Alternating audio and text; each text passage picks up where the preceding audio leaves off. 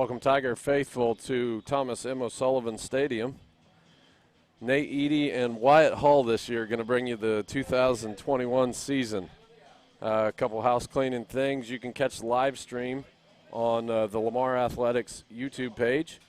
School's handling the live stream this year, and radio audio will be played through that. So anybody wanting to watch the live stream, I think you're going to be thoroughly impressed. We'll get to that later. But here tonight, hosting Springfield Catholic for week 1. Springfield Catholic comes off a 3-4 season last year, lost the first 3 games of the season, and then went on a 3-game winning streak and lost their final game to Mountain View Liberty 32-22. Second-year head coach Rich Reagan is a longtime coach from Nixa. He's in his second year, as I mentioned, here with Springfield Catholic, and he's looking to rebound for a 2021 season.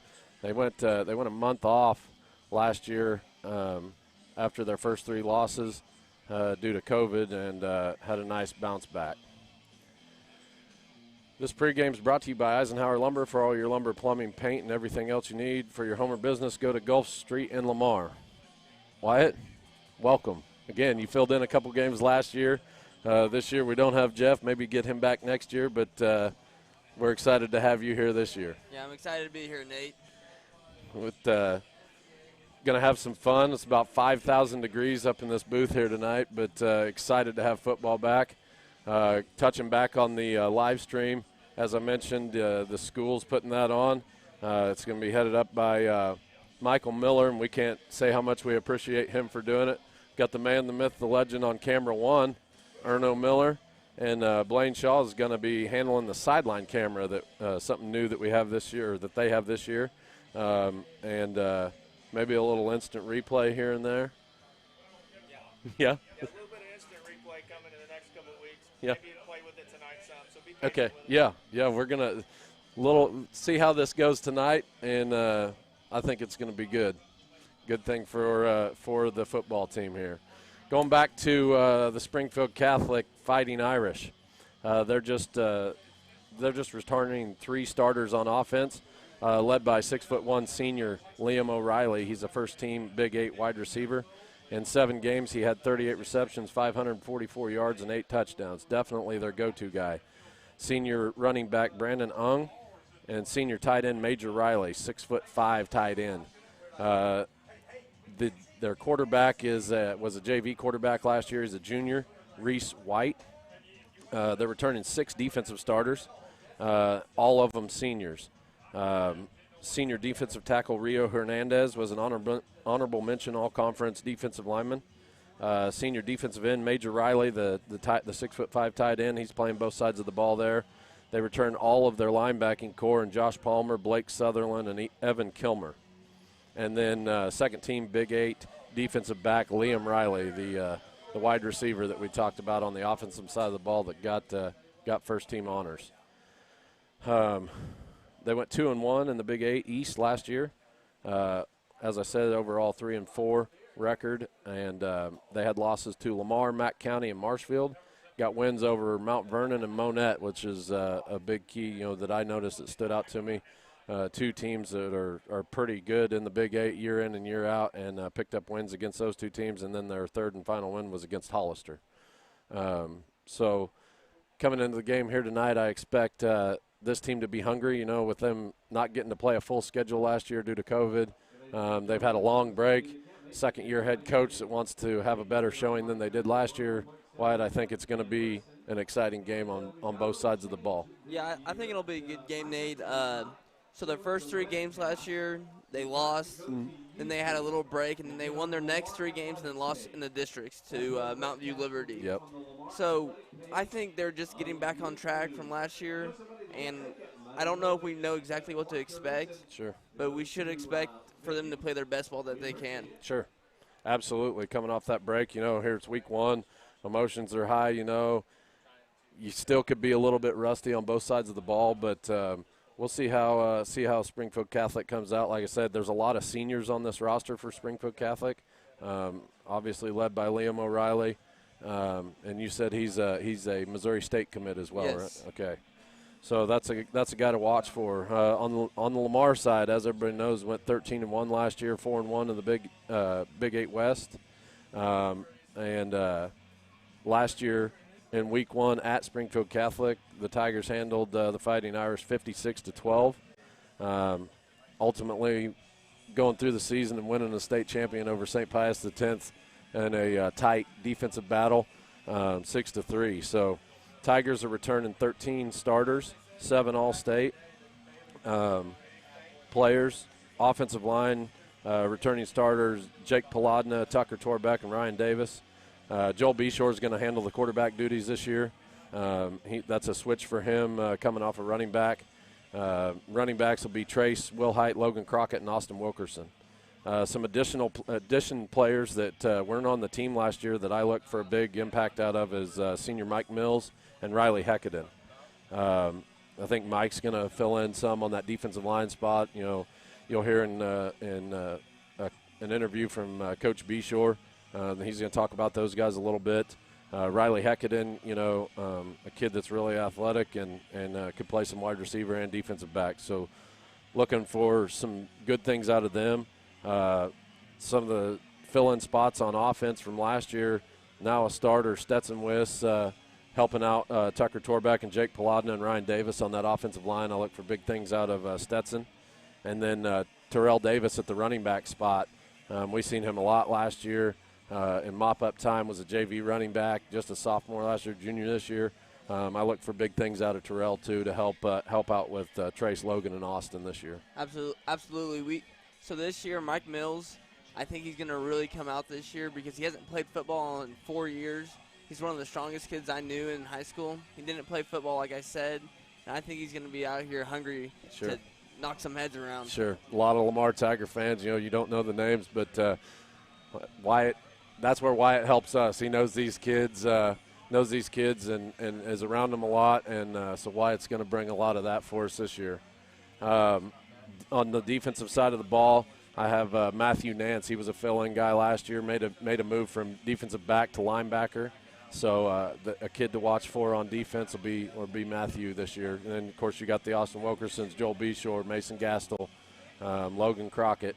Trace Wilhite's going to still be at defensive end. So a lot of the same, but some good fill-in guys that we haven't got to see that's going to make it exciting. I think watching the Lamar Tigers this year, the main takeaway that I'm going to get is who can step up. We know the players that have played the last couple of years that have started for us, we know they can play. Mm-hmm. It's about the players that need to step up and take their role on. Sure.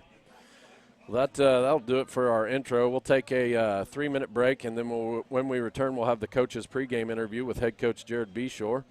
And then another 3-minute break, and we'll be back to the station. You're listening to 101.7 KHST.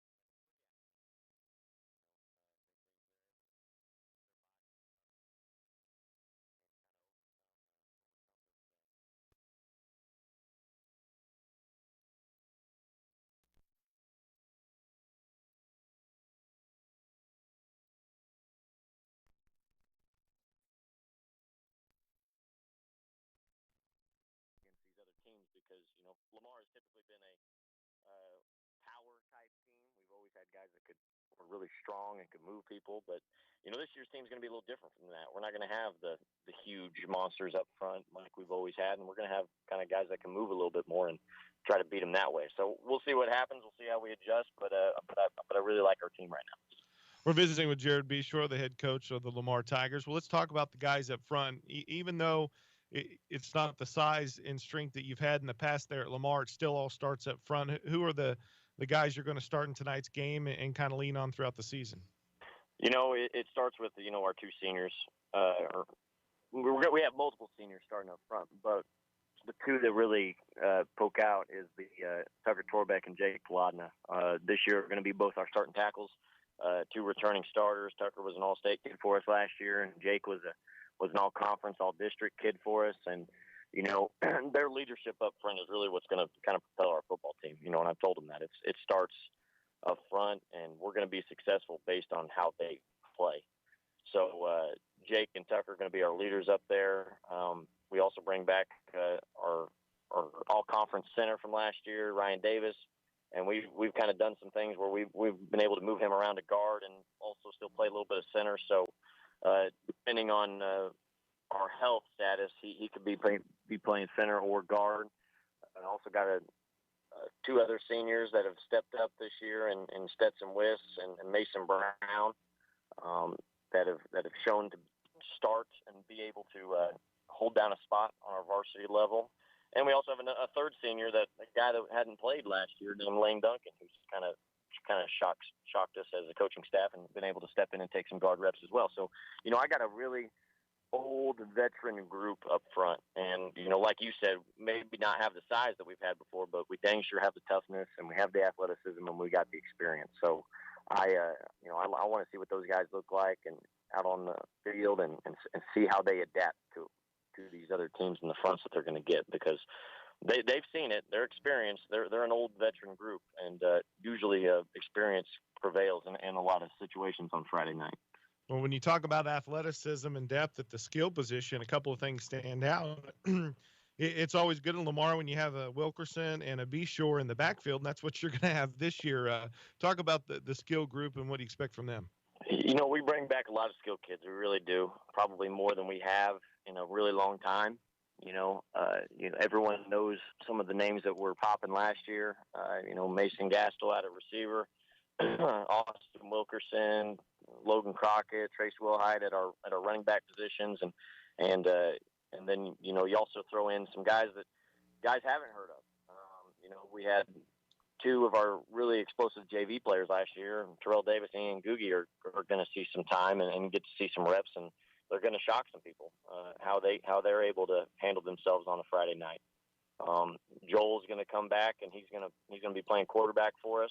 Kind of a position change from last year due to Case graduating, and he's kind of owned that spot and done very well this fall camp, and so I'm excited to see what he can do there.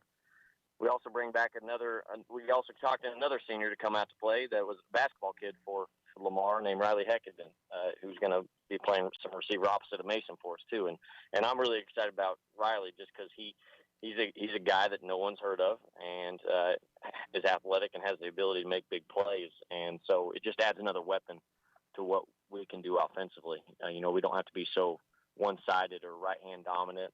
We're able to kind of be balanced both in the run and the pass, and also be balanced in, which side of the field we like to go to.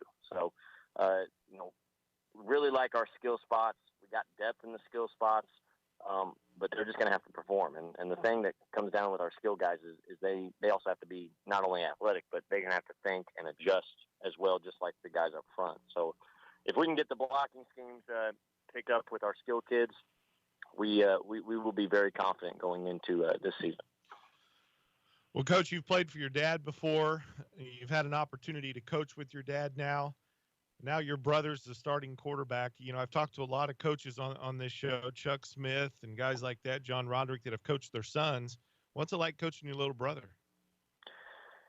It's different, I would say it's very similar to coaching a son. Obviously I haven't got to do that. I was a son that was coached by my father. the pressure's on for him. That's for sure. You know, I hold him to an extremely high standard. I don't let him cut corners. I don't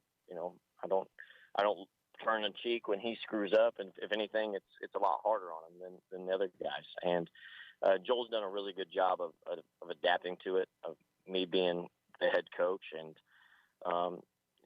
like I heard Joel say in an interview one time, you know, it's really not too much different because I've always been there kind of coaching him all the way up. You know, he's always kind of looked to me for advice, and I've always given him tips and talked technique with him and things like that. So this is nothing new for him. It's just kind of more formal and official, I guess you could say. So we enjoy it, and we're pretty good at also drawing the line on when it's coach player and also when we're brothers, which I appreciate. I really do. We're talking to Lamar Tiger football with their head coach, Jared Beshore. And, Coach, what about the strengths of your defensive side of the ball? That's been one of the big things during this run of Lamar. Everybody talks about the offense and the numbers, but, you know, there was a lot of shutouts and a lot of 60-6 type games. So the defense is kind of what this program was built on as well. What do you expect out of this 2021 unit? This is going to be a unit that you're going to have some new faces on that we haven't seen. You know, again, like the offensive side, you have some of the names you guys have heard, but there's going to be some names that pop that you guys haven't heard, and you're going to wonder why you haven't heard, and that's because we've gotten a couple kids out to play for us, and young guys that have stepped up that are looking to make a name for themselves. Up front, you know, we return Trace Wilhite and Tyson Williams that are defensive ends, which we're very high on, very confident in their ability to produce. Defensive tackle wise, you're going to see some new faces. You know, we graduated both of ours from last year. Mike Mills is a kid that hadn't played football for Lamar High at all, and he was the strongest kid in our high school for the past 2 years in the weight room. Was able to get him talked into playing, and he's progressed quite nicely at D tackle. We're very pleased with what he's done so far, and excited to see what he's going to be able to do underneath the lights. Lane Duncan, again, kid we talked about on offensive line, also a kid that's going to step up on the D line at D tackle. And then we're also going to have a nice rotation of our offensive line guys, kind of holding down the other defenses or defensive tackle spot. You know, Tucker and Ryan Davis and on all those guys are going to have to kind of step in and hold down the other spot just for depth purposes. You know, we can't have a guy on offensive line playing full time both ways. We just don't see the production that we need when that happens. Linebacker wise, you know, we return Logan Crockett, and we also bring back a guy that was a freshman last year named Kyler Nance, who played a little bit for us, but this year he stepped up and taken our Mike linebacker spot. Really excited about Kyler. He's a real smart kid, real physical kid, and I think he's going to make a lot of plays there as our middle linebacker spot. And then our other third linebacker spot is we got a senior stepping up named Matthew Nance, who's actually Kyler's older brother. And he was kind of a transfer down from a DB, a very physical kid, very smart kid, a little undersized, but he brings the wood, and so we're definitely excited to see what he can do at linebacker. And we got a couple other kids stepping up, some juniors that will compete for playing time, and we'll see what happens there. Kind of puts a little more depth at our linebacker spot. In the defensive backfield, you got Austin Wilkerson, returning All-State DB. You got Joel Beshore, returning All-State DB. You got Mason Gastel, who's obviously a big-time player offensively, but just as big at corner for us. And then you also, like I talked about offensively, Riley Heckaden is going to step up and start for us in the defensive backfield as well. The good thing about our defensive backfield is as many kids that we have that do compete well in the skill positions, we have some depth and can rotate guys through. So you'll see a lot of guys that are rotating in on offense. They're also rotating in the defensive backfield and taking reps away from guys so that we can be fresh, especially in this August heat. You don't want a kid going out there and taking 130 plays on offense and defense. So we try to build as much depth into our guys as we can, and when you have depth in those spots, you better take advantage of it. Yep, and it's also pays off for experience moving forward. You open up Saturday night, O'Sullivan Stadium against Springfield Catholic, and They obviously had a jamboree last week. You played them last year and won that one, going away, your first ever win as a head coach. What do you expect to see in this matchup tonight against Catholic? Springfield Catholic's got, number one, Coach Rehagen's been doing this a long time. Very successful coach when he was at Nixa. And, last year he took over Springfield Catholic program. And, last year their season was kind of really torn apart by COVID. Didn't really get to play as many games as the rest of us and struggled to get that game experience with his guys. So, this year I look to see a team that's a lot more hungry and really coached up. Coach Rehagen's going to have those guys ready to go. He's got a very veteran coaching staff, guys that have been head coaches before. So I expect him to kind of throw something at us we probably haven't seen, either defensively and offensively, and really, try to put us in a spot that we're uncomfortable with, and then we'll see if we can adjust. They've got some kids that are pretty big time ball players. The Liam O'Reilly kid, the kid that got a scholarship offer from Missouri State. He's a very solid wide receiver. They got a defensive end, Major Riley, who's a 6'5", 230 kid. The younger brother of the Riley kid that's playing at Army right now, and so they've got big-time players. We're definitely gonna have to match their intensity and their energy level, and then as coaches, we're gonna have to bring a game plan that's ready to go and ready to adjust. Well, being the Saturday night game, it's a unique situation for a couple of reasons. One, there's no other high school games being played in the area while you're playing, or even college. Pitt State, Southern, Missouri State, nobody's playing at this time. What type of atmosphere are you expecting during the Free Fair in Lamar to open up this season? Well, I honestly can't tell you what I'm going to expect. I don't know for sure. I'm hoping it's a packed crowd and a lot of energy. We are competing with the fair, and Saturday night at the fair is a big deal in Lamar. So I'm interested to see what kind of draw we get.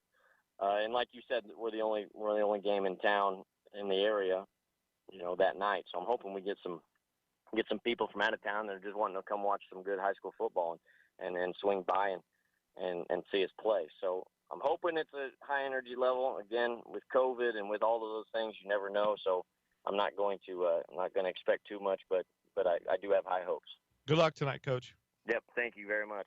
Hey, DQ fans, the chocolate and peanut butter in your favorite Reese's candy is taken to a whole new level in one extremely tasty treat. The Reese's Extreme Blizzard treat is back, and it's packing in the flavor. With Reese's Peanut Butter Cups, Reese's Pieces, chocolatey topping, and extra peanut butter, all mixed in world-famous soft serve, each red spoonful is chock full of chocolatey peanut butter deliciousness. So, Reese's lovers, take your taste buds to new heights and grab the Reese's Extreme Blizzard treat today, only at DQ.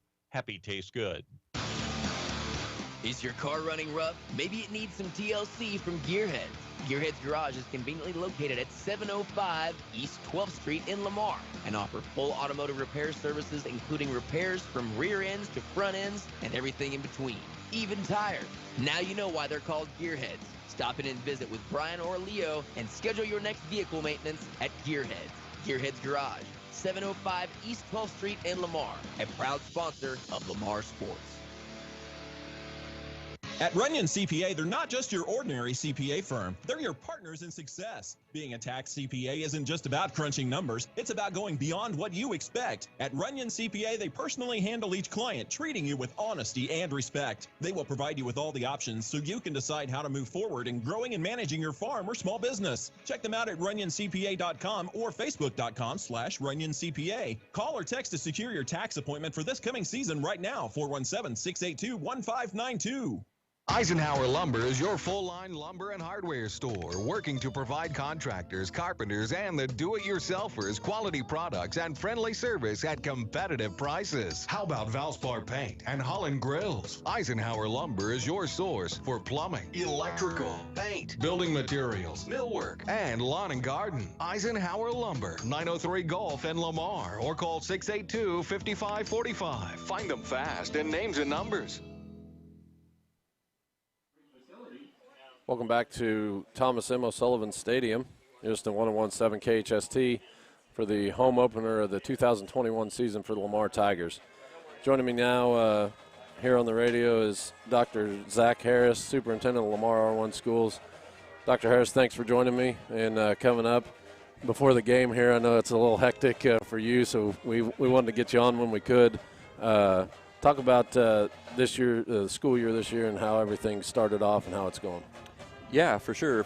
Thank you for the opportunity to come up here and visit a little bit, Nate. It's been a great start to the school year. Again, just a few days and then to take a little break for the fair and then back full-time next week. So, again, it's been a great start. It's one of those things that when everybody comes back, I feel like we need to take a moment and just say thank you to our maintenance and custodial and technology crews, as it's been definitely a busy summer. Number of projects that took place over the summer. Again, after a couple of years ago, I think being back and in person definitely shows that we need kids and our kids need us. So, again, yeah, it's a great evening for football. I'm interested to see how the radio and the video works out. That's something we worked hard on with a number of people, including yourself and Michael Moyer and Aaron, and just to try to get something set up where we can provide an option for our community and others all over the place. Sure. And we mentioned it's on the Lamar Athletics YouTube page. The work that Michael's got up here and the equipment. Talk about the equipment that the school got for this to put it on, and something exciting for the people at home to watch. Sure. For us, it was a great partnership, and so obviously over the years we've been fortunate enough to see a number of our programs be successful, and football happens to be one of those. And although we're not here on a Friday night, it's a Saturday evening and it's a fair, we still have a large crowd. But the equipment is something that we were able to do in partnership with you all at the radio, and so we're fortunate to have that relationship, and then Michael running the equipment as well. I guess I ask everybody that's watching this evening to just be patient as we work through some of the bugs, just like the start of school year. I'm sure there'll be some bumps this evening as well. Sure. Well, it's wonderful equipment, and something the school can be proud of, and I think it's going to be a good broadcast. Talking about the field. I seen you at the parade earlier today. Noticed that the youth was playing football out here this morning and this afternoon a little bit. Talk about how we're year two with this field and how nice it's been. Sure. The field has been a great addition. When you do a project at this size, you never know exactly how it's going to go. Again, really fortunate to have the financial backing that we had from our community to get a project of this size completed. And obviously at that point in time knew nothing about an upcoming pandemic. And as we kind of went back to school and had to stay spread out, I was amazed at the number of classes that were able to use the facility spread out. There were 2 classes a day per hour on this field for a number of days. So thank you again to those that supported the project, and again, being able for our youth to use it and our kids this evening as well. Sure. Well, Dr. Harris, thanks for coming up and joining us. We appreciate hearing from you, and certainly appreciate the school handling the video this year. That's amazing, and look forward to a good 2021 season. You bet. Thank you for your time, Nate, as well. You listen to 101.7 KHST. We'll take a 1-minute break and be right back.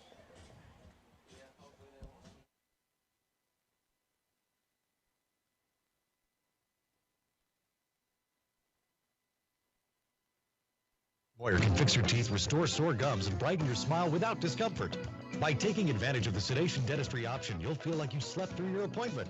No more hiding your smile or putting up with unnecessary tooth pain. Find out how sedation dentistry can change your life. Call Dr. Moyer's office at 417-682-5871 to make an appointment today. 73 degrees and I'm loving it. 71 degrees, please. When it comes to keeping your home cool this summer, what's your perfect degree of comfort? We'll help you find it with a new Rheem AC system that'll keep you cool, save on energy costs, and may qualify for utility rebates and tax credits. So enjoy a new degree of comfort this summer. 72 degrees and I'm good to go. Get professional service on all brands of equipment from Jones Plumbing, Heat and Air in Lamar, your local Rheem contractor. Call them today at 417-682-2780.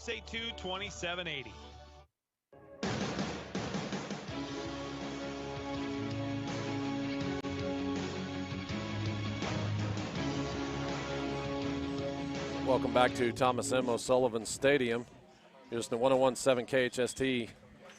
Wyatt, we are 8 minutes to kickoff to the 2021 season, and I think I can speak for everybody whenever I say everybody's excited. Hot night here. Can't believe football's back, but here we are. Let's get to the keys to the game, shall we? Let's do it. All right. First thing I had for the offense for the Lamar Tigers is a long, sustained first drive. Keep it vanilla, no turnovers, and obviously we'd like that to end with a touchdown. It'll be a good conditioning test, as we mentioned, for the Springfield Catholic Fighting Irish. They got a lot of guys on both sides of the ball, so I think that's something that the Tigers can exploit here tonight, especially with the heat. Just a conditioning test for both sides of the ball, Springfield Catholic and Lamar. Next thing I had was stay fresh with the skill players. The heat, again, going to be a factor. You not just the heat, but you have nerves and everything else. So keep them fresh. Give everybody their touches. Let them get that game feel back. Haven't played 4 quarters of football in 9 months, so here we are. The last thing I had for the offense was get the newcomers the touches, the Terrell Davis, Ian Googie, guys like that were mop-up time guys last year that this year they got to be role players. So I think while they are subs, getting them the touches is going to be important and getting them a game feel. Yeah, just to add on that, I think another big part about this game is, the new players coming in, making a role for themselves, like their coming out party, really. Sure. And what's going to help them do that is the players that have been playing already, have been starting, just keep coaching them the whole game and telling them, hey, keep your head up. If they make a mistake, just keep going. I mean, short memory players are the best players. Sure. And we know in this program, Coach Beshore mentioned it, these are guys that have been waiting their turn. So that they're hungry. There is going to be first game jitters. I had every game jitters until that whistle sounded and the ball got kicked off. There's jitters there, but a guy that hasn't played a whole lot of varsity football, you can bet that that's going to be intensified. Moving to the defensive side of the ball, I had a fast start for the defense. A 3-and-out can do wonders for your defense. If they hit you for a couple first downs, then that doubt gets in your mind. So a fast start and a 3-and-out on that first series for the defense is going to be key. The next thing I had was contain Liam O'Reilly, the first-team All-Big 8 wide receiver. As we mentioned, had 544 yards, 38 catches, and 8 touchdowns in 7 games. 7 games. Yeah, Yeah. While it doesn't sound like a lot on the season, he only had 7 games to do that. So I think containing Liam O'Reilly is going to be big. You mentioned that he's a Missouri State commit. The last thing I had for the defense was high energy for 4 quarters. Keep that intensity going and get on top of these guys. Let the offense build the lead for you. If you can force a turnover or maybe get a pick and score, get some of those younger guys in there and get them their time. Just going to help with the legs and everything. But we'll see how it goes. Looking for big things out of the 2021 Tigers. Second-year head coach Jared Beshore gets a state championship ring in his first year. It was a Cinderella story. Here we are, year 2, and I think it's gonna be just as good as last year, if not more exciting. Yep, and people say, "Oh, last year was COVID year," and I think this year, no COVID. All the teams are playing. Everyone's full go. I mean, this is the year that we can say, all right, well, no excuses this year. Sure, absolutely. That was the keys to the game. Let's take a 2-minute break. We got 4 minutes to kick off. Take a 2-minute break, and we'll be back with the coin toss and the kickoff. You're listening to 101.7 KHST. Going across town or across the country, the Lamar Travel Plaza 66 has what you need. The convenience store has plenty of food and drinks to stock up for the game or the road trip. When you need fuel, get one of the best-selling fuels with Phillips 66. There's an ATM to fill your pocket and great hot and ready food in the deli, plus Hunt Brothers Pizza to keep you going. Lamar Travel Plaza, Phillips 66, also has a stock trucker store, propane bottles, a public fax, and copier. The Lamar Travel Plaza, Phillips 66, Highway 160 and I-49, Lamar, Missouri. Did you know that a lot of the safety for any automobile rests on your tires? Underinflated or worn-out tires can lead to an accident. Don't take a chance with your most precious cargo, your family and friends. If it's time to replace your tires, visit Lamar Truck and Tire for an outstanding deal on a set of Yokohama tires. And you may want to have them check the oil and brakes as well. Then you'll ride easy knowing your family is safe. Lamar Truck and Tire open 8 to 5 Monday through Friday, 8 to noon on Saturday, and offering 24-hour call-out service. Lamar Truck and Tire, just behind the Lamar Travel Plaza on the West Outer Road of 49 Highway. Find them fast in names and numbers. McDonald's of Lamar is proud to be a supporter of all area students and athletes and would like to wish the Lamar Tigers congratulations and continued success throughout the season. McDonald's of Lamar is now under new owners. Shane and Kara Campbell are proud to be members of the Lamar community. Whether you dine in or drive through, they strive to give you the best and most courteous service around. McDonald's of Lamar. Make them your first stop before each game and check out their full menu of great food, drinks, coffee, and ice cream. McDonald's of Lamar, proudly supporting the Lamar Tigers. Farming is a competitive business, which is why the 4-state farmers entrust their grain handling to Brandt, like Brandt's Field grain belts, capable of moving up to 14,000 bushels per hour. These belts are the most efficient in their class, saving you time and money. Our full line of augers, belts, carts, and vacs gets the job done every time. So if you're looking for an advantage at harvest time, get yourself some worry-free performance from Brandt and lead the field. Check out Seed & Farm at their new location at 33 Northeast 1st Lane, just north of McDonald's in Lamar. Check them out online at seedandfarm.com or give them a call at 417-682-6465. Show your school spirit every time you pull out your wallet. Get a School Pride debit card from Lamar Bank and Trust. Whether you're a Lamar Tiger, a Golden City Eagle, or a Liberal Bulldog, we can print your team colors right on your card. Every time you complete a signature-based transaction, LBT will give 5 cents back to your school. May not sound like much, but over a year, it sure adds up. Stop by or visit lbt.com to learn more. LBT, a better way to bank. Member FDIC.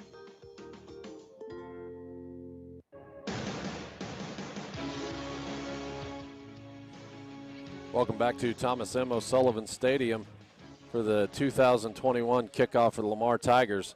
Joining me here is Wyatt Hall. I'm Nate Eady. Wyatt, 1 minute to kick off. Just doing the coin toss here. Captains for the Lamar Tigers, number 56, Stetson Wist. Number 61, Jake Polodna. Number 68, Lane Duncan. Number 73, Tucker Torbeck. Springfield Catholic wins the coin toss and deferred to the second half. Looks like Springfield Catholic saying that they're going to defend the north end zone. Tigers are going to receive the football here to start off, Wyatt, and we're just about underway with this 2021 season. Stadium looks pretty full here for a Saturday night game, and last night of the fair looks like a good turnout for the Lamar Tigers fan base. Yeah, it's been a long off season. I think we're ready to go. Sure. Back to receive for the Lamar Tigers will be number 1, Ian Googie, and number 6, Terrell Davis. See who Springfield Catholic's got kicking off for them here as they're getting the game plan on the sideline. Tigers have come off the sideline, taken the field. They're ready. Ian and Terrell handled the kick return duties last year, Wyatt, so it's something that, special teams is a big part of the game, and it's something nice to have 2 returning kick return guys. That's a big deal because special teams will lose you or win you a game at a lot of big games. Looks like some fresh faces on the kickoff return team. We'll get some of those to you here in a little bit.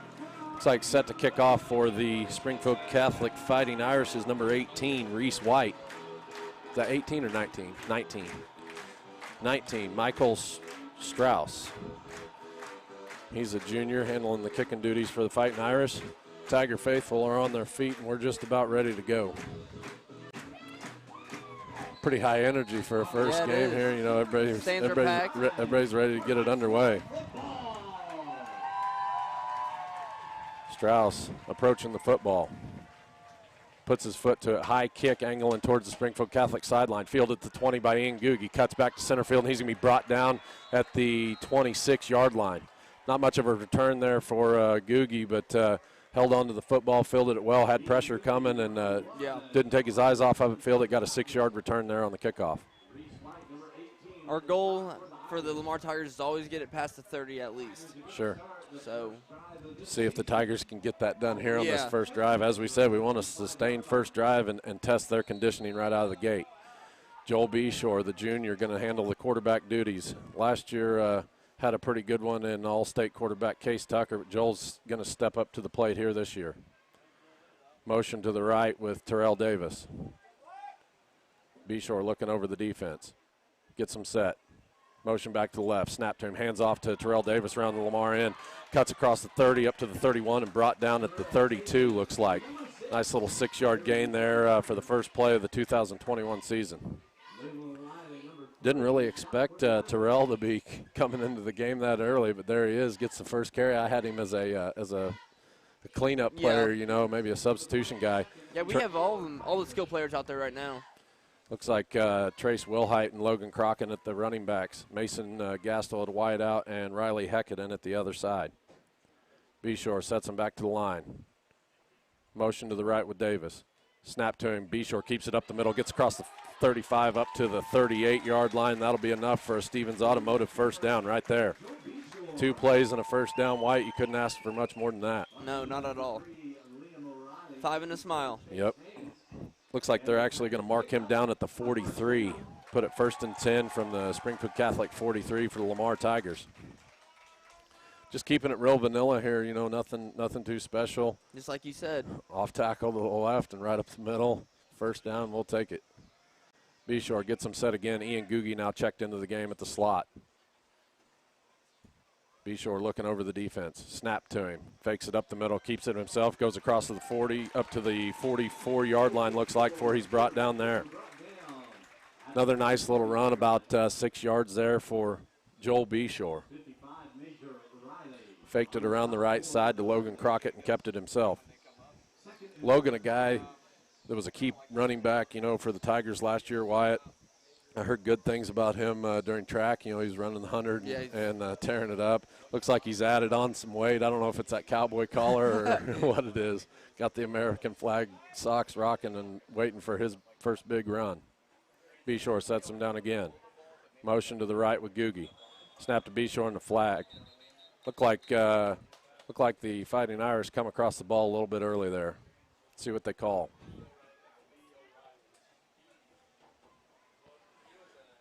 It is going to be encroachment on the defense, 5-yard penalty, and that should give us a first down there. Free first down for the Tigers. You got to like that. Yeah, our offense has always been a lot of parts moving the whole time, so defense a lot of the times gets jumpy.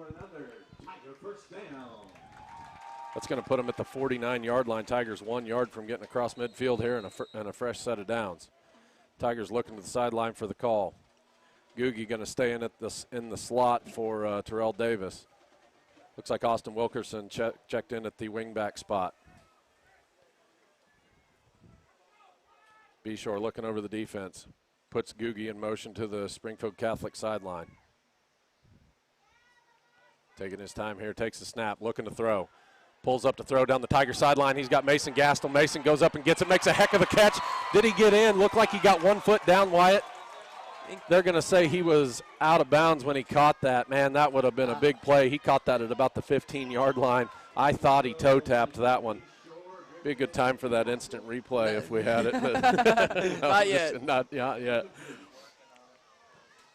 No, like I said, in the pregame, we appreciate Michael Moyer and Aaron Miller and Blaine Shaw bringing you that live stream. The school's handling all that.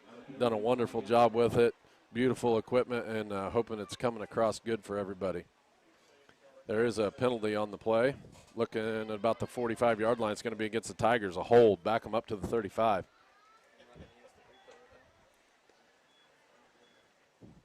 Not so. No.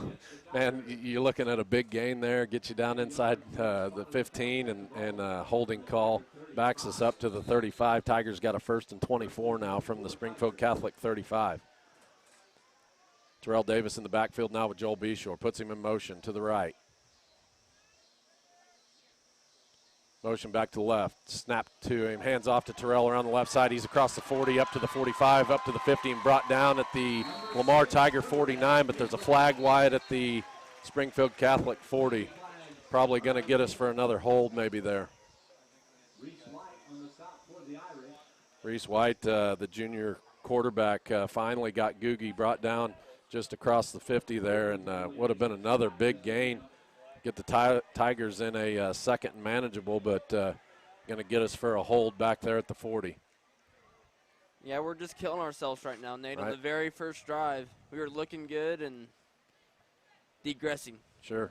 Tigers, got Jake Paladna and Tucker Torbeck on that offensive line, so you got 2 guys that are returning starters, Tucker, an all-state offensive lineman.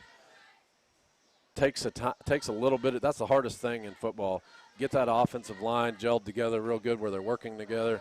Just knocking a few rust off. I know Coach Beshore is not going to be real happy with the 2 penalties here on this first drive, but Tigers in a 1st and 24 still from the 35. And they've been through camp this summer, you know, just starting practice, and there's not really many flags that go out during practice. So they pretty much do whatever they want to each other. Sure. And, you know, that's like I say, you're starting off good. You get 2 plays and a first down. You're sniffing near midfield, and two penalties here kind of killing this drive. But Tigers will get it cleaned up, I have no doubt. And sometimes when you're on the line, you got to test the waters, see what kind of refs you got, you know, what you can get away with. So, I mean, as long as we have it under control by the second quarter, sure, I think we'll be good to go. The guy that we highlighted for Springfield Catholic, Terrell's got 2 pretty good gains around his end. The senior, he's number 55, Major Riley, 6'5" defensive end, and he looks like a college-type player. But the Tigers aren't shying away from him. Terrell's got 2 carries right around his end. That was a big gain there, but backed up by the penalty. 1st and 30 now from the 29. 9:26 left in the first quarter, and we're scoreless. Shotgun formation for Joel Beshore. Takes the snap, hands off around the right side to Logan Crockett. He gets outside. He's across the 30, up to the 35, cuts back at the 40, up to the 41 and the 42, down at the 43-yard line. Nice run there for Logan Crockett, 13-yard gain, and put the Tigers in still a 2nd and long, but a lot better than it was. So that puts them 2nd and 13, 2nd and 14 maybe? What is it? Second 16 from the 43. Good run there by Logan Crockett, his first touch of the game, and it's a 13-yard gain. Yeah, he usually does that. We've seen it a lot last year. Hopefully see a whole lot of it this year. Looks like Austin Wilkerson checks into the game. Logan Crockett out, Trace Wilhite in. Joel Beshore, motion to the left, takes the snap, keeps it around, hands off around the right side to Austin Wilkerson. He's across the 50, up to the 45, breaks the tackle at the 40, gets up to the 30, to the 25, to the 20, 15, 10, 5, touchdown, and the Lamar Tigers have first blood. Nice run there by the junior, Austin Wilkerson. Good blocking out there. Wyatt gave him a lane to run through, but I want to talk about the tackle he broke at the 40. You know, just keep running through that tackle, keeping his head down, and scampers to the house. Yeah, when you have perfect blocking, all you got to do is make one person miss, and that's what he did. Yep, good run there by Austin. On to attempt the extra point is number 63, Jose Juarez. High snap, and it's going to be a botched snap, and number 5 for the Lamar Tigers, Hunter Lundeen, is going to be hit in the backfield. Extra point's no good. Tigers lead 6-0 with 8:24 left in the first. We'll take a 30-second break and be right back. You listen to 101.7 KHST. Show your school spirit every time you pull out your wallet. Get a School Pride debit card from Lamar Bank and Trust. Whether you're a Lamar Tiger, a Golden City Eagle, or a Liberal Bulldog, we can print your team colors right on your card. Every time you complete a signature-based transaction, LBT will give 5 cents back to your school. May not sound like much, but over a year, it sure adds up. Stop by or visit lbt.com to learn more. LBT, a better way to bank. Member FDIC.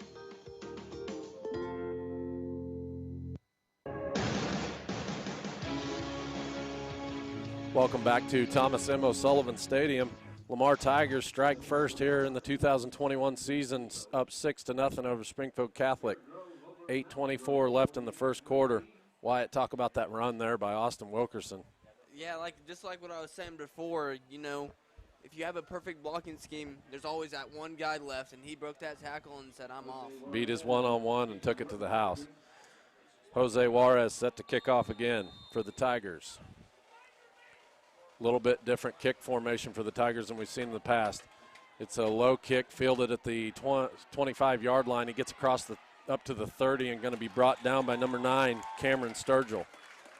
Not a bad return there. It was kind of a low kick, but hung just enough for the kickoff team to catch up to him. The Fighting Irish are going to start their first offensive series at the Lamar Tiger 31. Excuse me, Springfield Catholic 31. See, I'm rusty too.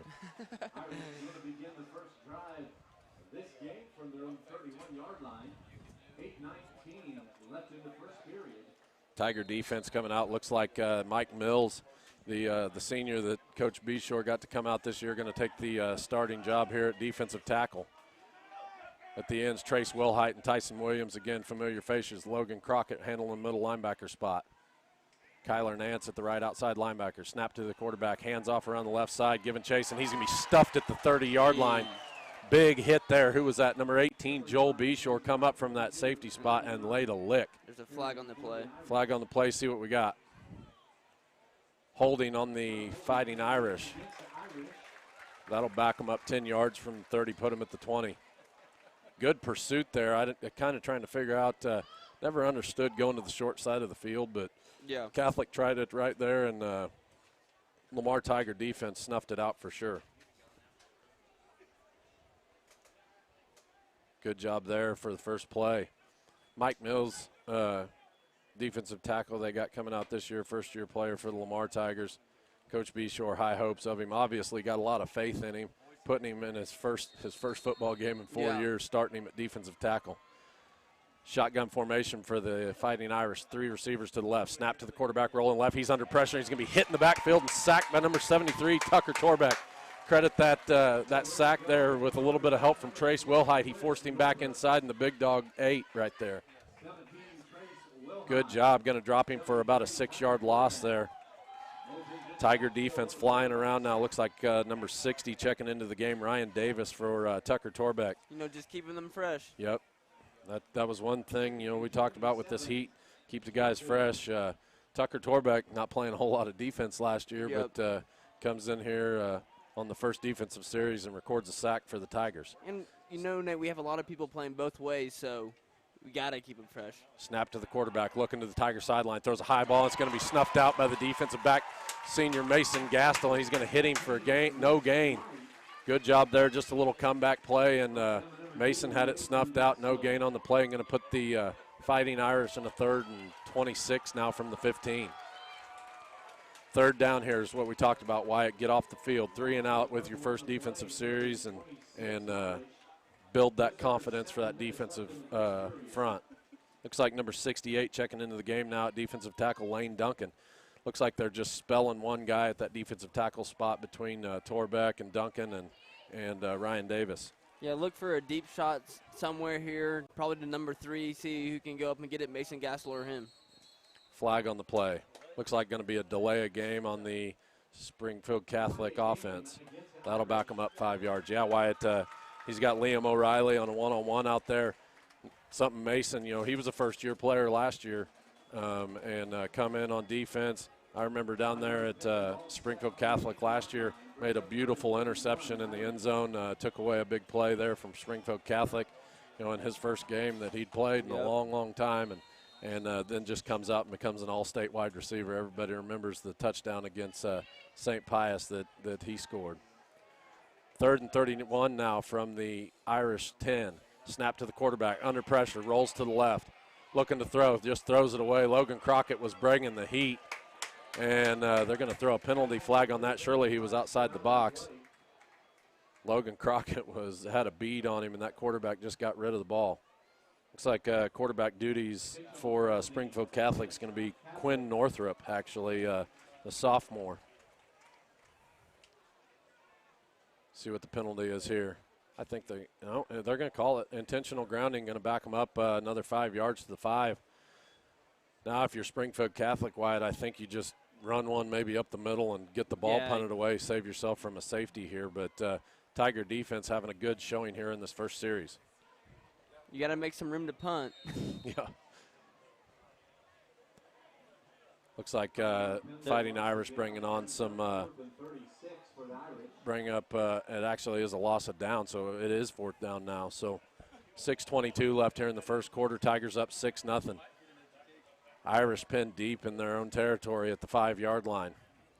Think Coach Beshore brings the house here? I mean, I would, but we don't usually do that on punt. Looks like Logan Crockett on that left end. Another penalty. So it's on both sides of the ball. Both offenses rusty here. Going to wave it off, and it's going to be a timeout by the Springfield Fighting Irish. We'll take a 30-second break and be right back. You're listening to 101.7 KHST.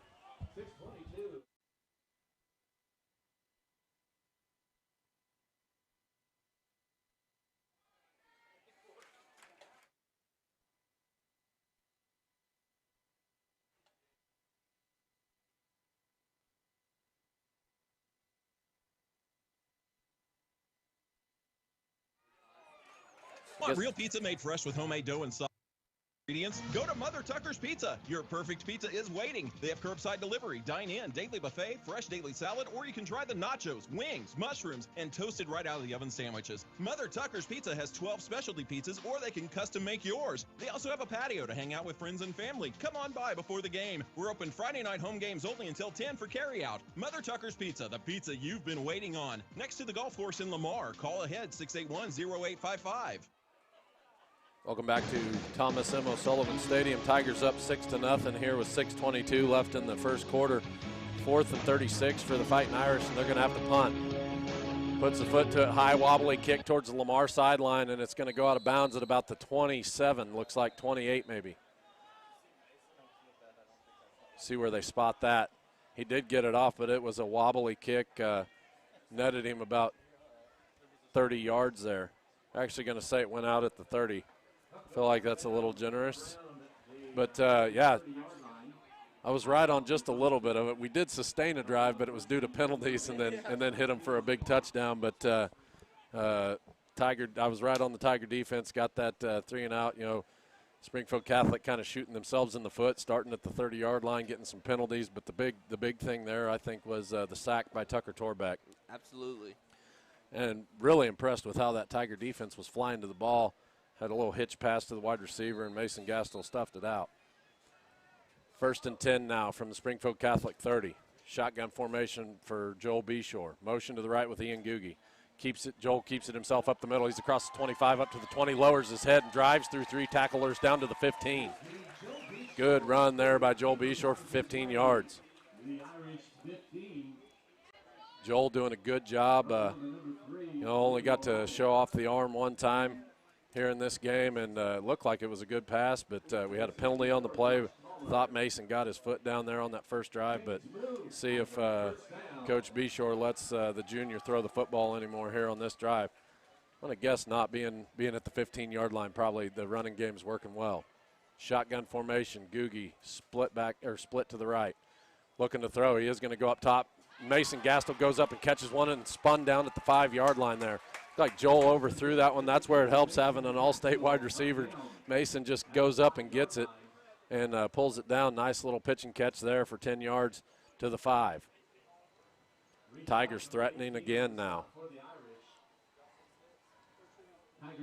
That wide receiver thing, Mason does a good job of attacking the ball, something we've seen last year, in that state championship game. That was the connection we seen. There was a halfback pass, but Joel to Mason to seal that thing up. Snap to Beshore. He's going up the middle. Cuts back to the left. Gets across. See if he gets in. Touchdown, Lamar Tigers. Another quick hit and snap. Just keep it right up the middle. Joel doing some nice footwork. Good blocking by the offensive line. And the Tigers have struck again. Up 12-0 now here. 5:23 left in the first quarter. Looks like Mike Mills going to check into the game for the PAT.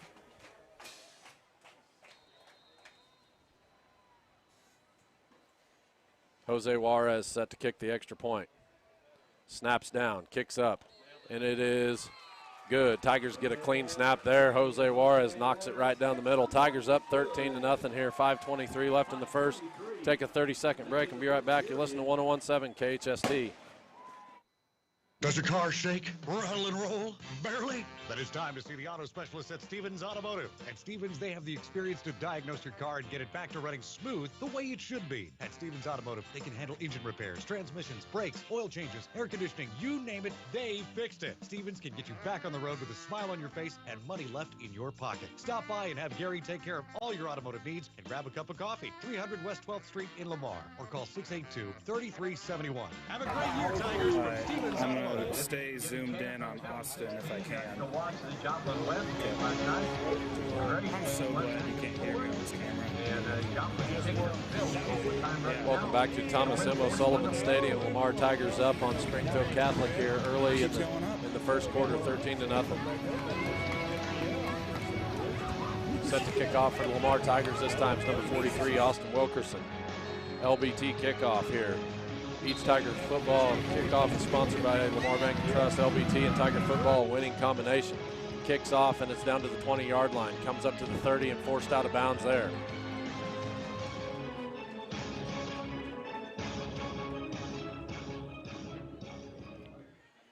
Good kick there by Austin Wilkerson. Pretty good return for Springfield Catholic starting this drive at the 31. Wyatt, their last drive started at the 30, and we backed them all the way up to the 5, so see if the Tiger defense can duplicate that again. Just want to remind everybody that touchdown sponsors Gearheads Garage, full auto repair from rear end and front end and everything in between, 12th Street and Lamar. The extra points is going to be sponsored this year by Carthage Ag Service. Certainly appreciate all of our sponsors.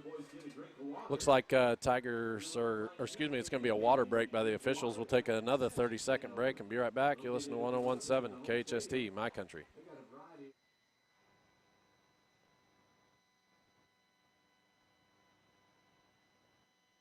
Vision Solutions provides outstanding medical and routine eye care for patients of all ages, with 3 locations to serve you in Lamar, Nevada, and Stockton. Need glasses or contacts? Visit their office for the newest technology and latest styles to fulfill all your vision needs. Vision Solutions is a proud supporter of the video broadcast of Lamar Tigers football and prides themselves on protecting the eyes of their Tigers since 1969. Find them on Facebook, online at myvisionsolutions.com, or call 682-3301 to schedule an appointment. I want to know what his audio is. Yeah, he's going to have to edit a lot of audio. Welcome back to Thomas M. O'Sullivan Stadium. Hampshire. Holy cow. Coming off the water break here, Tigers are up 13-0 over the Springfield Catholic Fighting Irish. 5:20 left in the first quarter. Springfield Catholic starting at their own 31 here for this second series. Shotgun formation for them. 2 receivers to the right. Snap to the quarterback. He's going to hand off, and it's going to be snuffed out again by the defense. They're going to hit him in the backfield and maybe drop him for a loss of 2 or 3 there, Wyatt. Yeah, not much is working for them right now, you know.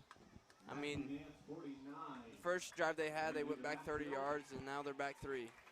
Yeah, just that was kind of the same play that they started off with on their first drive. Tried to get up the middle, and then he tried to bounce it outside, and that Tiger defensive pursuit caught up to him. Looks like Lane Duncan into the game at the right defensive tackle spot. Shotgun formation, 3 receivers to the left, 1 to the right, 1 back in the backfield. Snap to the quarterback, hands off up the middle. It's going to be snuffed out again. He's going to be hit at the 29-yard line, maybe a gain of 1 there on the play. That was number 22 for Springfield Catholic, Brandon Ung, the senior tailback we talked about in the pregame. Lane Duncan coming in and making the stop. Tiger defense, you can't ask for much more. I know Coach Wilkerson had to been happy with their first series here. Now got the Fighting Irish in the 3rd and long, 3rd and 11 from the 30. 4 minutes left in the first. Shotgun formation. Snap to the quarterback. He rolls to the right, looking to throw. Comeback play to the sideline, and it's going to be caught at about the 39-yard line there. Yeah, that was a good route, good execution, and Joel was right there to make the play. He just missed the ball when he swiped for it. Sure. I mean, still kept him in front of the sticks there and kept him from getting the first down. Going to bring up a 4th and 3 maybe here. 4th and 2 from the 39. 4th and 2. See if Catholic's going to opt to punt. They're bringing in some new personnel, so I say they're going to do it. Yep. Senior number 3, Liam O'Reilly, back to punt. Back to receive for the Tigers will be Joel Beshore and Austin Wilkerson. Coach Beshore going to scoot them up and let Catholic have the punt. Nobody back to return it for the Tigers. It's going to hit at the 35-yard line and take a Catholic roll. 25-yard line, take a Catholic roll down to the 22 there. Another good series, 3 and out for the Tiger defense there, Wyatt. Yeah, I mean, we're on a good start so far. Doing a good job flying to the football. You mentioned Joel there on that last pass play, keeping his man in front of him, and just missed knocking that ball down, but did the important thing and got the guy on the ground. Yeah, the big key is not allowing any big plays. Right. He did have some help there. All-state defensive back and Austin Wilkerson playing that safety spot. So you have a little bit of comfort. Does that, if you know a guy that's really, really good behind you, are you willing to take some more chances? Yep. 1st and 10 now for the Lamar Tiger offense from the Tiger 22. 3:13 left in the first quarter. Tigers up 13-0. Shotgun formation for Joel Beshore. Terrell Davis back in the game at the slot. Motion to the left with Terrell. Snap to Beshore, keeps it himself up the middle, crosses the 25 up to the 30, up to the 35, and brought down there. Another quick hit and run for about 11 yards there for Joel Beshore. Just shy of the 35 at the 34, looks like, where they brought him down. Yeah, that hole was about as big as a semi-truck. Yeah, good. It looked like he was going to hand that off to Logan around the right side, but that was bobbled or something. He decided to keep it and go. Something that Case was really good at last year. You know, if there was a botch play, Case could always make something up the middle. Looks like Joel's no different here. I think Case meant to botch it to get more carries. Yeah. Shotgun formation again. Terrell Davis slot to the left. Handoff to Austin Wilkerson around the left side. He's across the 40 up to the 45. Breaks a tackle at the 50 up to the 40 to the 30. Brought down into Springfield Catholic territory at the 26-yard line, looks like. Big run there by Wilkerson. Liam O'Reilly finally got him on the ground there. Didn't look like Austin was working too hard to get that. Just smooth running. Good, let his block set up. Broke a nice tackle there at the 50. Got swiping at his feet, got through it. Big run, and the Tigers are threatening now again. 6 yards from the red zone at the 26. 2:29 left here in the first quarter. Looks like Ian Googie going to check in for Terrell Davis at the slot. Joel Beshore in shotgun all by his lonesome. Mason Gass to the left. Heckett into the right. Handoff. And it's a reverse to the left side to Ian Googie. He's across the 25, cuts back at the 20, and going to be brought down at the 18-yard line. Good run there by Ian Googie. It was a handoff around the right side and reversed it back to the left to Ian Googie. Looked like good aggressive blocking there by number 61 for the Lamar Tigers, Jake Paladna. From that left tackle spot, getting out there, number 56, Stetson Wisk, getting Ian the corner there. Minute 49 now left in the first quarter. It's going to bring up 2nd and 2 from the 18. Googie going to stay in at the slot. Shotgun formation for Beshore. Motion to the right. Snap to Beshore. High snap. He's going to pull it down, go right up the middle. Gets across the 15, breaks a tackle, lunges forward to about the 11, and finally brought down. High snap there again, Wyatt. Joel just making a little something out of nothing. Kind of threw the timing of that handoff off again, and he just goes up the middle with it. Tigers now down. They actually marked him at the 12. I had him down at the 11. Officials calling it down at the 12.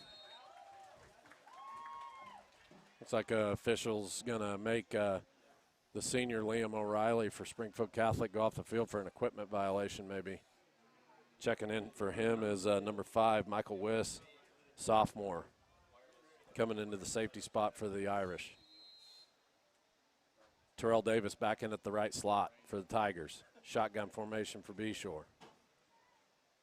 Motion to the left with Davis. Snap to him. He's going to throw a little swing pass to Davis out to the right side, and it's going to be whistle blown dead. Looked like Tucker Torbeck's helmet come off. Tucker Torbeck's helmet come off. Is that what they blew the play dead for? I don't know. I didn't know that was a thing. I did not. It might be. I do know he does have to come off the field to reset that, but number 69, Rourke Dillon, the sophomore, going to check in for Tucker. He looks a lot like a smaller Caleb Gooch. That's rocking the same number, too.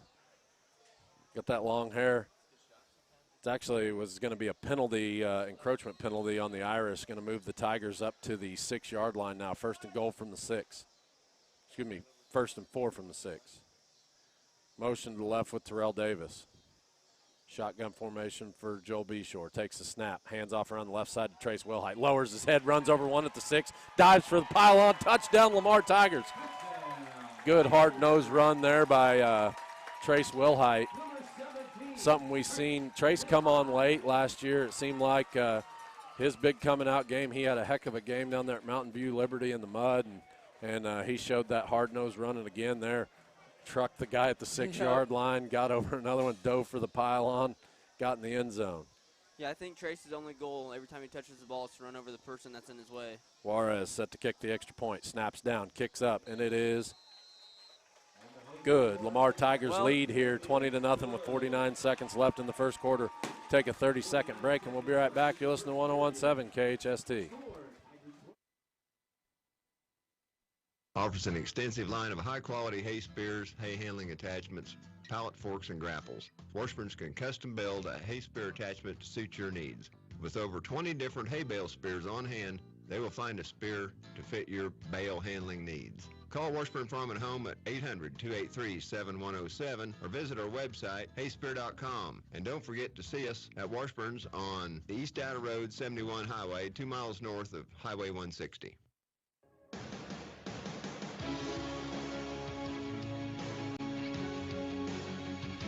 Welcome back to Thomas M. O'Sullivan Stadium here in the home opener for the Lamar Tigers. Tigers are up 20-0 over Springfield Catholic. 49 seconds left in the first quarter. LBT kickoff getting ready to be brought to you here by Austin Wilkerson. That was a Gearheads Garage touchdown and a Carthage Ag Service extra point. Wilkerson puts the foot to it. Short kick, fielded at the 19, taking it to the Catholic sidelines. Liam O'Reilly gets across the 30 up to the 35 and going to be popped out of bounds at about the 38.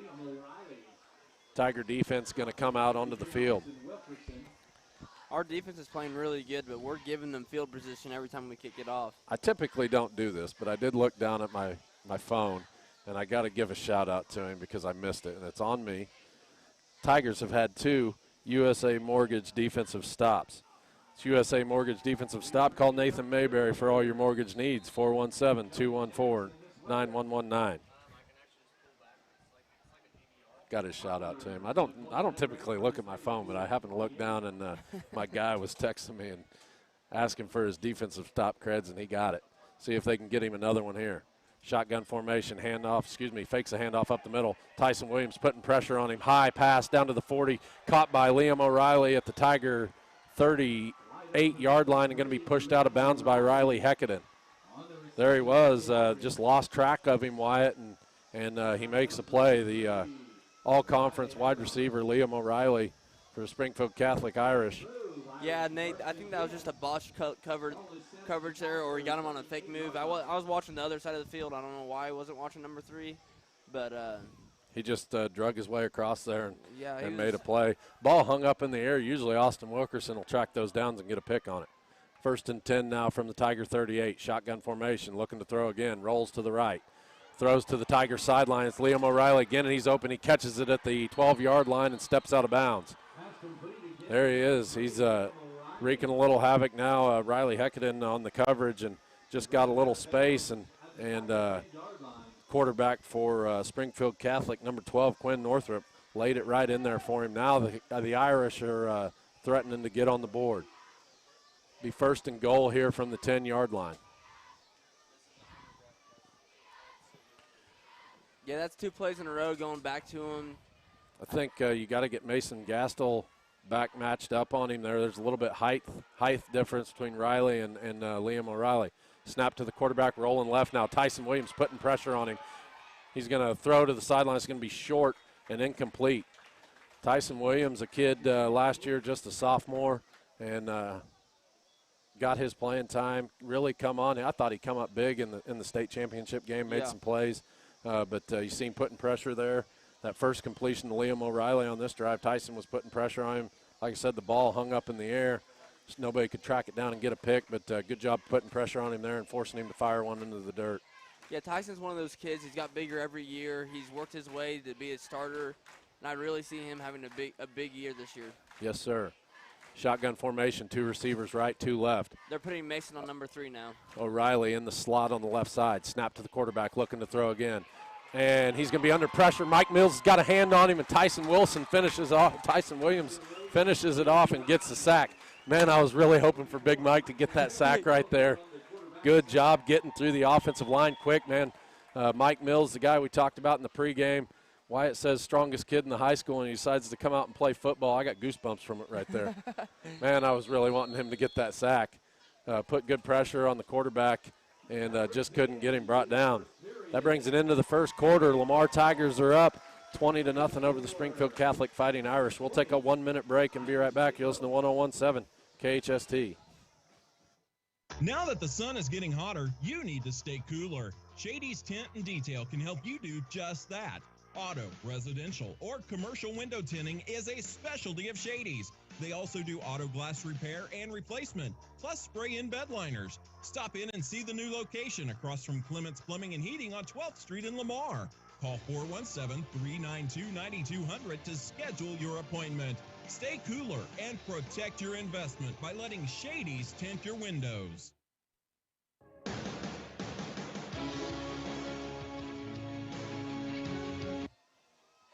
Welcome back to Thomas M. O'Sullivan Stadium.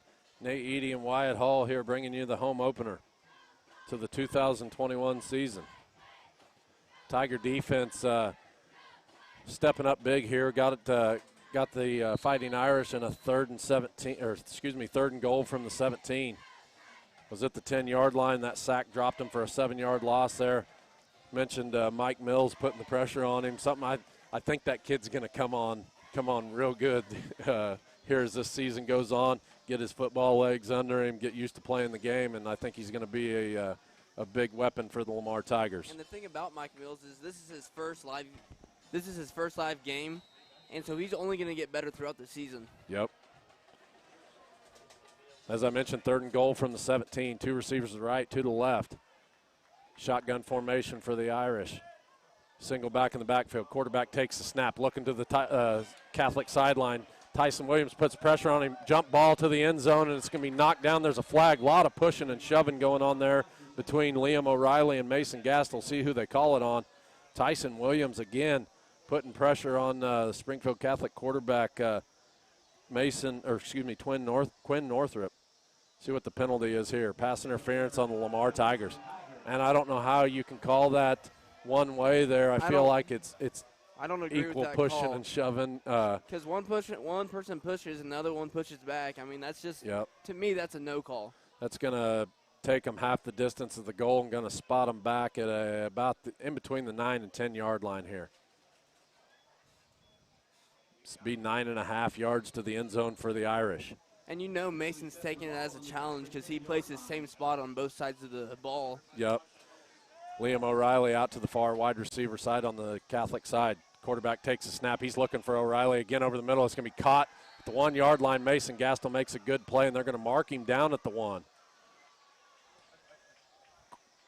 The sophomore quarterback for the Irish, Quinn Northrup, just not looking to any other receivers. Wyatt, do you put a double team on him at some point? Because he's a force. He's a big, strong kid. He's made several receptions here. That was a one-on-one ball. Mason did a good job keeping him out of the end zone, but O'Reilly still making the catch. You know, it just depends. You know, if he keeps hauling in all these catches, I would.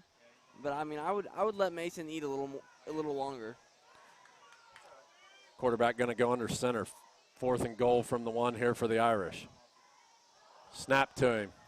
And there's going to be a flag on the play. Looks like Lamar Tigers jumped off sides there. See what they call. Tigers just trying to get a jump on that, get a defensive stop here from the 1-yard line and keep the Irish off the board. It is offsides on the Tigers. Going to move it up a half an inch and do it again. 11:01 left here in the first half. Tigers up 20-0, and the Irish got a 4th and goal from the 1. Were they going for a sneak there, Wyatt? Yeah, they were. I wouldn't be surprised if they go back to it, honestly. Mike Mills going to have to step up here with that strength, and looks like Lane Duncan, the other defensive tackle, get a good push here and try to keep that quarterback out of the end zone. Snap to him, nudges ahead, and they're going to stuff him. He's not going to get in. See what they call here. That was close. Looked like Austin Wilkerson came off the edge and drug him back. They're going to say no touchdown, and that is a USA Mortgage defensive stop. Tiger defense holding them out of the end zone.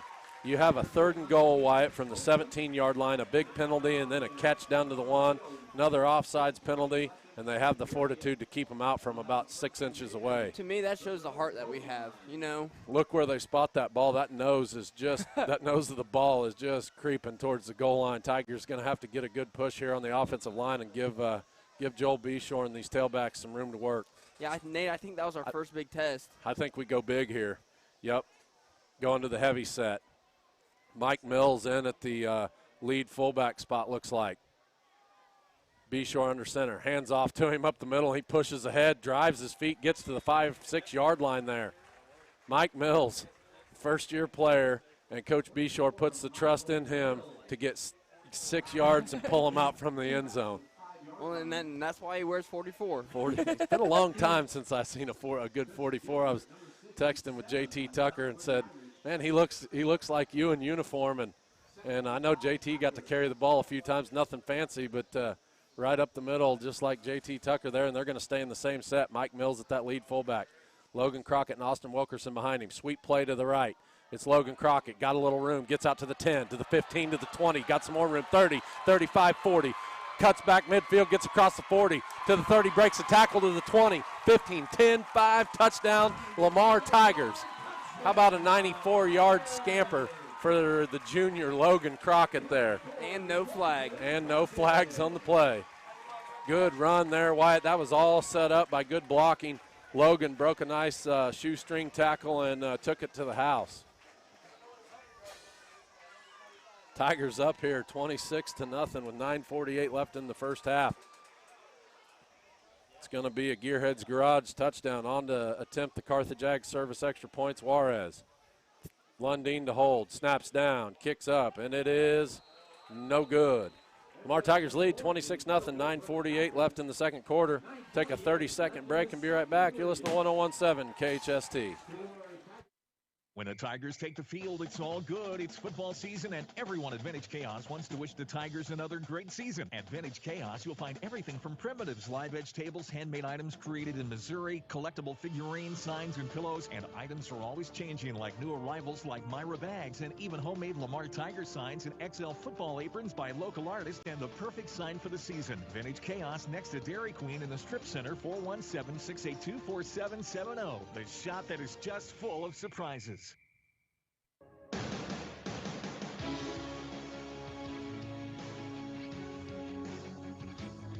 Welcome back to Thomas M. O'Sullivan Stadium. Lamar Tigers leading here in the opening game of the 2021 season. Good. I told you I'm rusty. 9:48 left in the first quarter. Tigers up 26-0 over Springfield Catholic. Set to attempt the LBT kickoff here is Austin Wilkerson again. Austin, 2 kickoffs here tonight. Juarez had the first one. Austin's had the last 2. Let's see if he can get his foot into one good here. Wilkerson approaching the ball. Puts the foot to it. There's a pretty good kick. It's going to be fielded at about the 14-yard line.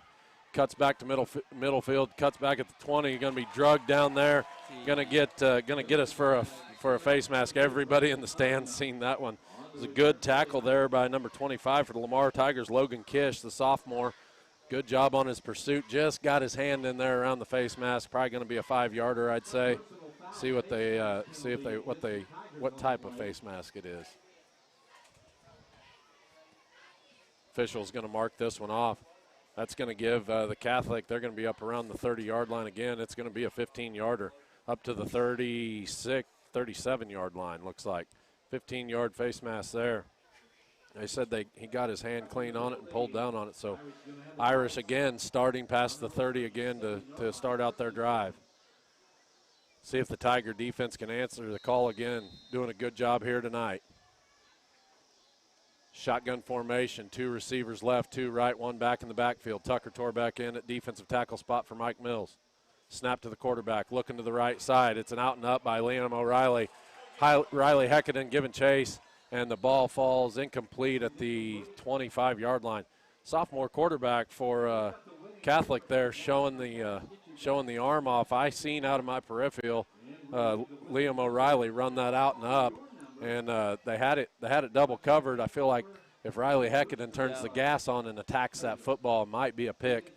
Just overthrown. He just saw it a little late also. Yep, just overthrown by the sophomore quarterback Quinn Northrup for the Fighting Irish. It's going to bring up a 2nd and 10 now from the 37. 9:35 left in the second quarter. Tigers up 26-0.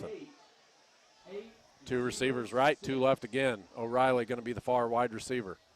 Snap to the quarterback. He's looking to O'Reilly again. Throws out in the flat, and it's going to be almost picked off by Riley Heckaden there. He read that one perfect. They brought Liam O'Reilly on the slant and just a little bubble screen to the slot receiver Riley Heckaden was not fooled, got his hands on it, just couldn't bring it in.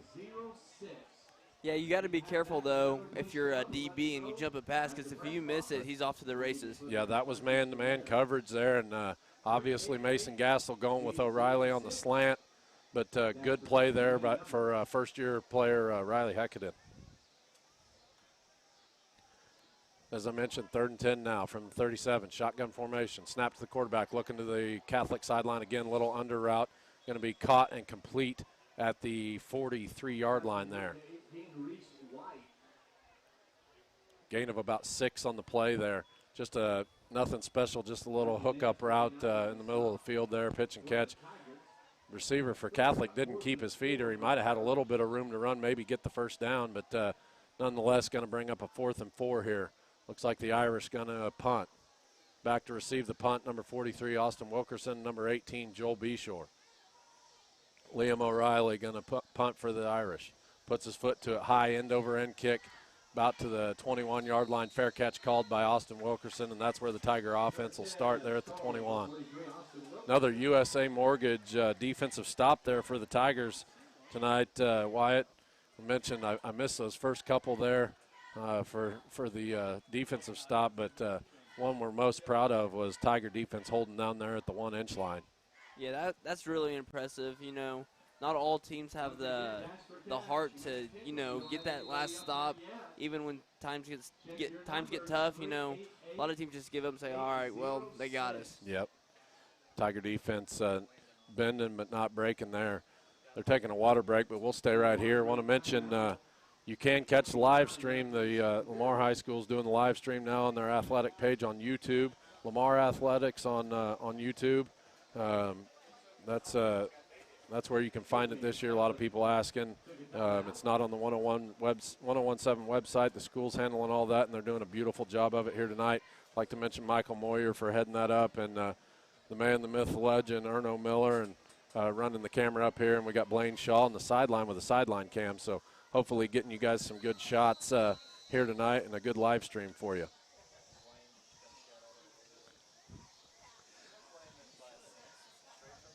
You having fun yet? Always. Yeah. I mean, you know, football season, everything about it's fun. Right. You know, just watching the game's Sure. fun, and then talking about it's even Sure. better. You filled in for us a couple games last year. Happy to have you here with us this year, Wyatt. And you know, unfortunate for me, I got to look at you the whole season. But the fans at home will surely get to enjoy your voice this year. Well, First and 10 now from the Tiger 21. Shotgun formation for Beshore. And flag on the play. 8:48 left in the first half. False start on the Lamar Tigers. That'll back them up 5. Going to take them to the 16. Be a 1st and 15 from the 16-yard line of the Tiger territory. Well, at least we're going to have something to work on during practice next week. If I know Coach Beshore, we're going to try to avoid talking about the penalties. It can be you and I can sit up here and say that's to be expected. You're in your first game, got to knock the rust off. We're in our first game. The live stream crew's in their first game, so everybody a little rusty. We'll get this thing rolling. We'll be well-oiled machine here. 1st and 15. Shotgun formation for Beshore. Ian Googie into the slot. Beshore rolling right, looking to throw. Still looking, rolling out. Nowhere to go with it. Tucks it to run. Gets up to the 20, lowers his head at the 24-yard line and popped out of bounds. Flag in the backfield at about the 10-yard line, Wyatt. I think they're going to get us for a hold there. It is. Hold on the Lamar Tigers from the 10 there. That's going to back them up even deeper. There is a lot of mustard on the lettuce today. Yeah, there you go. Speaking like old Uncle Jeff there. Mustard on the lettuce. Dynamite drop in. Looks like Tiger's going to take a timeout here, and probably Coach Beshore wanting to talk to him. Take a 30-second break and be right back. You're listening to 1017 KHST. A winning team takes dedication, motivation, and inspiration to achieve their goals. Parks Mechanical and Excavation want to wish the Tigers and all area teams great success. Parks Mechanical and Excavation takes the same approach with every customer. Services that they specialize in are plumbing, heating and air conditioning, basic and advanced septic tank systems, dump truck service, roll-off dumpster rentals, skid steer service, demolition and backflow preventer installation and certification. Get the job done right. Call Dalton Parks at 417-682-3042.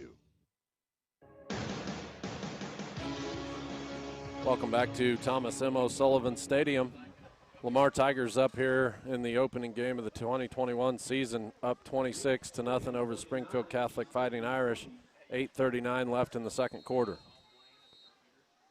Couple of penalties here, got the Tigers backed up in a 1st and 26 from the 5 now. That holding penalty come up big. Had a 1st and 15 from the 15. Now we're backed up. Put in Big Mike, let him run it up the middle for 6 yards. Looks like they're not going to do it. Shotgun formation, Terrell Davis in the slot, Riley Hackett and Mason Gastel at the wideout spots. Austin Wilkerson and Logan Crockett at tailback. Beshore keeps it up the middle, cuts back at the 5, across the 10, up to the 15 to the 20, and going to be brought down around the 25-yard line there. Good 20-yard run there by Joel Beshore, and it happened in a hurry. Something you get with Joel, you know, we haven't got to see the arm a whole lot tonight. They've attempted it a few times, but Joel is quick getting up the middle there and picking up yards in a hurry for the Lamar Tigers. Going to put them in a 2nd and 5 now from the Tiger 26. It's like Trace Wilhite checking into the game for Logan Crockett. Terrell Davis in the slot. Austin Wilkerson at the other tailback. Snap to Beshore. He's looking to throw, going up the Springfield Catholic sideline. It's going to be picked at the 42-yard line. He cuts back at the 40 and going to be pushed out of bounds at about the 38. Joel just put a little bit too much air under that one there. Wyatt on the out. It was a deep out route, and Catholic looked like sitting in zone, and the defensive back for the Irish just read it right. You know, that was a completable ball, but it had to be perfect. Yeah, he just got to kind of throw that one on the line. It was a deeper out route. I'll give Joel a little bit of space there, but just a little too much air under it, and they're sitting in zone, and they read it perfect and get the turnover. Be 1st and 10 now from the Lamar Tiger 38 for the Irish. Shotgun formation, 3 receivers to the right. 1 to the left, 1 back in the backfield. Snap to the quarterback, hands off up the middle. Crosses the 40 up to about the 37-yard line. Going to be brought down at the 36, looks like. Look like a new number there on the defense on the tackle, number 9, Cameron Sturgill. And Kyler Nance, 45, making the stop. Kyler filled in at the middle linebacker spot last year. You mentioned Coach Beshore mentioned in his interview he's going to head up that Mike spot, and he's doing a good job of it here tonight. 2nd and 8 now from the 36. Snap to the quarterback, looking to throw. Rolls out to the right. Mike Mills putting pressure on him. He throws to the sideline, and it's going to be incomplete. Mike Mills, the first-year player, putting pressure on him there. Looks like he gave up just a little bit early and didn't go ahead and lay the lick on the quarterback, but forced him to make a pass in a hurry, and it was an incomplete pass, so good job by Mike Mills. One thing I want to talk about is Matthew Nance played cornerback last year, and they moved him to linebacker, but as you can tell, when they split out and empty, he comes out and plays corner again. Good. So that's a positive thing to have when you can have a linebacker that can also play corner. Snap to the quarterback, rolling to throw, throws up the Tiger sideline. It's a high ball, underthrown, and it's going to hit dead at about the 5-yard line, incomplete. Riley Hackett being talked up by Coach Wilkerson. Looks like he maybe lost it in the lights wide or something. All he had to do was turn around. The ball was right there. He was playing that safety spot. Joel had the receiver covered for him, and the quarterback made an errant throw. Riley could have had an easy pick right there. I don't even know if he looked at it. I think, a lot of the times the people on the sideline are supposed to say ball, ball, ball, ball. Sure. But who knows? Could have been anything. I'm gonna give him benefit of the doubt and say he lost it in the lights. Save him a talking to from Coach Wilkerson. 4th and 8 now from the Tiger 36. Shotgun formation. 3 receivers left, 2 to the right. See what we got. Officials stop and play here. They got to check. They got to check a man out of the game. The Irish do here. A little confusion on the Irish sideline now. Several substitutions going on.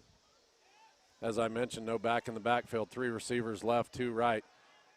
Liam O'Reilly in the slot on the Tiger sideline. Snap to the quarterback. He's looking right, throws over the middle, ball over the middle. It's going to be picked by Austin Wilkerson at the 25-yard line. He's across the 40, up to the 45, cuts back, and going to be brought down at the 46-yard line there. Good pick by Austin Wilkerson. Read that perfect and caught it on the run. He was full head of steam. There is a penalty at the 48-yard line right where Wilkerson got brought down on the Irish sideline. See what it is. Might be a hold. It's going to be a hold on the Tigers. They'll keep the ball but lose 10 yards on the interception return there. So I don't know the exact stat, but I think it's something like before going into this game, Austin Wilkerson has 13 interceptions, and the record for the Lamar Tigers is 21 by Jared Beshore. So, and there's one right there. And he's got this whole year, next year to play, just a junior. Austin, a guy that started as a freshman when you were a senior, and his game just keeps getting better and better for sure. Give me a timeout on the field. We'll take a 30-second break and be right back. You're listening to 101.7 KHST. Please remember to thank all our healthcare professionals, law enforcement, first responders, and military for their protective services. This message brought to you by Bruce Beechler Painting, your local professional painter who can make your place a show place at a lot less than the companies you've called have quoted, with a passion for perfection that can't be matched. For a down-to-earth price on interior and exterior painting, call 417-509-9989.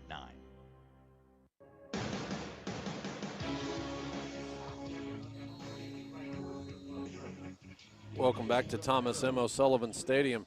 Nate Eady and Wyatt Hall bringing you the home opener here for the Lamar Tigers, first game of the 2021 season, and they are up 26-0 over the Springfield Catholic Fighting Irish with 6:48 left in the second quarter. Coming off the interception there, Wyatt, Tigers get a holding penalty at the end of the interception return, backs them up to the 36-yard line where they'll take over 1st and 10. Shotgun formation, motion to the right with Terrell Davis. Going to hand off to him. He's picking his way through the defense, bounces it outside, gets across the 40, and going to be stuck at the 41-yard line there by number 3, Liam O'Reilly of the Fighting Irish. Big hit there.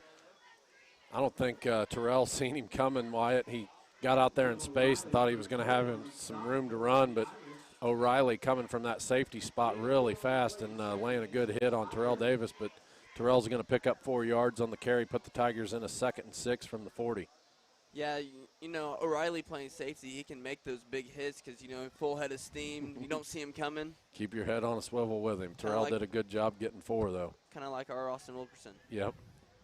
Shotgun formation here on 2nd down for the Tigers. Motion to the right with Terrell Davis.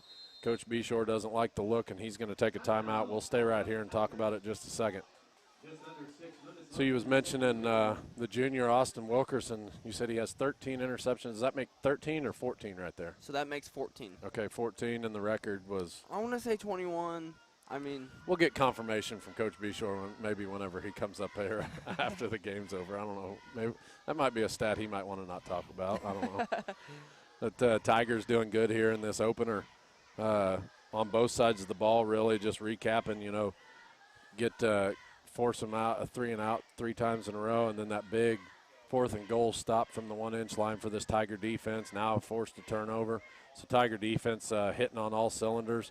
Offensively for the Tigers, you know, big run by Austin Wilkerson on that first series, and then a 94-yard touchdown run by Logan Crockett. Tiger offense not looking too shabby here either. Yeah, so far Austin Wilkerson has 2 carries for 100 yards, and Logan Crockett has 2 carries for 107 yards. It's a pretty good average. I'd say it's all right. Yeah, just 50 yards a pop, no big deal. Shotgun formation here on 2nd and 6 for the Tigers. 2 receivers to the right, 1 to the left. Motion with the slot back. Beshore going to hand off around the left side to Logan Crockett. Stiff arms a guy in the backfield, gets up to the 40 to the 45 and popped out of bounds. Man, what a hard-earned run there by Logan Crockett. They had him about 3 yards deep in the backfield there, Wyatt, and he just broke 2 tackles and rattled off another 8 yards. It's going to be just shy of the first down there at the 46, it looks like. Springfield Catholic player slow to get up off the field, but they're going to move him off and get a sub in for him. Put the Tigers in a 3rd and 1 here. They're still talking about it. Going to stop the clock here. The officials for an injury timeout and a water break. We'll take it with them. 30-second break, and we'll be right back. You're listening to 101.7 KHST. Tiger football isn't just a game, it's a tradition. Everyone at Baldwin Auto Repair wishes the Tigers a safe and successful season. Your second biggest expenditure is usually your vehicle, and when things go wrong, the longer you wait, the worse it can get. Baldwin Auto Repair has the equipment and experience to check your car out before that little thing becomes a big one. They can fix whatever problem your vehicle is having quickly and with rates that are hard to beat. For whatever is ailing your pride and joy, call Zach at Baldwin Auto Repair, 417-681-0848.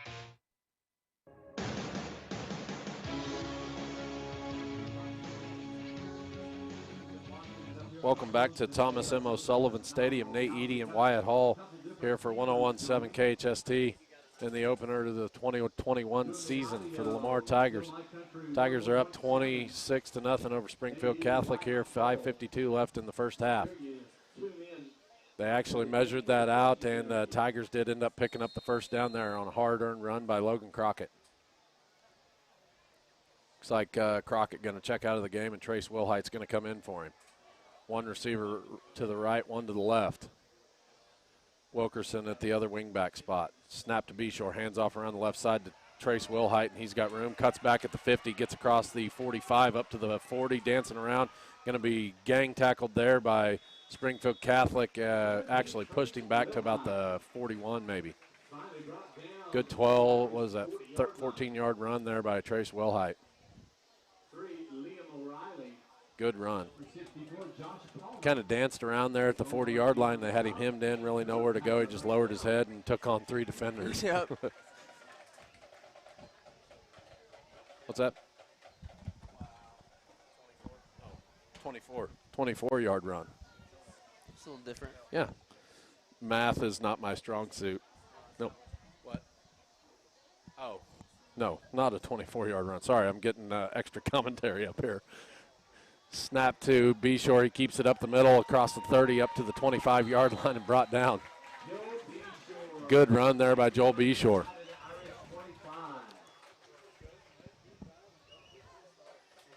Another first down for the Lamar Tigers. First downs are brought to you by Stevens Automotive. Tigers keep the drive going like Stevens Automotive keeps your car rolling. Bring up a 1st and 10 from the Catholic 24. Yeah, when you're playing Lamar, you really got to pick your poison. Are you going to stuff it up at the middle, or are you going to play the outsides? Right. And then whatever you do is wrong usually. Looks like Tigers doing a good job of taking it up the middle here tonight.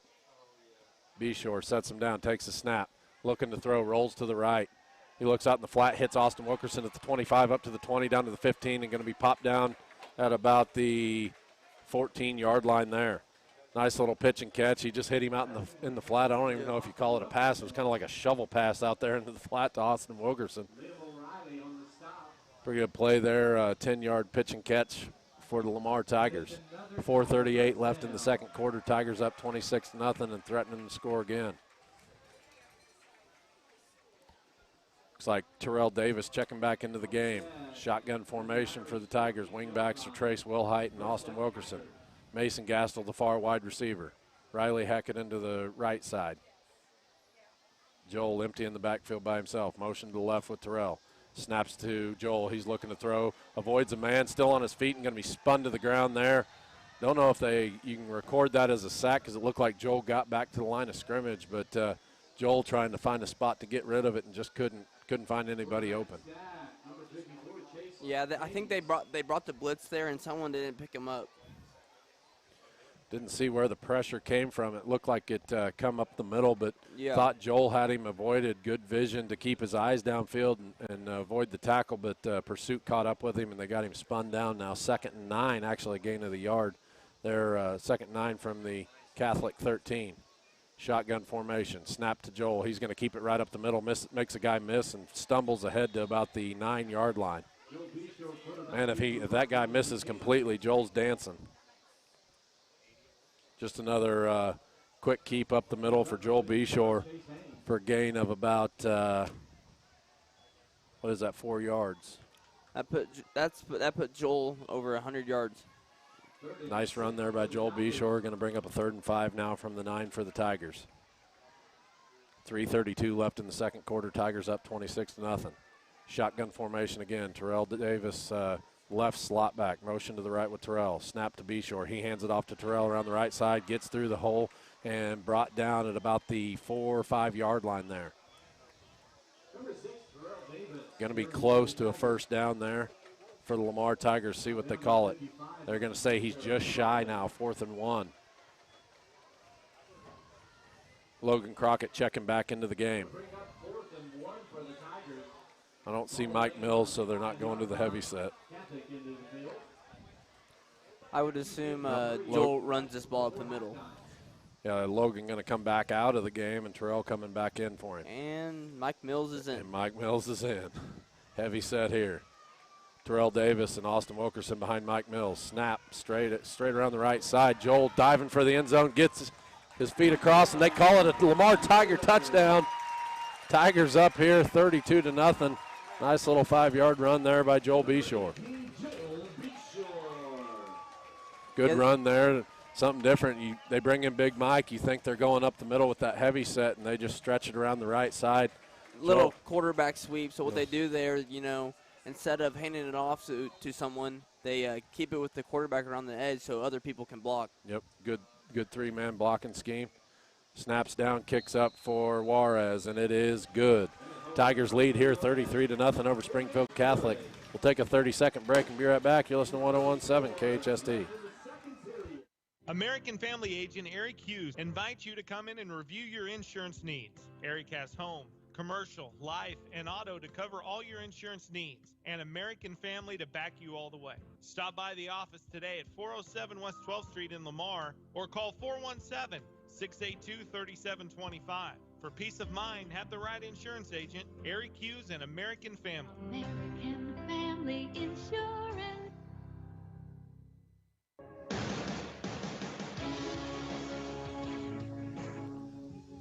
Welcome back to Thomas M. O'Sullivan Stadium. Nate Eady and Wyatt Hall bringing you the first Lamar Tiger game of the 2021 season here. 2:34 left in the first half, and the Tigers are up 33-0 over Springfield Catholic. Tonight's kickoff sponsor is Lamar Bank and Trust. Lamar Bank and Trust is open 24/7 with online banking, mobile deposit, and Tiger Pride debit cards. It was a Gearheads Garage touchdown and a Carthage Ag Service extra point good by Juan Juarez. Juan looking like he's Jose, sorry. Juan's your buddy. They look a lot alike. Exactly alike. But they're brothers, so there's a reason for that. Jose's probably a little better. Jose puts the foot to it, and it's going to hit it about the 25, and nobody going to field it. They're just going to get on top of it there and recover it. Man, the Tiger kick coverage was coming in hot. Not a long kick for the Tigers, but little confusion on the Catholic return team. Nobody wanting to get on it. Finally, I think number 2 for the Irish getting on that one there. Number 2, Quinn Roble, the senior. Everybody kind of looking around like who's going to pick this ball up, and the Tiger kick coverage was coming fast, and the senior just jumped on top of it. Yeah, wait another second. That's our ball. That's right. 1st and 10 now from the Catholic 22. Shotgun formation, 3 receivers to the right, 1 to the left, 1 back in the backfield. Liam O'Reilly, the slot back on the right side. Snap to the quarterback, option play to the right. He pitches it out. Coverage, the pursuit is catching up to him. Kyler Nance is going to hit him in the backfield for a loss about 4 there. Going to bring him down at about the 18-yard line, it looks like. Loss of 4 on the play there. Looked like that was a well-run option play. The Tiger defensive end did a good job making the quarterback pitch it, and I didn't see where the pursuit was, and Kyler Nance come flying from that Mike linebacker spot and dropped him for a 4-yard loss. Yeah, I would say that was executed to perfection. Good job there by the Tiger defense again. 2nd and 14 now from the 18. Snap to the quarterback. He's looking to throw, nowhere to go.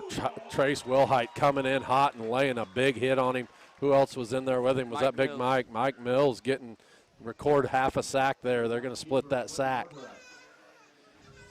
Trace Wilhite and Mike Mills splitting the sack on the play, going to drop him for a loss there. That'll back him up to about the 16-yard line, loss of 2 on the play. Good job there by Mike Mills and the right defensive end, all-state defensive end, Trace Wilhite. Yeah. It helps, whenever you're a first-year defensive tackle, whenever you got an all-state guy helping you put that pressure on. 3rd and 17 now, shotgun formation, empty backfield. Throwing up the Tiger side over the middle. It's going to be picked off again by Austin Wilkerson. He's at the 25 to the 20. Quarterback giving chase. Austin going to dive for the end zone, and it's a Lamar Tiger touchdown. Good job there by Austin again, just kind of like the last interception he had, laying back, waiting and seeing the route, jumps the route and makes a nice pick and takes it to the house from about the 25-yard line. I would say Jared's in trouble. that record is definitely in trouble for sure if that's the case. That's a Gearheads Garage touchdown and a USA Mortgage defensive stop all in one. Jose Juarez set to attempt the Carthage Ag service extra point. Coach Wilkerson got to be happy with how this defensive unit's playing here tonight. We talked about it early on, let the offense get up big on them, but anytime your defense can chip in and add 6 points to the board, that's a good thing. Waiting for the ball boy to get the ball into the officials here. 1:08 left in the second quarter. Yeah, Liam O'Reilly just went out of the game with a little injury, so if he doesn't come back, they're going to be in some big trouble.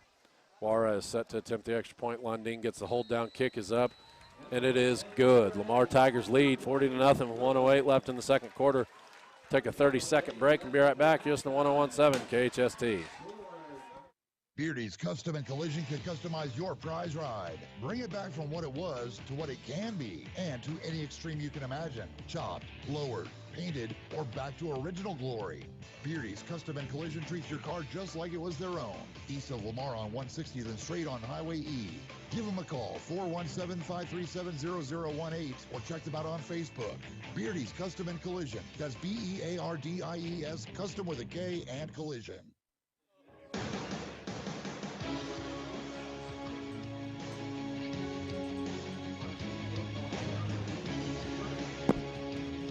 Welcome back to Thomas M. O'Sullivan Stadium. Nate Eady and Wyatt Hall bringing you the opening game for the Lamar Tigers here. Tigers up 40-0 over Springfield Catholic, 1:08 left in the second quarter.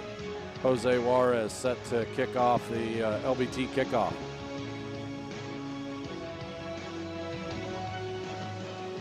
Juarez puts his foot into it. High kick going to be fielded at about the 10-yard line. He cuts back to the Tiger side up to the 20 and going to be brought down. Good pursuit there by the Lamar Tiger kick coverage. That was number 10 for the Lamar Tigers, Alex Wilkerson, the freshman, making the tackle on the play. Another Wilkerson. They keep coming. They just keep coming. Something that opposing teams don't like to hear is Wilkerson, be sure.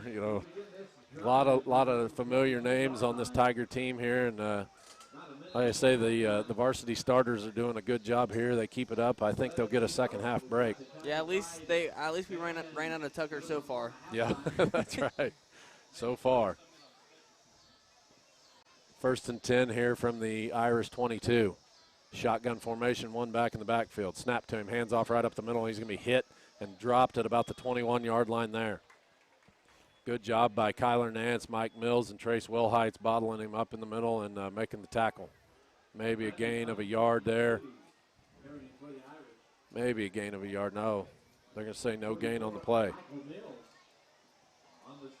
This Tiger defensive unit, you look at it, they got 2 interceptions from Austin Wilkerson. Riley Heckaden could have had one there where he lost the ball in the air, but Riley also had one out in the flat that come off his hands and he didn't get picked, or he probably goes end zone dancing too. So this Tiger defense looking very impressive here tonight. Yeah, the Irish don't have over 5 yards rushing this game. Snap to the quarterback, hands off to the tailback right up the middle. He's going to be bottled up, maybe a loss of a yard there, tackled by Trace Wilhite. Clock's winding down. That's probably going to bring it into the first half here of the 2021 season. Yeah, Catholic's going to let the time run out. Going to let the time run out here in the first half. Tigers up 40-0. We'll take a 3-minute break, and we will be right back. You're listening to 101.7 KHST. Hi, Tiger fans. This is Kevin from Bull Insurance Agency. Just like you, we are proud to support our Lamar Tigers. I want to take a moment to thank all the coaches, assistants, parents, and everyone involved that invests in our kids and community. From youth sports to high school, your commitment to our players is appreciated. Just like the Tigers, my team at Bull Insurance Agency will work hard to protect what matters most to you. So stop by or visit us online at bullinsuranceragency.com. Missing that human touch with your bank? Come talk to a real person at Community National Bank and Trust, your local bank that's small enough to know you, yet big enough to offer the best products. Your busy lifestyle requires banking options like mobile deposit and people-to-people pay. With locations in Southeast Kansas and Southwest Missouri, let Community National Bank and Trust keep your finances safe and your spending smarter. Visit mybankcnb.com for a location near you. Community National Bank and Trust, federally insured, locally awesome.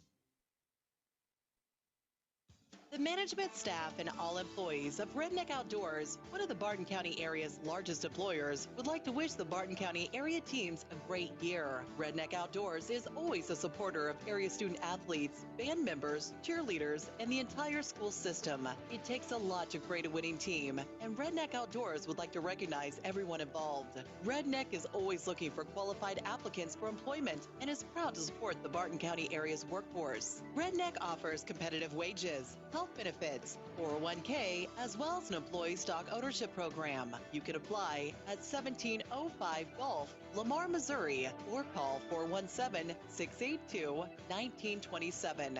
Redneck Outdoors, nationally known, locally owned and operated. Proud to be a part of Barton County. Redneck is an equal opportunity employer.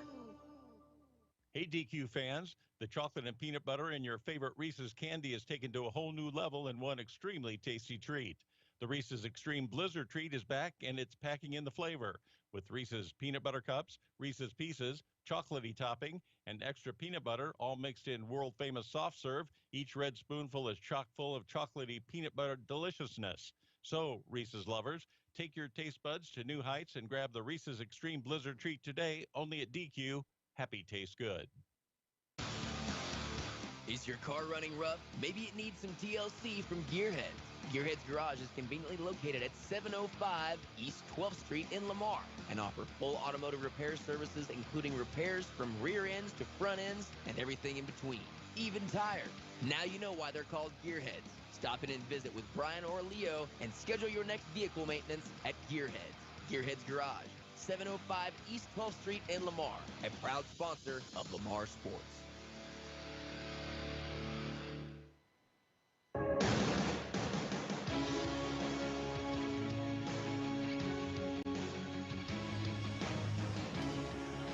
Welcome back to Thomas M. O'Sullivan Stadium. Nate Eady and Wyatt Hall bringing you the game here. Tigers are up 40-0 at the half over Springfield Catholic.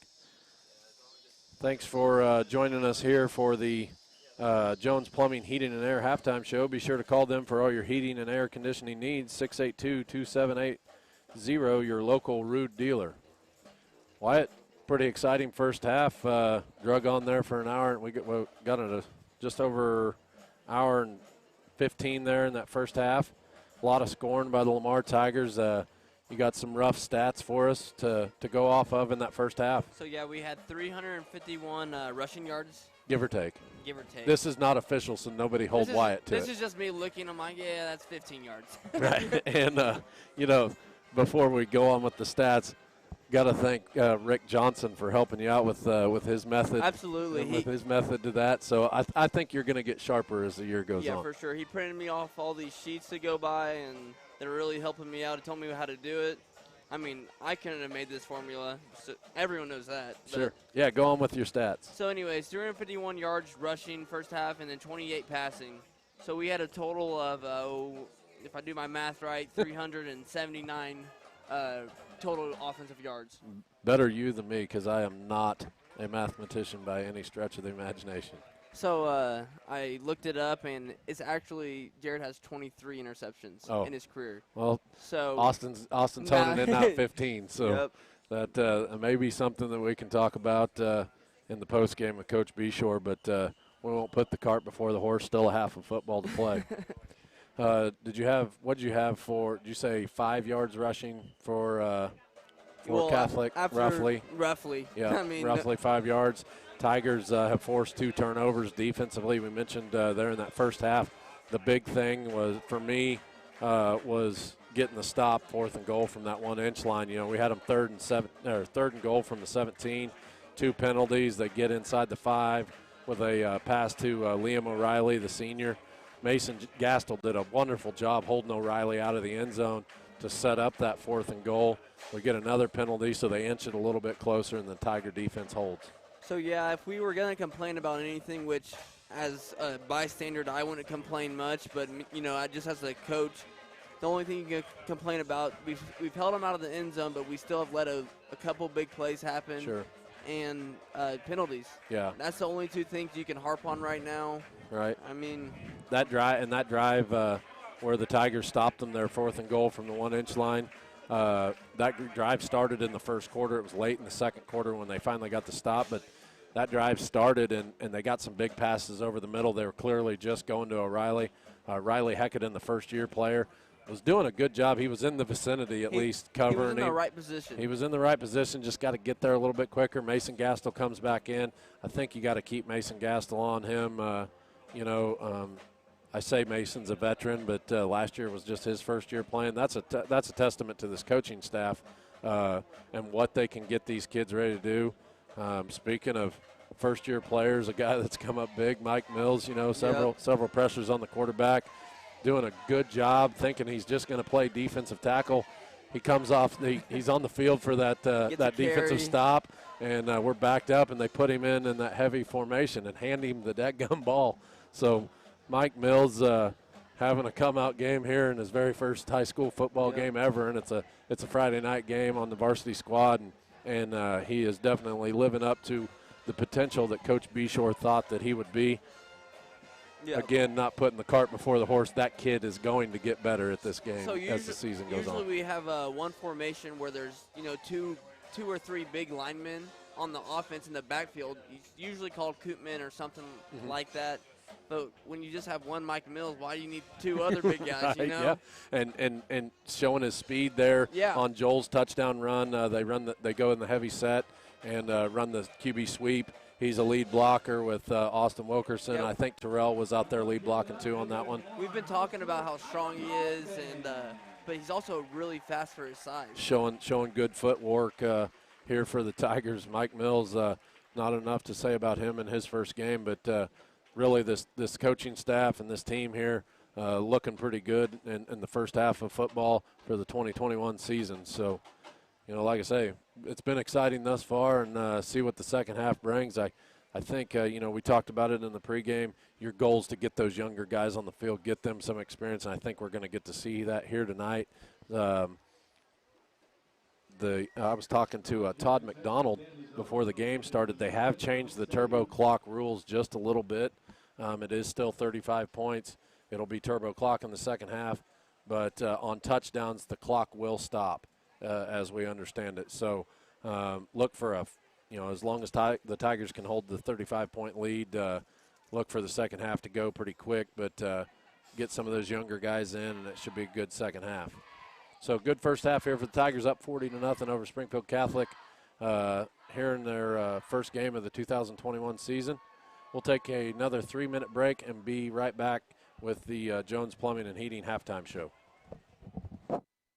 At Runyon CPA, they're not just your ordinary CPA firm. They're your partners in success. Being a tax CPA isn't just about crunching numbers. It's about going beyond what you expect. At Runyon CPA, they personally handle each client, treating you with honesty and respect. They will provide you with all the options so you can decide how to move forward in growing and managing your farm or small business. Check them out at runyoncpa.com or facebook.com/runyoncpa. Call or text to secure your tax appointment for this coming season right now, 417-682-1592. Eisenhower Lumber is your full-line lumber and hardware store, working to provide contractors, carpenters, and the do-it-yourselfers quality products and friendly service at competitive prices. How about Valspar Paint and Holland Grills? Eisenhower Lumber is your source for plumbing, electrical, paint, building materials, millwork, and lawn and garden. Eisenhower Lumber, 903 Gulf in Lamar, or call 682-5545. Find them fast in names and numbers. If you're afraid of going to the dentist, you should consider visiting Dr. Jeff Moyer and exploring the idea of sedation dentistry. Dr. Moyer can fix your teeth, restore sore gums, and brighten your smile without discomfort. By taking advantage of the sedation dentistry option, you'll feel like you slept through your appointment. No more hiding your smile or putting up with unnecessary tooth pain. Find out how sedation dentistry can change your life. Call Dr. Moyer's office at 417-682-5871 to make an appointment today. Going across town or across the country, the Lamar Travel Plaza 66 has what you need. The convenience store has plenty of food and drinks to stock up for the game or the road trip. When you need fuel, get one of the best-selling fuels with Phillips 66. There's an ATM to fill your pocket and great hot and ready food in the deli, plus Hunt Brothers Pizza to keep you going. Lamar Travel Plaza Phillips 66 also has a stock trucker store, propane bottles, a public fax, and copier. The Lamar Travel Plaza, Phillips 66, Highway 160 and I-49, Lamar, Missouri. Did you know that a lot of the safety for any automobile rests on your tires? Underinflated or worn out tires can lead to an accident. Don't take a chance with your most precious cargo, your family and friends. If it's time to replace your tires, visit Lamar Truck and Tire for an outstanding deal on a set of Yokohama tires. And you may want to have them check the oil and brakes as well. Then you'll ride easy knowing your family is safe. Lamar Truck and Tire open 8 to 5 Monday through Friday, 8 to noon on Saturday, and offering 24-hour call-out service. Lamar Truck and Tire just behind the Lamar Travel Plaza on the West Outer Road of 49 Highway. Find them fast in names and numbers. 73 degrees and I'm loving it. 71 degrees, please. When it comes to keeping your home cool this summer, what's your perfect degree of comfort? We'll help you find it with a new Rheem AC system that'll keep you cool, save on energy costs, and may qualify for utility rebates and tax credits. So enjoy a new degree of comfort this summer. 72 degrees and I'm good to go. Get professional service on all brands of equipment from Jones Plumbing, Heat and Air in Lamar, your local Rheem contractor. Call them today at 417-682-2780.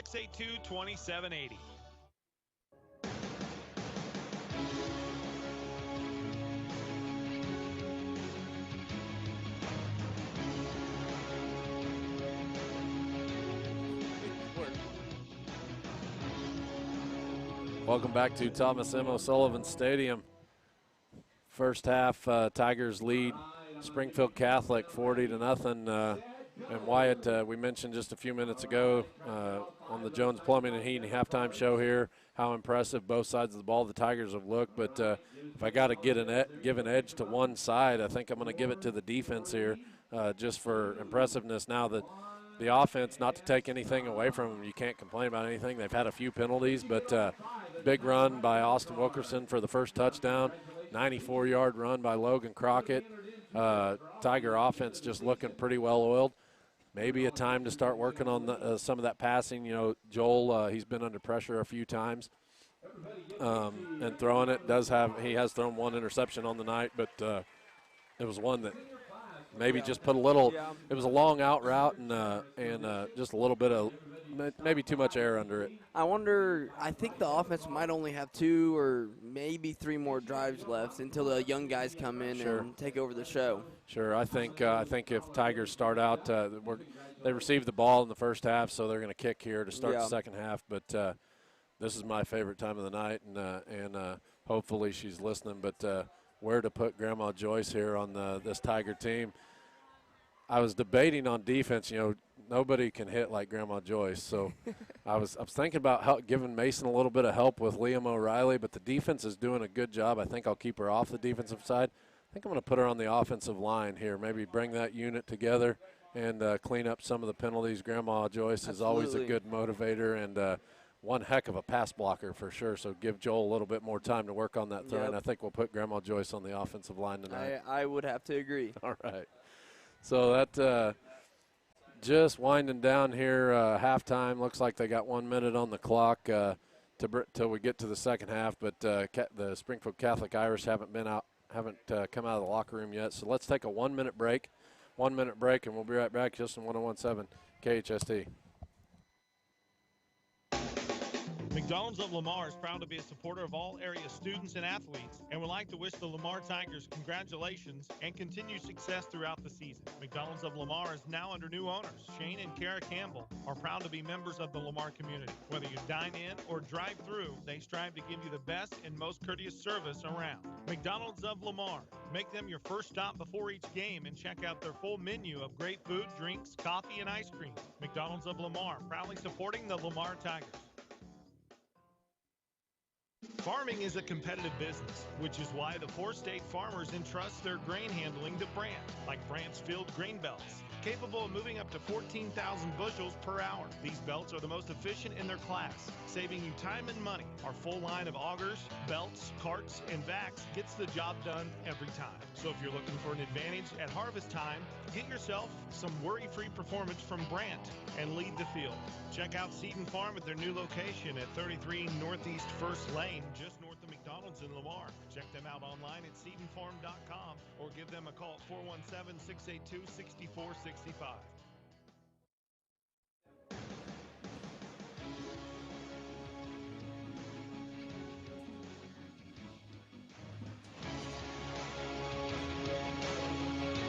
Welcome back to Thomas M. O'Sullivan Stadium.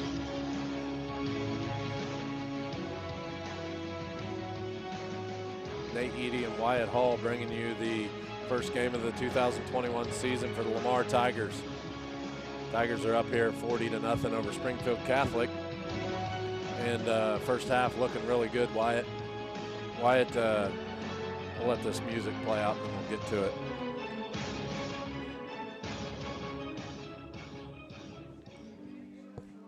So first half looking good for the Tigers, up 40-0 here. 2 minutes left to kickoff till kickoff of the second half. But Wyatt, something I want to mention again for people at home.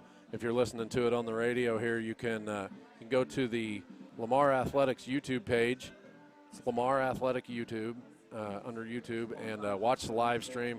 The high school is handling the live stream this year and sitting up here next to Michael Moyer, who's running the show. It looks beautiful. Got Erno Miller running the camera up here in the booth, and we got Blaine Shaw with the sideline cam. And I've peered over a couple times and looked at those shots, and it's a blessing to be able to do something like that, and having guys that are willing to go out and put that thing on for the people at home. So appreciate you, Michael, and Erno and Blaine bringing that to us, and certainly the school for getting the equipment to bring that to the folks at home. So again, if you're listening on the radio and you want to find the live stream, it's no longer on 101.7's website. It's under YouTube, and you go to Lamar Tiger Athletics, and you should be able to find it there. Wyatt, getting ready to kick off this second half. I see some younger guys warming up down there. That's been we've had the Jones Plumbing, Heating, and Halftime Show. We certainly appreciate all of our sponsors. We do have video sponsors for tonight, just don't have the ads in yet. Like I said, it's a work in progress, and just like this Lamar Tiger team, the broadcast will get better as we go on, hopefully. So we'll run down the video sponsors: McDonald's of Lamar, Vision Solutions, Community National Bank and Trust, Jones Plumbing, Redneck Outdoors, Seed and Farm Supply, Mother Tucker's Pizza, Runyon CPA, USA Mortgage, Nathan Mayberry, Shelter Insurance, Bruce Boleen, American Family Insurance, Gearheads Garage, LBT, Lamar Bank and Trust, Vintage Chaos, Parks Mechanical and Excavation. So some new names there on the video sponsors. Certainly appreciate every sponsor that we have. We couldn't do this without them. And it's a blessing for this town for those people to step up and make this thing possible. Well, it's fun. You and I are just up here having fun. We do appreciate the people that help bring it to everybody listening. So it looks like Austin Wilkerson going to kick off for the Lamar Tigers. Not going to be Juarez this time. So they're kind of taking turns, it looks like. Do a couple in a row each, and neither one of them have put one really, really deep yet. But as all things, they're going to get better as the season goes along too. So looks like Liam O'Reilly is back off the sidelines. He kind of limped to the sideline there at the end of that first half, but he's off the sideline and back to return the kick for the Irish. Get ready to kick this second half off. As I mentioned, Tigers up 40-0. Wilkerson puts his foot to it high kick, short, going to be fielded at the 21 by O'Reilly. He cuts to the Tiger sideline and going to be popped out of bounds at the 30 or 31 there. Good coverage there. I didn't see who got him popped out of bounds. I think it was number 25, Logan Kish, maybe. Looks like Tigers starting defense is going to come back out onto the field. Defensive line from right to left is Trace Wilhite, Mike Mills, Tucker Torbeck, and Tyson Williams. Linebackers are going to be number 49, Matthew Nance. Is that right? Got some new numbers in there. Yeah, number 49, Matthew Nance. Number 9, Cameron Sturgill, and number 45, Kyler Nance. Mentioned Kyler last year, filled in a few games at that Mike linebacker and earned the starting spot here tonight.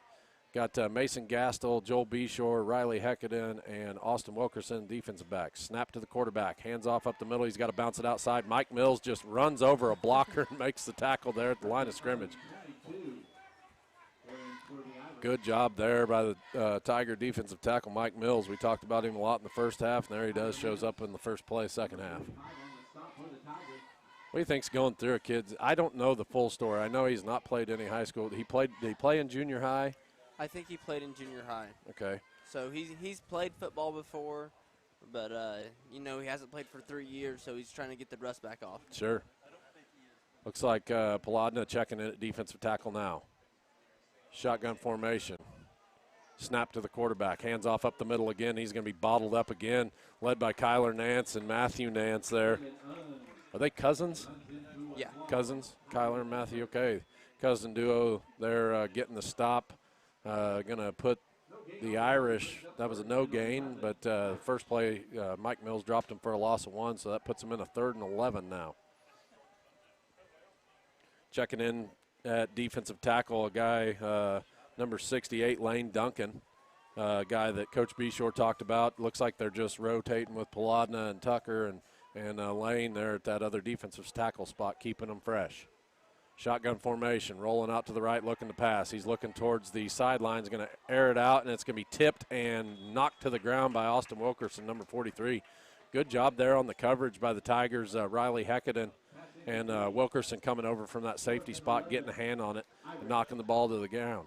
Bring up a 4th and 11 now. Good. It really looks like they're about to get desperate and start just chucking the ball up, and whoever comes down with it. Well, I kind of thought that they do that there, but they ran it, the first 3 plays for a loss of 1, so -1 rushing on that series.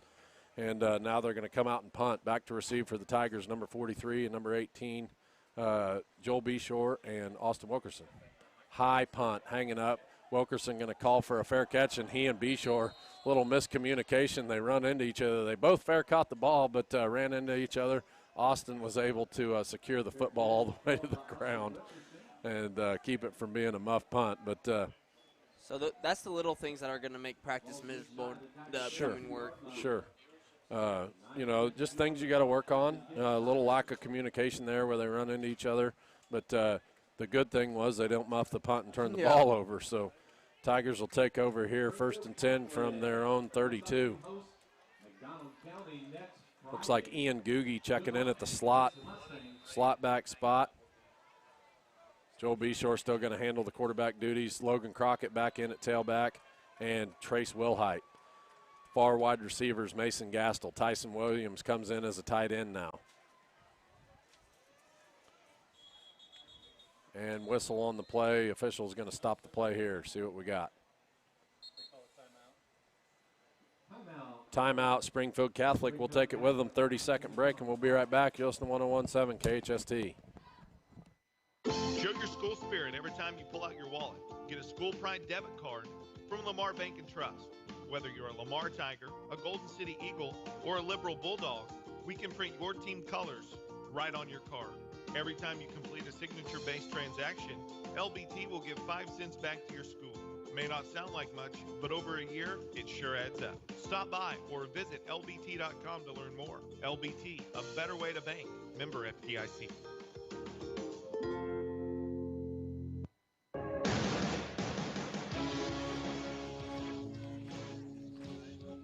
Welcome back to Thomas M. O'Sullivan Stadium here, starting off the second half. Tiger defense gets a USA Mortgage defensive stop. Call USA Mortgage Nathan Mayberry at 417-214-9119. Shotgun formation now, same set before the timeout for the Tigers. Joel Beshore, motion to the left. Snap to Beshore. He keeps it up the middle across the 35 up to the 40, cuts back and going to be brought down just shy of the 45. Maybe does get up to, they are going to mark him at the 45. Good 15-yard gain there roughly for Joel Beshore. Just a faking the jet sweep around the left side, keeping it up the middle, and mentioned in the first half how quick Joel can pick up 15, 20 yards, and you've seen it there. Yeah, that was a big lead block by Trace Wilhite there.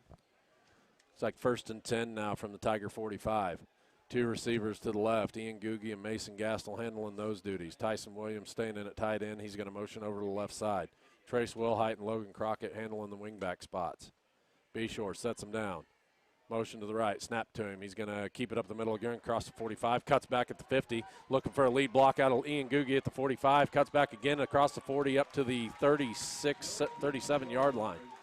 Another good run there by Joel Beshore. What's that one, Wyatt? 19 yards. Another 19-yarder. Just said it. He can pick up 15, 20 yards in a hurry, and you've seen it there again. What I like there, he stayed patient and let Ian get out there and block for him and awarded him another 5 yards on the carry. 1st and 10 now from the Springfield Catholic 36. 8:17 left in the third quarter, and the Tigers are up 40-0. Motion left with Terrell Davis. Going to hand off to him. He gets across the 35 up to the 30. Going to be brought down on the other side of the 30, about the 28. Good 7 or 8 yard run there by Terrell Davis. Just kind of playing a little bit vanilla here, Wyatt. We thought maybe they'd work on that passing just a little bit, but they haven't done it. Think it's coming? Riley Heckaden comes in from Mason Gastel at the wide receiver spot. Terrell Davis going to stay in. Austin Wilkerson comes in for Trace Wilhite, and Logan Crockett staying in at wingback. I would say usually they would, but they don't have Mason out there. You're right. No, they are going to throw it. Joel rolls to the right. He's looking. Open, he's looking in the corner to Austin and just overthrows him. Man, he had him wide open. That was one he could afford to put a little bit of air under, and just overthrows him. But good effort by Austin trying to go get it there at the corner. Joel is just going to take time. Joel's going to get that touch, and he's getting dang close here tonight. But it's just going to take a little bit of time. Whenever you lose a guy like Case Tucker who can dang sure throw any kind of ball, basketball, baseball, football. That's something that is hard to live up to, but Joel will get it. He'll get it down. I have faith in it. It's going to bring up a 3rd and 2 now from the 28, 6:48 left in the third. And the officials are going to stop the clock. Looks like the Tigers are going to take a timeout. We'll take it with them. 30-second break, and we'll be right back. You listen to 101.7 KHST. Want real pizza made fresh with homemade dough and sauce with all the ingredients? Go to Mother Tucker's Pizza. Your perfect pizza is waiting. They have curbside delivery, dine-in, daily buffet, fresh daily salad, or you can try the nachos, wings, mushrooms, and toasted right out of the oven sandwiches. Mother Tucker's Pizza has 12 specialty pizzas, or they can custom make yours. They also have a patio to hang out with friends and family. Come on by before the game. We're open Friday night home games only until 10 for carryout. Mother Tucker's Pizza, the pizza you've been waiting on. Next to the golf course in Lamar. Call ahead 681-0855.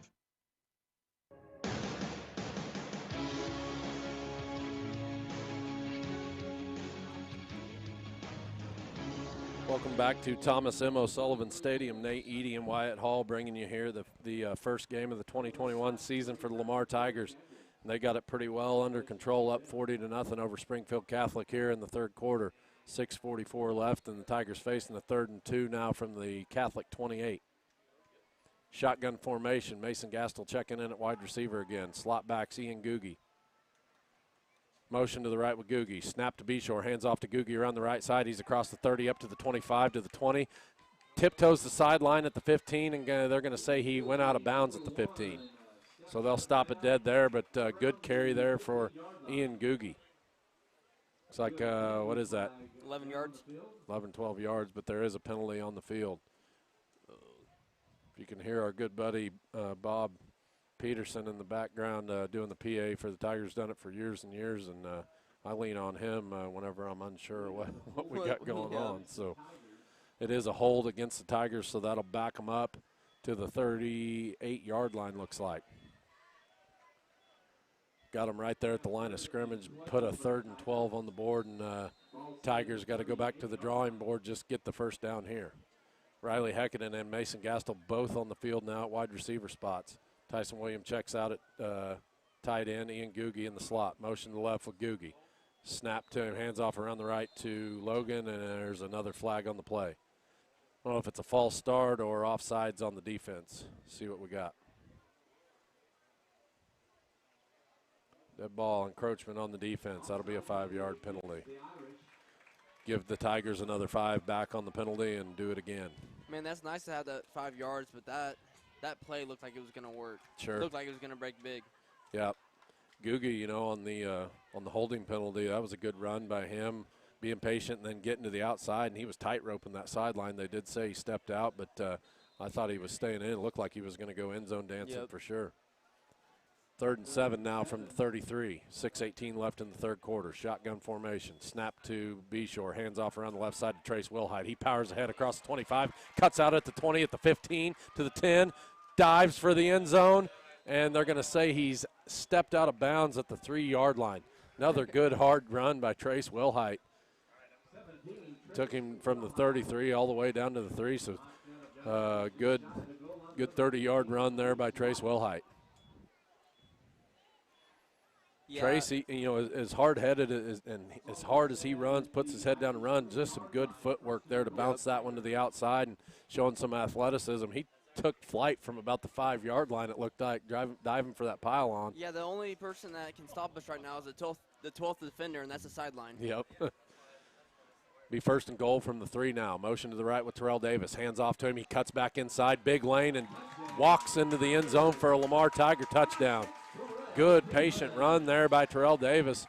I think everybody in this stadium thought he was going to try to get outside, and he put his foot in the ground, cut back in at about the tackle spot, and just walked into the end zone. Good run there, talking in the pregame about a fill-in guy there. Yep. and how you didn't hear about him a whole lot last year. Definitely going to hear it this year. Juarez is set to attempt the extra point. Lundeen gets the snap down, kicks up, and it is no good. Tigers lead here 46-0 over Springfield Catholic. 5:38 left in the third. We'll take a 30-second break and be right back. Listen to 101.7 KHST. Does your car shake, rattle, and roll? Barely? Then it's time to see the auto specialist at Stevens Automotive. At Stevens, they have the experience to diagnose your car and get it back to running smooth the way it should be. At Stevens Automotive, they can handle engine repairs, transmissions, brakes, oil changes, air conditioning, you name it, they fixed it. Stevens can get you back on the road with a smile on your face and money left in your pocket. Stop by and have Gary take care of all your automotive needs and grab a cup of coffee. 300 West 12th Street in Lamar, or call 682-3371. Have a great year, Tigers, from Stevens Automotive.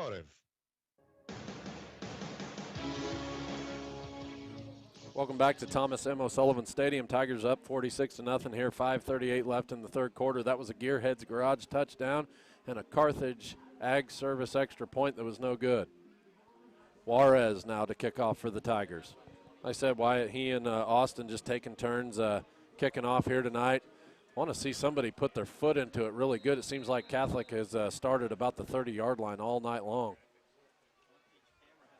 Juarez puts the foot to it. Another short kick, but it's high. Fielded at the 21-yard line. He's going to get up to the 30, going to be hit and dropped down there by number 15 and 21 for the Lamar Tigers. Who we got? get to my paperwork here. Guy, those kickoff guys. Tate Ansley, who was it, 15 and what? Oh, I don't know. Okay, we'll give it to Tate. Good tackle, Tate Ansley. Looks like some defensive subs coming into the game now, maybe the JV defense. Get some names for you. Number 15, Tate Ansley. Number 8, Ty Wilhite. We got Terrell Davis in on defense as well. Number 37, Keaton Pagash is in. 21, Tyler Ansley. Looks like Stetson Wiss going to play on that defensive line some. It's going to be a water break, but we'll stay right here. Wyatt, we talked about it. You thought maybe they'd stay in for a couple series, and my guess was if we get the touchdown, they'll be out of there, and that's what we got going on now. This is where all the good coaching comes in, because these guys are getting their experience, number one. But if you watch on the sideline, that coaching staff does not stop. Yep. It stays the same the whole game, no matter who is on the field. I've seen Coach Wilkerson get just as fired up with the JV defense on the field as much as he does the varsity defense. And now the varsity game isn't done either. Now they turn into coaches and coaching up the young guys and sure, just being there for support. Go ahead. Now it's kind of fun to watch because we'll see how our JV stacks up against another varsity team. Sure. Rather than JV playing JV. Looks like the linebackers are going to be 37, Keaton Pagash. Number 35, Alex Livingston. And number 13, Rain Steven, holding down the Mike spot. Get the defensive line here for you in just a second. Shotgun formation. Snap to the quarterback. He's going to hand off. They're stringing him to the sideline. He cuts back, puts his foot in the ground, and the swarming Tiger defense is there to wrap him up and put him on the ground. Good job by number 35, Alex Livingston, putting him on the ground. And what'd you say, the Caleb Googe look-alike Rourke Dillon? He is, man, number 69, long hair. I never seen Googe do a whole lot on defense, though. Did he play any defense? No, he was just an offensive lineman. So Rourke got that going for him here, getting his shot at defensive line, and lived up to it there on the first play. Who else we got? 56, Stetson Wiss. Is that 77? Aiden Lovell, my guy. Aiden Lovell's on the field now. Shotgun formation again. 3 receivers to the right, 1 to the left. Looks like Springfield Catholics put the JV in as well. Snap to the quarterback. He hands off up the middle. Rourke Dillon's there again. Rourke Dillon holding down that defensive tackle spot. He's wanting to take Big Mike's spot over there, but Big Mike's had him a heck of a game here tonight, so it might be a tall task for him. Looks like number 70 checking in for the Lamar Tigers, Nick Moore. Number 25, Logan Kish, checking in at the outside linebacker spot. Looks like Hunter Lundeen coming in at the Mike linebacker spot for who just checked out of there, Rain Steven. Snap to the quarterback, rolling to the right. He's looking to throw, tucks it to run, pulls up and throws it, just throws it away, out of bounds, incomplete. Going to bring up another 4th down here for the Lamar Tigers. Defense to get a stop. See if, Springfield Catholic going to opt to go ahead and punt here. Back to receive for the Lamar Tigers will be number 6, Terrell Davis, and number 8, Ty Wilhite. Ty changed numbers, wasn't he 14 last year? Yeah. That's what I thought. See if Terrell and Ty can get the communication here and put on a good return. Back to punt for the Springfield Catholic Irish is number 3, Liam O'Reilly. 3 seconds left on the play clock. See if they can get it off. They do. It's a low snap. O'Reilly puts the foot to it, end over end. Davis going to field it at the 40, cuts back, dancing around, gets up to the 45. He's got some room across the 40, up to the 35, and going to be brought down in Catholic territory. Good return there by Terrell Davis, Wyatt, but there is a penalty flag in Lamar territory about the 47-yard line. Maybe on that cutback might have got a block in the back. See what they call here. 2 flags on the field. Yep, block in the back on the Tigers at the Catholic 40, and a hold on the Tigers at the Tiger 47. I'd say about 50% of the time we return the punt, it's a flag. Yeah, that happens a lot. You know, you're just trying to make a play and give your guys some room to put a good return on, and Terrell, he did there. You know, roughly 25-yard return, and unfortunately negated by the penalties, but good footwork there by Terrell Davis and making a good return. Unfortunately, just brought back on a penalty. We wanted to score a longer touchdown anyways. Looks like JV defense is in on the field now. Starting at the Tiger 37 will be 1st and 10. Ty Wellhite handling the quarterback duties. Logan Kish and number 37, Keaton Pogosh at the wing back. Number 21, Tyler Ansley, the wide receiver to the Lamar sideline, and number 15 on the far side's Tate Ansley. Officials call, Springfield Catholic calls a timeout. We'll take it with them. 30-second break, and we'll be right back. You're listening to 101.7 KHST.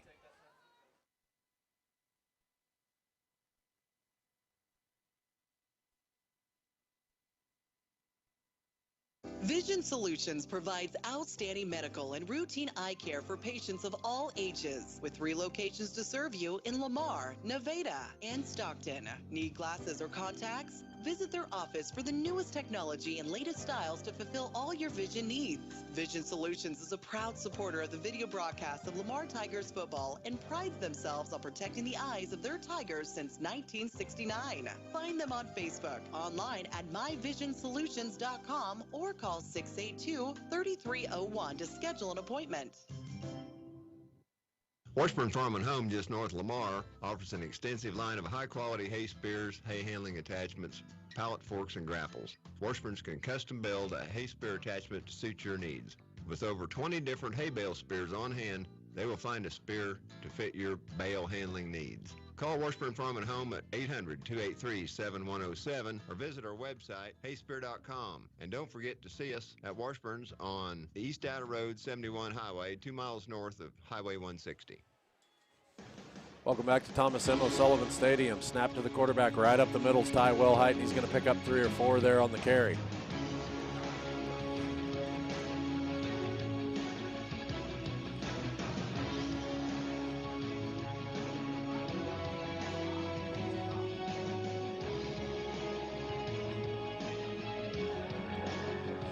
Going to bring up 2nd and 6 now from the Tiger 41-yard line. Ty Wellhite in shotgun formation. Wingbacks are Logan Kish and Keaton Pogosh. Motion to the right, snap to Wellhite, hands off around the right side. He's dancing around, gets across the 40, puts a nice spin move on him, gets up to about the 49-yard line. Good run there by number 19 for the Lamar Tigers, Adam Klushman. Fancy footwork there near the Tiger sideline, put a nice spin move on the Catholic defender and got him another 5 yards for enough. That'll be enough for a Stevens Automotive first down. Good run there by the JV running back, picking up the first down. Shotgun formation again for the Tigers. Ty Wellhite again, the quarterback for the Tigers. Snap to him. He's going to go straight ahead across the 50. Lowers his shoulder, drives his feet forward to the 45-yard line. Good job there by Ty Wellhite. Ty, not a very big guy, but he's tough as nails. Gets bottled up at about the 48-yard line, drives his shoulder ahead to the 45. Good run, 6-yard run there by Ty Wellhite. Minute 49 left now in the third quarter. Tigers are up 46-0. Shotgun formation again. Logan Kish and Pogosh holding down the wing spots.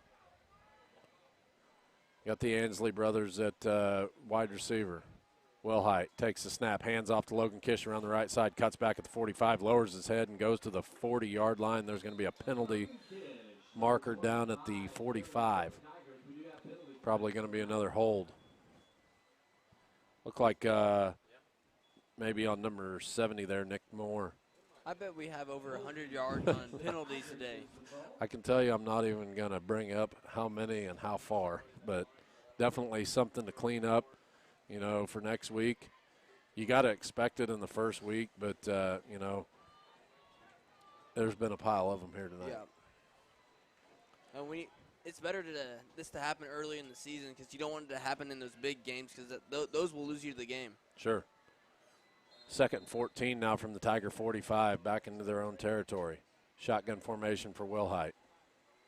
Snap to him, hands off around the left end to Pagash. He's across the 45, up to the 50, cuts back, falls forward to the 45, gets across the 45, and another penalty marker down.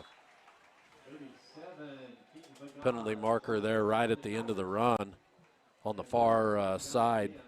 See what we got there. Block in the back on the Tigers. Or another hold, excuse me. Holding. So back them up, 10 from the Catholic 44-yard line. Take it to the Tiger 46. Is that right? Yep, that would be correct. Okay. 2nd and 13 now, Tiger from the Tiger 46. Ty Wellhite still handling the quarterback duty, shotgun formation. 2 receivers to the right, 1 to the left. Motion to the left, snap to Wellhite. He hands off around the right side to Logan Kish. He's got some room. He gets out to the 45, up to the 40, up to the 30. Juke move on a guy up to the 15, to the 10, to the 5. Touchdown. Boy, I thought they did. I seen it. Yep. The wideout had a handful of jersey on that block right there at the 49. And that wasn't even you didn't even have to hold him. No, all he had to do was get his hands on him. And Logan Kish, man, what a good job of putting on a run there. Stutter stepped a guy at the 20-yard line and then beat him to the end zone. Be a 54-yard run brought back. It's hard to watch when there's a piece of yellow on the field every single time. It is, you know, and that we talk about this confidence builder with these young guys getting into the game, and there's a guy, Logan Kish, who's a sophomore, and he rips off a 54-yard touchdown run in a varsity game, and it just gets brought back by a hold. So see if he can do it here. Now we got 2nd and 18 from the Tiger 41. Shotgun formation for Wilhite. 2 receivers left, 1 right. Motion to the right. Snap to Wilhite. He's going to hand off around the left side to Pagash, and he's going to be hit at the line of scrimmage. Drove back, maybe a gain of a yard. He might have fell forward for a yard. Good hard run there by Keaton Pagash. Clock still winding. That's probably Tigers aren't going to opt to not run a play here and take it to the end of the 3rd quarter. That's going to be the case. Tigers are going to lead this one here at the end of the 3rd, 46-0 over Springfield Catholic. We'll take a 1-minute break and be right back. Listen to 101.7 KHST. Now that the sun is getting hotter, you need to stay cooler. Shady's Tint and Detail can help you do just that. Auto, residential, or commercial window tinting is a specialty of Shady's. They also do auto glass repair and replacement, plus spray-in bed liners. Stop in and see the new location across from Clements Plumbing and Heating on 12th Street in Lamar. Call 417-392-9200 to schedule your appointment. Stay cooler and protect your investment by letting Shady's tint your windows. When the Tigers take the field, it's all good. It's football season, and everyone at Vintage Chaos wants to wish the Tigers another great season. At Vintage Chaos, you'll find everything from primitives, live edge tables, handmade items created in Missouri, collectible figurines, signs, and pillows, and items are always changing, like new arrivals like Myra bags, and even homemade Lamar Tiger signs and XL football aprons by local artists, and the perfect sign for the season. Vintage Chaos next to Dairy Queen in the Strip Center, 417-682-4770. The shop that is just full of surprises.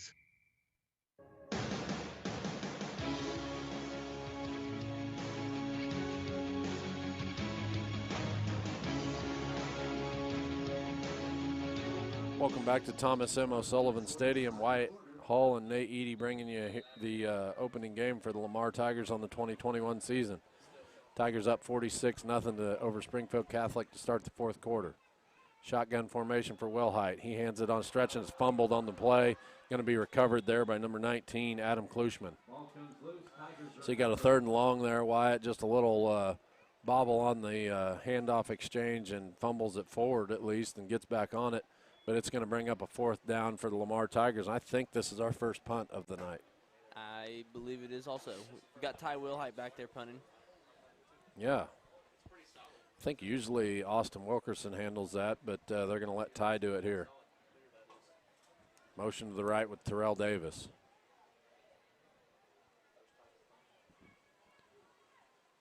Snaps away. Ty puts the foot to it. It's a good kick. Gets all the way down to about the 23-yard line. See where he marks it out at. He's still moving forward. Oh, going to mark it at the 27. Still a good punt by Ty Wellhite, the junior. And Irish are going to start at their own 40, or excuse me, going to start at their own 28-yard line. 1st and 10 from the Irish 28.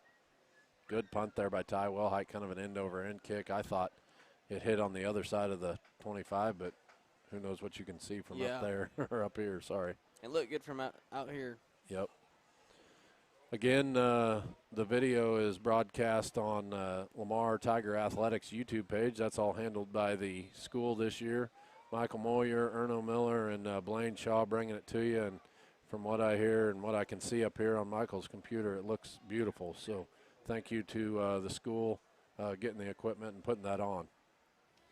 Shotgun formation for the Irish. They got a sub in at quarterback now too. Hands off around the left side. He bounces it out and going to be hit.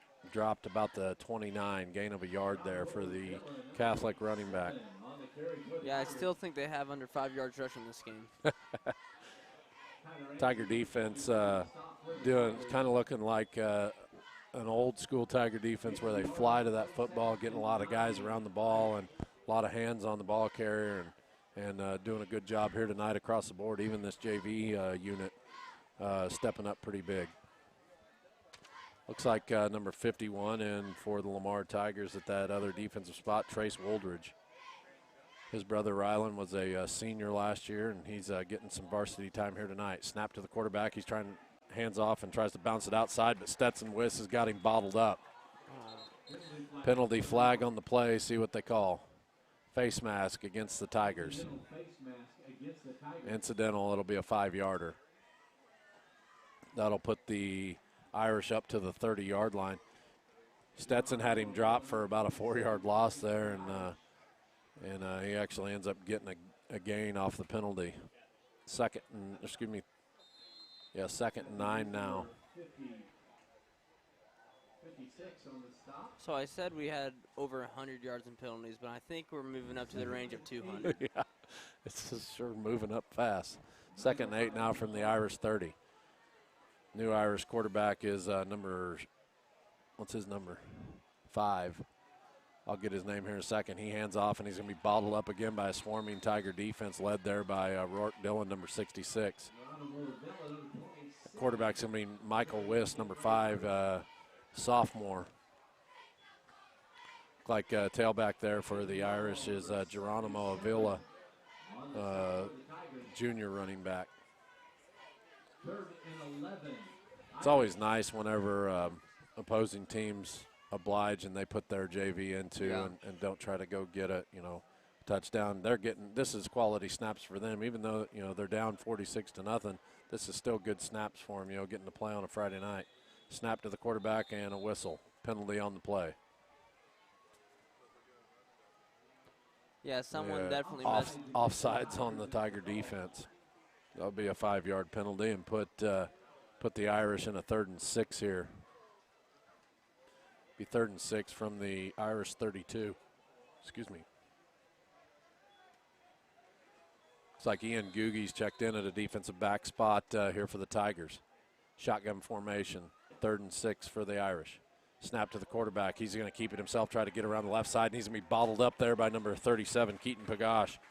Keaton Pagash coming up from that outside linebacker spot and making a nice stop. Bring up 4th down for the Irish, and I think they're going to go ahead and usher in the punting unit. Ian Googie and Ty Wellhite back to receive the punt. That's going to be another USA Mortgage defensive stop. USA Mortgage, call Nathan Mayberry.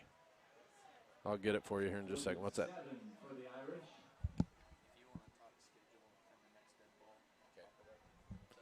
All right. There's a snap to him. High punt. It's going to be they're going to let it bounce and take a Catholic roll all the way down to the Tiger 28-yard line.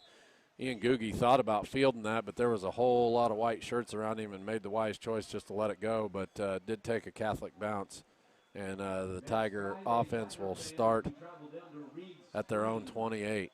It was a USA Mortgage defensive stop. Call Nathan Mayberry for all your mortgage needs, 417-214-9119. Official's going to take a water break here. We'll stay right here.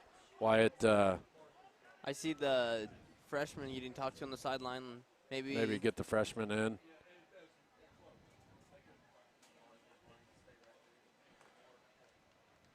Good water break here. You'll see the water breaks. I think even last year up into districts in November that they were still taking water breaks. So keeping the kids hydrated and the officials doing a good job of watching their safety. So you got to appreciate that.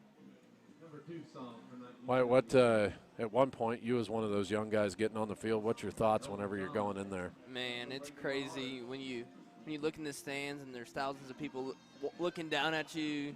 I mean, there's no feeling like it. That was probably one of the best feelings I ever had was my first snap on the varsity field, in a varsity game. It's just nothing but adrenaline running through your veins and nothing like it, honestly. I think I remember your first touchdown, your first varsity touchdown. Duncan Gepner hit you in the end zone down there at Seneca. I think I still have it on my DVR, in fact. And we went to a Chiefs game that following Sunday. So it was a good weekend for you. It was a good weekend. Yeah, Coach Bailey kept talking about, we might run this play, but he said that every week, and then we never did. And then he finally called the play. I'm like, oh, boy. 1st and 10 here from the Tiger 28. Ty Wellhite handling quarterback duty still. Hands off around the right side. He's going to cut back about the 30-yard line, fights through a tackle, and spun down at the 34, looks like. It was number 19, Adam Klushman, on the carry. Gain of about 5 yards there on the carry. Just going over the schedule, of course, for the 2021 season. Next week we're away at Reed Spring, then come back home against Mack County on the 10th of September, and then away for the Silver Tiger game at Nevada, home against Cassville, home against Mount Vernon, away against Monette, home against Seneca, and then start first game of districts will be away at East Newton. Shotgun formation here. 2nd and 4, snap to Wellhite. He hands out around the left side to Klushman again. He's up to the 40, to the 45, crosses the 50, gets up to the 45 and spun down about the 42-yard line. A little extracurricular after the play there. Give the Catholic defender give him Klushman a little bit of a shove, and the Lamar fans did not like that at one bit. But there's a penalty on the play. Yeah, imagine that. Penalty back in Lamar territory at the 45. It's going to be a hole to back them up 10 from there. So there you go again. Wyatt, a good run by Klushman, gets across the 50-yard line and negated again by a holding penalty. Just like clockwork. That was something to work on. Yeah, we had to have something. So 46-0 here for the Tigers. 4:55 left in the game, and Tiger JV offense facing a 2nd and 4 again from the 34-yard line. Shotgun formation for Wellhite. Klushman in the slot. Motion to the right with Klushman. Wellhite keeps it up the middle, gets across the 40, lowers his head. Gets across 35, lowers his head at the 40 and brought down there. Good hard run again by Wellhite, like we mentioned before on his other runs. Not a very big guy, but he lowers his head and dishes it out. That's enough for a Stevens Automotive first down. Looks like the freshman offense coming into the game now. See what kind of personnel they're running for this. Looks like it's going to be number 10, Alex Wilkerson, handling the quarterback duties. Number 16, J.R. Romero at wide receiver. Number 84, Sheet at the wing. He's going to go in motion. Wilkerson keeping it himself. Tries to get outside, stiff arms a guy, spin move, going to be knocked back to the 40, dragging a guy up to the 41. Brought down there. A whole lot of running for a 1-yard gain there by I just saw Mario Delapina pancake their D-tackle. Yep. as you know, your little brother Eli is in that freshman class, so a lot of names that you're familiar with here that you've been watching for a long time. I've been going to some of these games, and so get some familiar faces that we've got to watch a lot, not just here tonight, but you know, youth football, junior high, and a pretty good freshman class. Yeah, I would say we have a bright future ahead of us. Yep. Wilkerson going to handle the quarterback duties again, 2nd and 9. Gain on a yard on the last play. Sheet in motion around the left side. He gets it up to the 45, dances back towards the 50, and spun down at the 48. Aiden Sheet, good carry there on the play. Pickup of about 8 yards, maybe 7 yards. 7-yard gain for Aiden Sheet on the carry. 3rd and 2 now for this freshman offense. Try to get the running back numbers in there. Number 14, Cooper Hahn. I can't see the far one. Hands off to Cooper Hahn around the right side. He's across the 50 up to the 45, lowers his head and runs over a guy at the 45 up to the 44 into Catholic territory now. 2.5 minutes left in the game. Tigers up 46-0. You'd like to see this freshman class get into the end zone here. See if you can get me the far running back's number over there. That's a Stevens Automotive first down. Number 11 on the far side's Chase Query, first-year player. Snap to Wilkerson, hands off around the left side.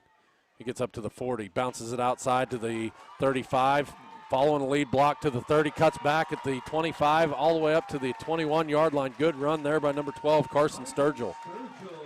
Good patient run. Who was the lead block out there? I think it was Cooper Hahn. Got in behind Cooper Hahn, and Cooper just pancaked his guy down there at the 25-yard line. Good run there by Sturgill.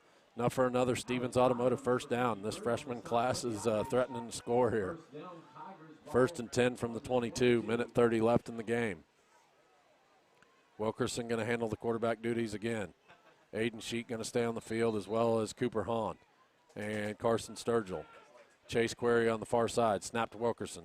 Bounces it out to the right side, gets across 20, spins out of a tackle, tries to stiff arm a guy there at the 20, gets up to the 15, lowers his head, and popped out of bounds at the 12-yard line, looks like.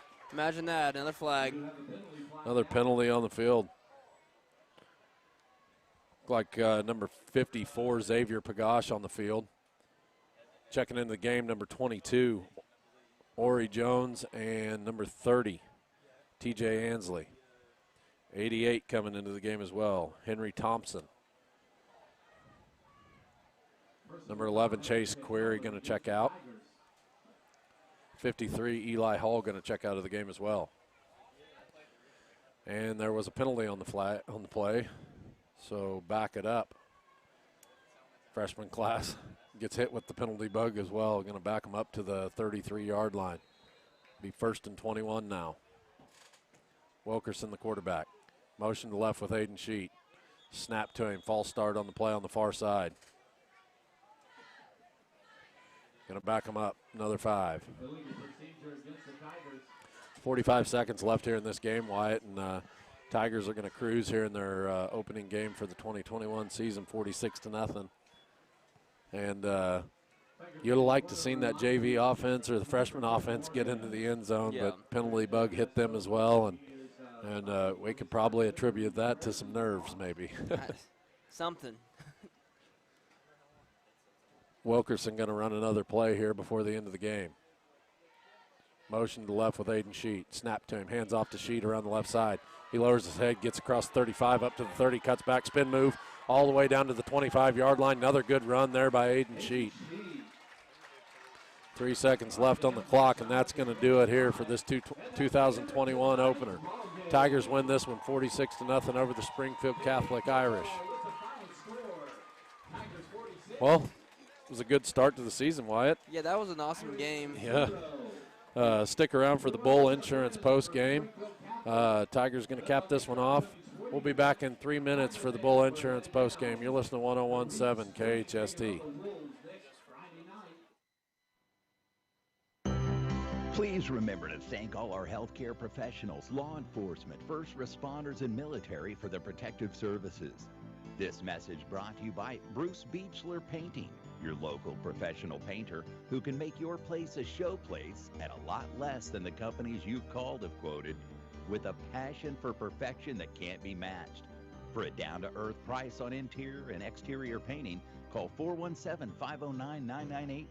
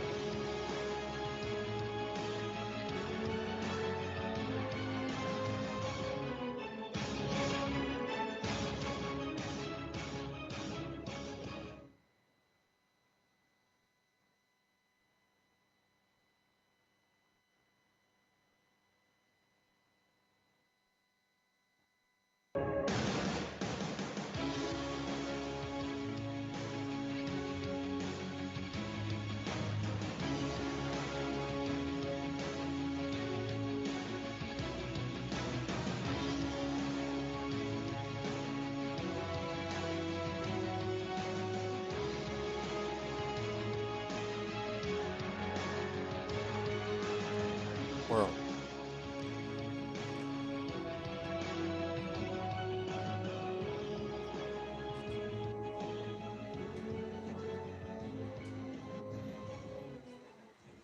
Welcome back to the Bull Insurance Postgame. Postgame brought to you by Bull Insurance. For your complete insurance evaluation, call Bull Insurance at 417-682-2998. Make sure you have the coverage you need. Wyatt, that's going to put a cap here on this first game for the 2021 season for the Lamar Tigers, and pretty impressive victory here tonight.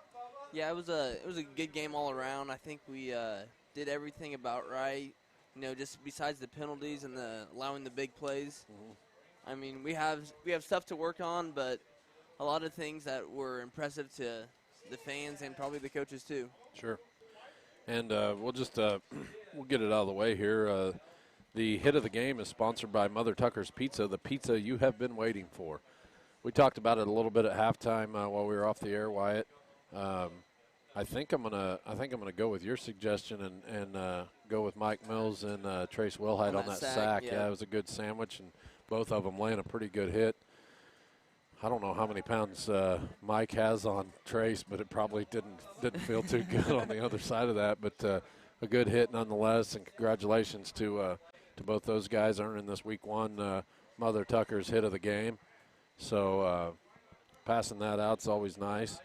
Something we put in last year, and it's always hard to pick. So I'm going to lean on you this year to help me remember whenever you're doing play-by-play. It's hard to remember every single play, but just kind of going on the offensive side of the ball, I think the impressive thing of the night was those big long runs that the Tiger offense got. Austin Wilkerson got it started off with that first touchdown, and then Logan Crockett's 94-yard run. Just an impressive job by those two guys that are coming back at the tailback spot. But, another guy we mentioned is just a fill-in guy, and he got the first carry of the game, was Terrell Davis. He picked up a touchdown there to start the second half and made a nice run. It was a short run, but it was nice because you thought he was going outside, and he had good vision to put his foot in the ground, cut back, and big hole there, and he walked into the end zone. Yeah, the one thing that I like to see is all the touchdowns were spread out. You know, Joel had two, Logan had one, Trace had one, Austin had one, and Terrell had one. Sure. So it wasn't just one guy. How many carries did Trace get on the night? 4, maybe? He had 3. 3 carries. You know, but he probably had 5, and 2 of them were penalties. Sure. So, you know, Terrell had more than 4 carries, but only 4 carries that's counted on the stat sheet. Sure. So, that's 4 guys that not so much with Terrell, but Trace and Logan and Austin carrying the ball. Trace is, picking up where he left off last year, running hard. That touchdown run he got here in the north end zone run over a couple guys, and he's kind of, I call Logan Crockett beast mode, but when you put the ball in Trace Wellheit's hands, he's not really usually anything fancy, and he seems to break a couple tackles and pick up good yards whenever he does it. And then here tonight, he took off from like the 5-yard line, diving for the pylon, and I thought he got in. They said he stepped out, but anyway, like I say, good hard running by them. I think you can be pleased. Those big long runs are a testament to your offensive line. We mentioned in the pregame the two guys coming back was Tucker Torbeck and Jake Paladin, and then 3 guys, Ryan Davis. So that's a good core of guys, and you add in a guy like Stetson Wiss, who's a senior. You put some older guys on that offensive line. While they are a newer unit, they're older guys that you can put your trust in to get the job done. So I was just looking at the stats, and, by watching the game, we always run the ball heavy with our quarterback. Doesn't matter who it was, Case Tucker, Duncan Gepner. We've always ran the ball heavy with our quarterback, and then we make the big play happen on the outside. And that happened today because Joel had 12 out of the 27 rush attempts. And so what's happening is he's getting all those, dirty yards, right up the middle, and then we break one to the outside. Sure. It's just setting up the outside game plan, and, I think he's going to be our workhorse the whole year, Sure. just getting those dirty grind yards. Sure. And, some of them are 15-plus yard runs, and he can pick up those 15 yards real quick while he's still fast, tough kid going up the middle. So just to do some stats, Joel had 12 carries for 138 yards. Logan had 3 carries for 113 yards. Trace had 3 carries for 53 yards. Austin had 2 carries for 100 yards. Terrell Davis had 4 carries for 22 yards. And then Joel Beshore had 3 completions for 28 yards. Mason had 2 receptions for 18 yards. And then Austin Wilkerson had 1 reception for 10 yards. Sure. And, besides the penalties, the only thing that you'd like to see is you got an all-state wide receiver in Mason Gastel. A couple attempts to get him the ball there early at the start of the game. Joel put a beautiful ball down the Tiger sideline. We all thought that Mason toe-tapped it and got in, or stayed in bounds, but it was negated again by a penalty. They did call it incomplete anyway on the pass, but like I say, it's just something that you can work on. Yep. Everybody knows Joel can throw the ball. He threw one in the state championship game that helped. Game-winning play, pretty much. It was a game-winning play, put the Tigers up 6-3 in that state championship. So we know he can throw it. Just got to get the touchdown. He did overthrow Austin, one down there in the south end zone. If he puts a little bit of air, unlike his interception, if he puts a little air under that thing, he probably, it's probably 6. But just some stuff to work on throwing-wise for Joel. But, a bunch of hard-working kids, they'll get it figured out as this season rolls along. I think, once we get into those bigger games, tougher matchups, I think Mason's going to have more targets thrown his way, more opportunities.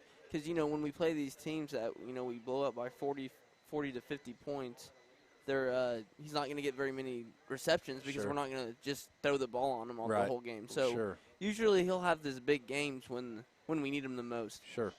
And like I say, he was a first-year player last year, and just all he did was come out and be an all-state player in his first year. Everybody knows he's a good athlete, but like I say, he does a good job, and it's exciting to have him back for his senior year, and another guy we're looking forward to seeing play. So, like I say, that kind of covers, how this game went. We'll get Coach Beshore up here for the Community National Bank and Trust post-game coaches interview. He's on the field right now doing a field interview. But we'll get him up here. We got Coach Lundeen coming up as well for it. So let's take a 2-minute break, and we'll be right back with the Community National Bank and Trust post-game interview. American Family Agent Eric Hughes invites you to come in and review your insurance needs. Eric has home, commercial, life, and auto to cover all your insurance needs, and American Family to back you all the way. Stop by the office today at 407 West 12th Street in Lamar, or call 417-682-3725. For peace of mind, have the right insurance agent, Eric Hughes and American Family. American Family Insurance.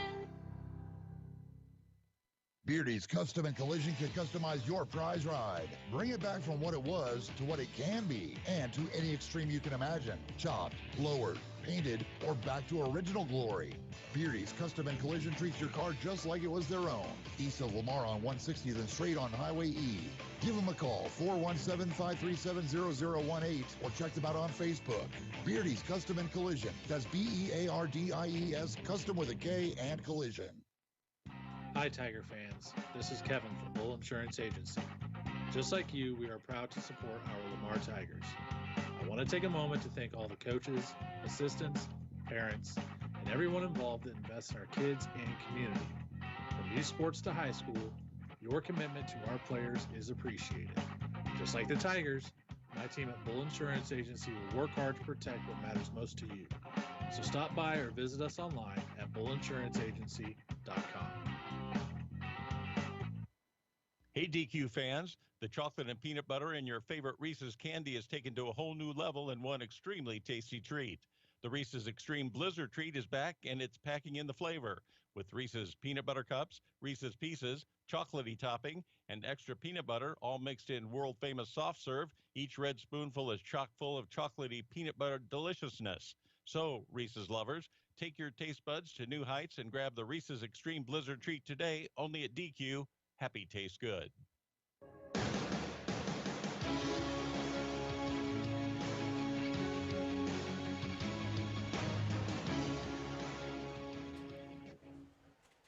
Welcome back to Thomas M. O'Sullivan Stadium. This is the Community National Bank and Trust Coaches Interview. Stop in and see what all the buzz is about with mobile banking, instant issue debit cards, rewards checking, credit cards, and so much more. Community National Bank and Trust, member FDIC. Joined now by Coach Thad Lundeen. And Coach, thanks for coming up here tonight. Seems like it's been a while, but whenever you go back, it's probably not for you. It don't. I always remember back to, and you guys will remember back, when you're back in like 4th, 5th, 6th grade, and summer vacation seemed like it lasted forever and ever and ever. Man, the older you get, the faster things go. It don't seem like that long since December 4th, you know, when I about passed out trying to get up to that crazy crow's nest we were up there in Blair Oaks. But, you know, the great thing about it is we're back at it, we're back moving. A little less chaotic than we were last year, even at the last season with a lot of stuff. And, you know, the kids are starting to click. You can tell the early part of the practice season, summer camp, you know, and into the first 3 weeks of practice, and everybody gets bored. I mean, we've basically been, you know, preparing on all sides for everything we're really going to probably see for the most part for the next several months. And, you know, so a little bit of boredom, I think, even going into this past week. You know, same play, same defense to run against, same special team stuff. And now we're kind of into the fun part of the season, see what they change, see what we can get better at. Now that we've truly been underneath the Friday night light, well, Saturday night lights tonight. But, you know, everything changes when you start seeing those reps and you get those on film, and, you know, you get a chance to see where you're at that point. And tonight I would say we're exactly where we wanted to be. I thought we performed well all over the field in every phase, and, you know, pretty much every kid. I mean, there's always going to be mistakes. There's always going to be misreads. There's always going to be some of that stuff. But, you know, if you're perfect in game one, where are you going to go? Sure. So, I mean, it's always good to be able to look back and find those things to work on. And even in a win like this, you know, we can find plenty of stuff to work on. Sure. And it seemed like here tonight the obvious thing was, you know, some penalties or whatever, but both sides of the ball, that defensive stop down there at the 1-inch line, I felt like really lit a fire under that defense. They were playing good ball up until that point, but they got the O'Reilly kid in the open, and then you know you have them 3rd and goal from the 17. You get a penalty and then hit O'Reilly over the middle, and then another penalty and give them 1 inch to the goal line, and the Tiger defense holds. And those are good things, even in a game where the shutouts are all awesome. I mean, in the end, they don't mean a whole lot, but, you know, it's nice to be able to get a situation like that in a ball game when you really already have it pretty much in control. And, you know, see what kind of kids you got at that point. Are they willing to step up and, have a little pride and keep them out of the end zone and do their job? And they definitely did. They stepped up and got us the ball back right there on the 1 foot line basically. And, we even got old big Mike Mills, the ball on wedge. And it's interesting to watch. Mike's really only got that one play, but even our best linebackers, if he gets that thing moving, our linebackers don't want to get in the way. Heck, I don't want to get in the way. I'd get out of his way. Sure. I'd let secondary tackle his hind end, but Yep. gets us out, and then we get a great play after that really flipped the table completely at that point. Sure.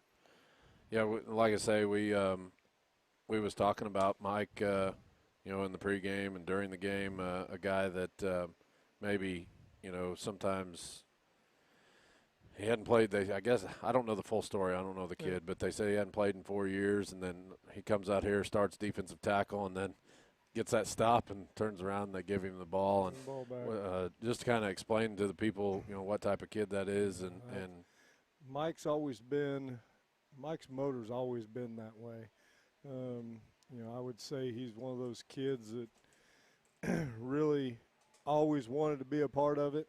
And like anybody that doesn't understand what it takes to be a player on a top-notch team, there's a whole lot of involvement. And, early on, Mike wasn't sure if he wanted to do that. We actually, as a sophomore, got him out all the way to team camp.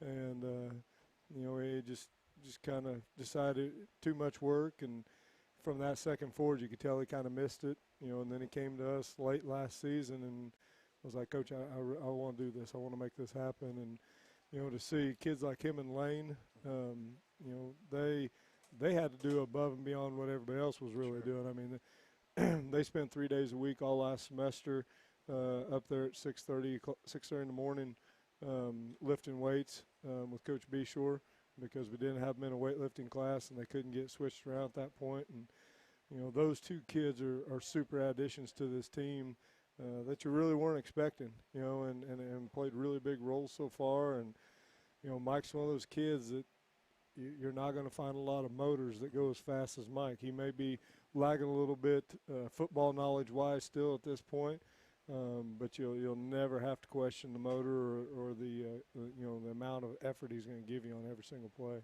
Sure. And I know you do the weights, so you've seen Mike in the weight room, and that's what, talking to a lot of people, that's where that kid really shines. Wyatt was saying he's one of the strongest kids in the high school. And if he'd have been in weights class, for 4 years, the kid would probably own every single heavyweight record in there. And he's close right now on him. But his weights are.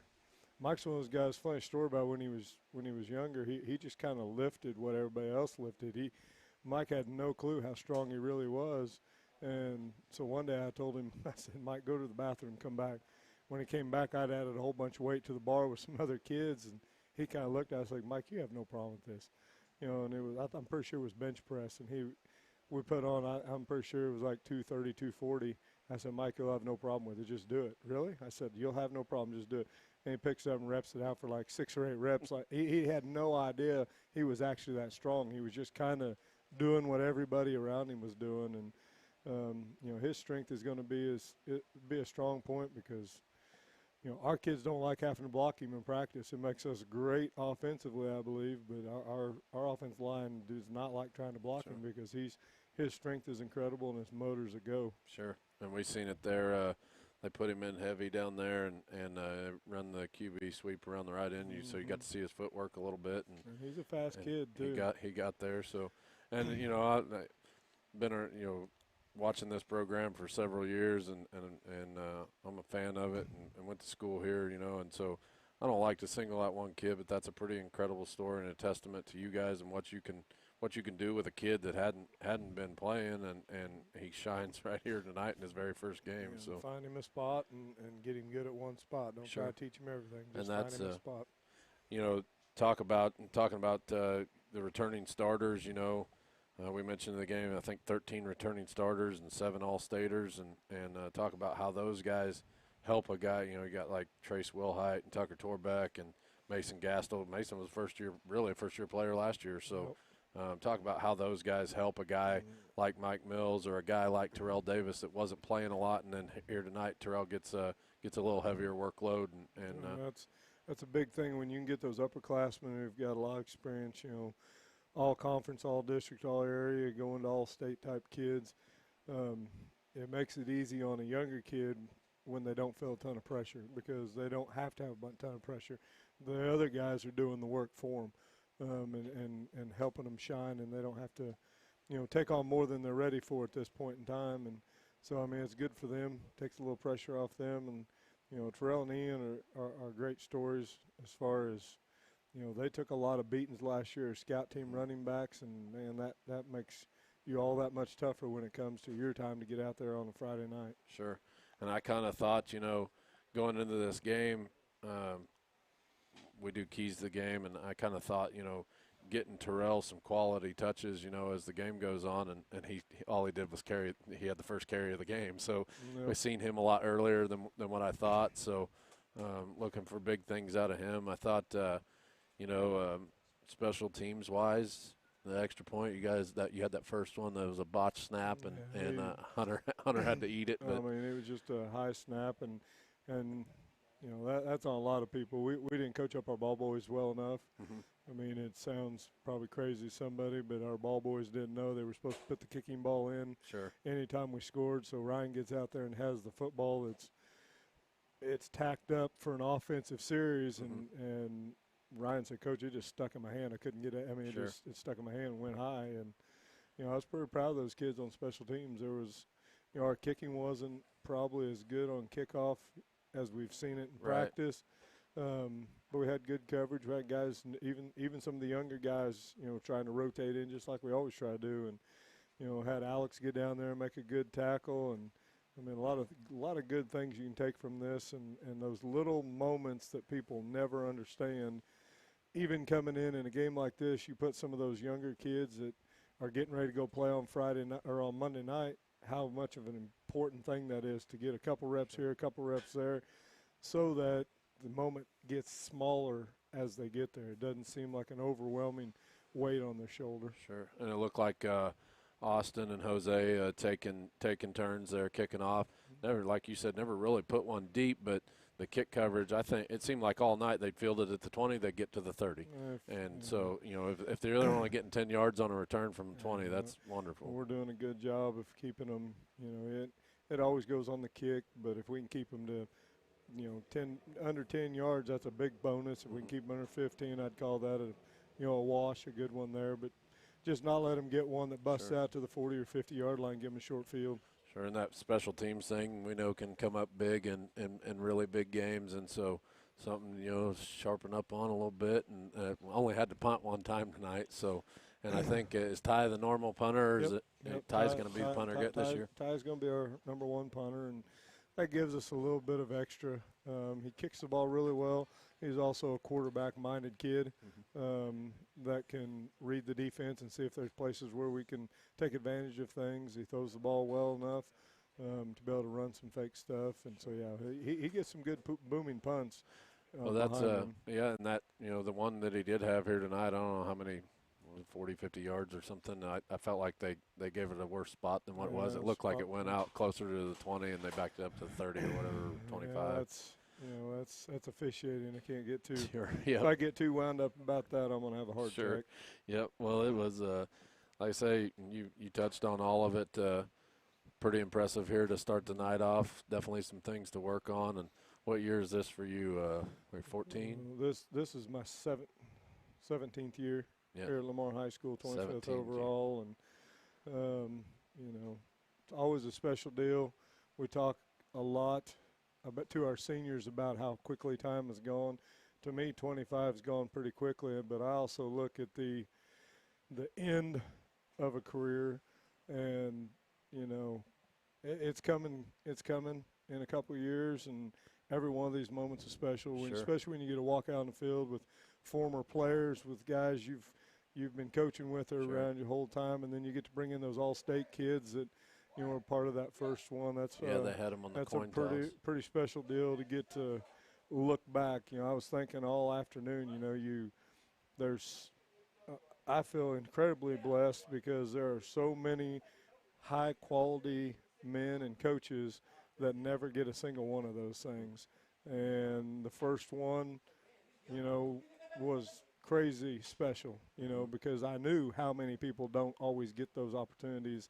And to think that we've been able to put enough of those on, and you know, I've get to come out here several more years, even after I retire, to celebrate this stuff with these kids and these opportunities. Yep, and you were speaking about. I don't think we mentioned it here on the radio, but it was the 2011 championship team was out there on the coin toss, and so I know it had to feel good for you to get to see those guys. I still have coaches that I'd love to get to see.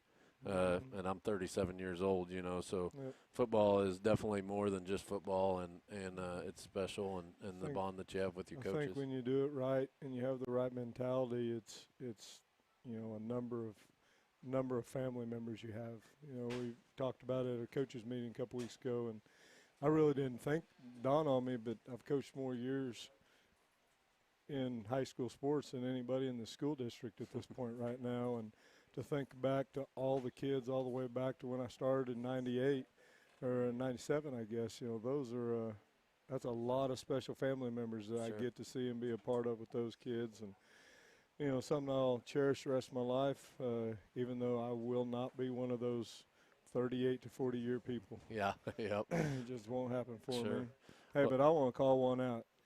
Tucker Torbeck's block has got to be recognized somehow, somewhere, because I've been coaching and watching that kid play forever, and he ran 65 yards downfield and broke the touchdown. Now, I know there's a whole lot of other blocks in there, but when I get to see a kid like Tucker, who I call him lazy at times, his own parents call him lazy at times, I got to watch that kid run downfield, and no devastation whatsoever, but anytime you got a kid that size run downfield, like Coach Q's got his O-line running down the field like that, to me, that's special. That's one thing I'll take away from this ball game. And he got to record the first sack too. So playing defensive line, something he didn't get to do a whole lot last year. So definitely one of those guys. You know, like you mentioned, a veteran guy that's an all-state guy, and a pleasure for us not only to watch, but I'm sure for you to coach and get to see him shine out here on a Friday night. So going to Reed Spring next Friday.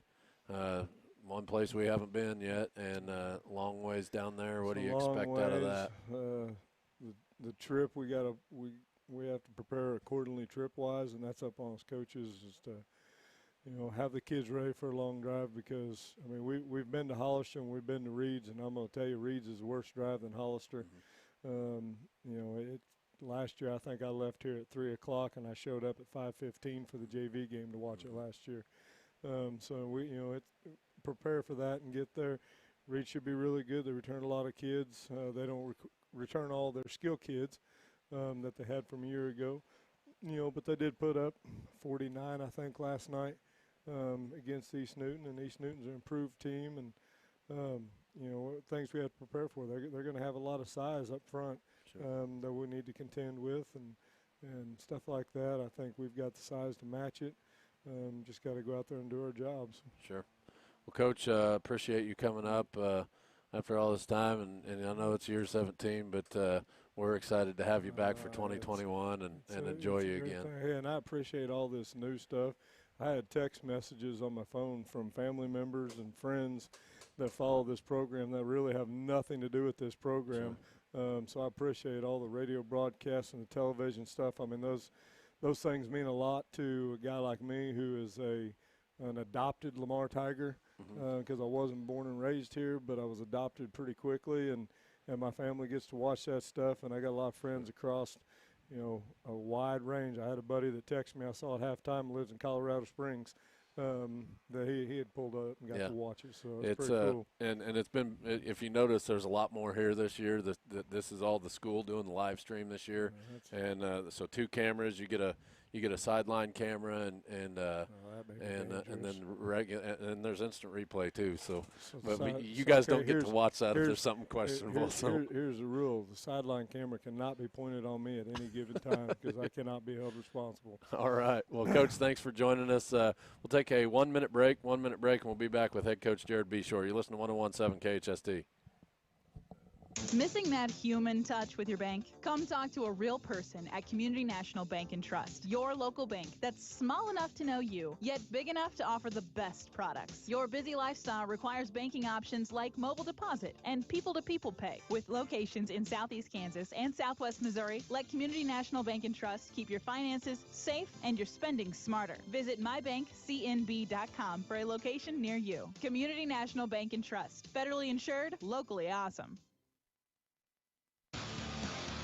Is your car running rough? Maybe it needs some TLC from Gearheads. Gearheads Garage is conveniently located at 705 East 12th Street in Lamar and offer full automotive repair services, including repairs from rear ends to front ends and everything in between, even tires. Now you know why they're called Gearheads. Stop in and visit with Brian or Leo and schedule your next vehicle maintenance at Gearheads. Gearheads Garage, 705 East 12th Street in Lamar, a proud sponsor of Lamar Sports.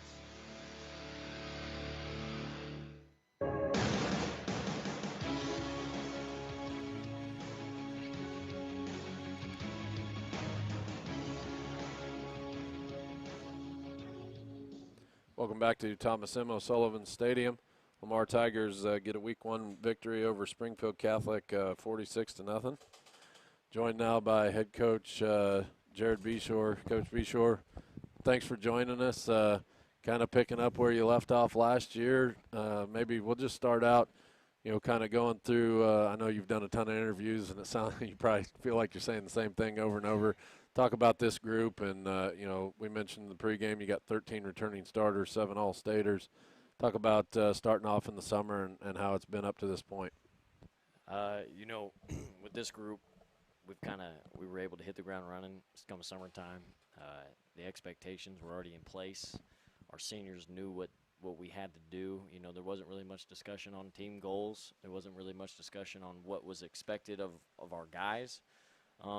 And in the summer, we just pushed our limits. We really did. And what I loved about this group is there was never an ounce of complaining. There was never an ounce of backing down to a workout of any sort. And I told them, I was like, if we want to accomplish something we haven't done before, then we have to do things that we haven't done before in these workouts. And so we pushed the limits. We ran up the dam more times than I believe we ever have, at least since I've been around. I don't know what happened during those years I wasn't here, but as we ran up and down that dam as many times as we possibly could.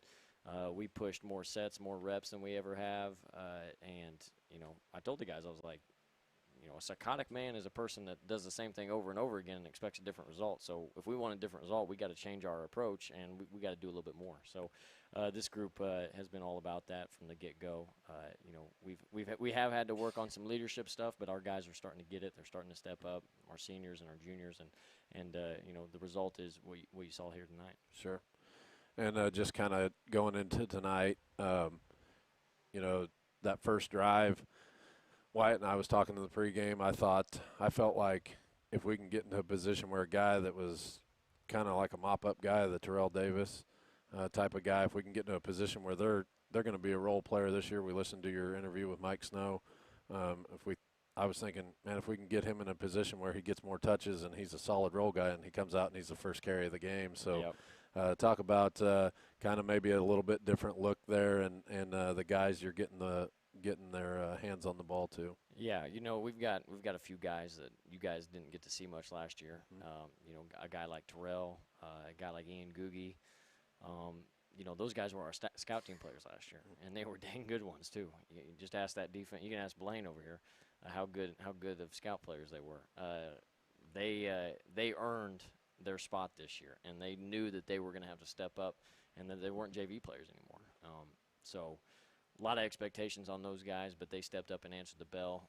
Obviously, we got some mistakes to correct with those guys, but as far as our A position with Ian and Terrell, I thought they did a nice job tonight. Sure. And hitting the edge with speed, making the cuts when they needed to, and what a lot of people don't see is those guys are pretty key roles in our blocking schemes. Trying to get a hat on the safety and try to spring those runs free. So some of those long runs you saw tonight were sprung free by guys like them getting on the safety and stalking and kind of breaking a 15-yard run to a 60-yard run. Sure, and going to that first drive, you get backed up on a penalty and you got a long situation. Then Austin, he's a returning guy, that you can count on. He rips them for a big long touchdown, and then you get Logan's long touchdown. Trace has a hard-nosed run down here at the end. So more of the same of what you've seen last year out of those guys. But a new QB and Joel, talk about, kind of how he was feeling tonight and what he had going on. I felt like he went up the middle really good tonight. Yeah,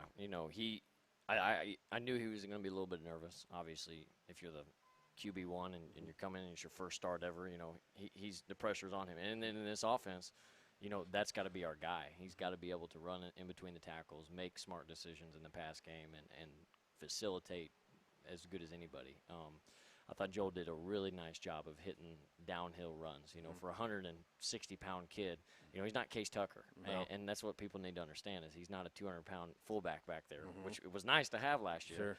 Sure. And I told Joel in the offseason, I was like, if you want to play this spot, you're going to have to armor up. You're going to have to run physically, and I think he bought into that and ran hard tonight. Was Sure. able to run through tackles, fall forward. Hit the hole fast, and it was effective for him. Sure. And it looked like Wyatt and I was talking about it. He's a guy that he gets that 15 and 20 yards a lot faster than not taking anything away from Case, but he gets there a lot faster than Case does. So talk about how that can help your offense a little bit, and then with those fake handoffs and stuff. Yeah, he obviously, when you put a guy back there that's got some speed, you want him to hit the hole fast. And some guys, get in bad habits of bouncing and kind of doing what the defense wants you to do, which is string out the play. And, I pulled up some film of, I believe it was the 2016 team, Stuart McCarris. And, I hope people don't forget how dang good of a quarterback for Lamar Tigers that Stuart McCarris was. And he may have been the best one to ever do it. We can let the old men argue about that. Sure.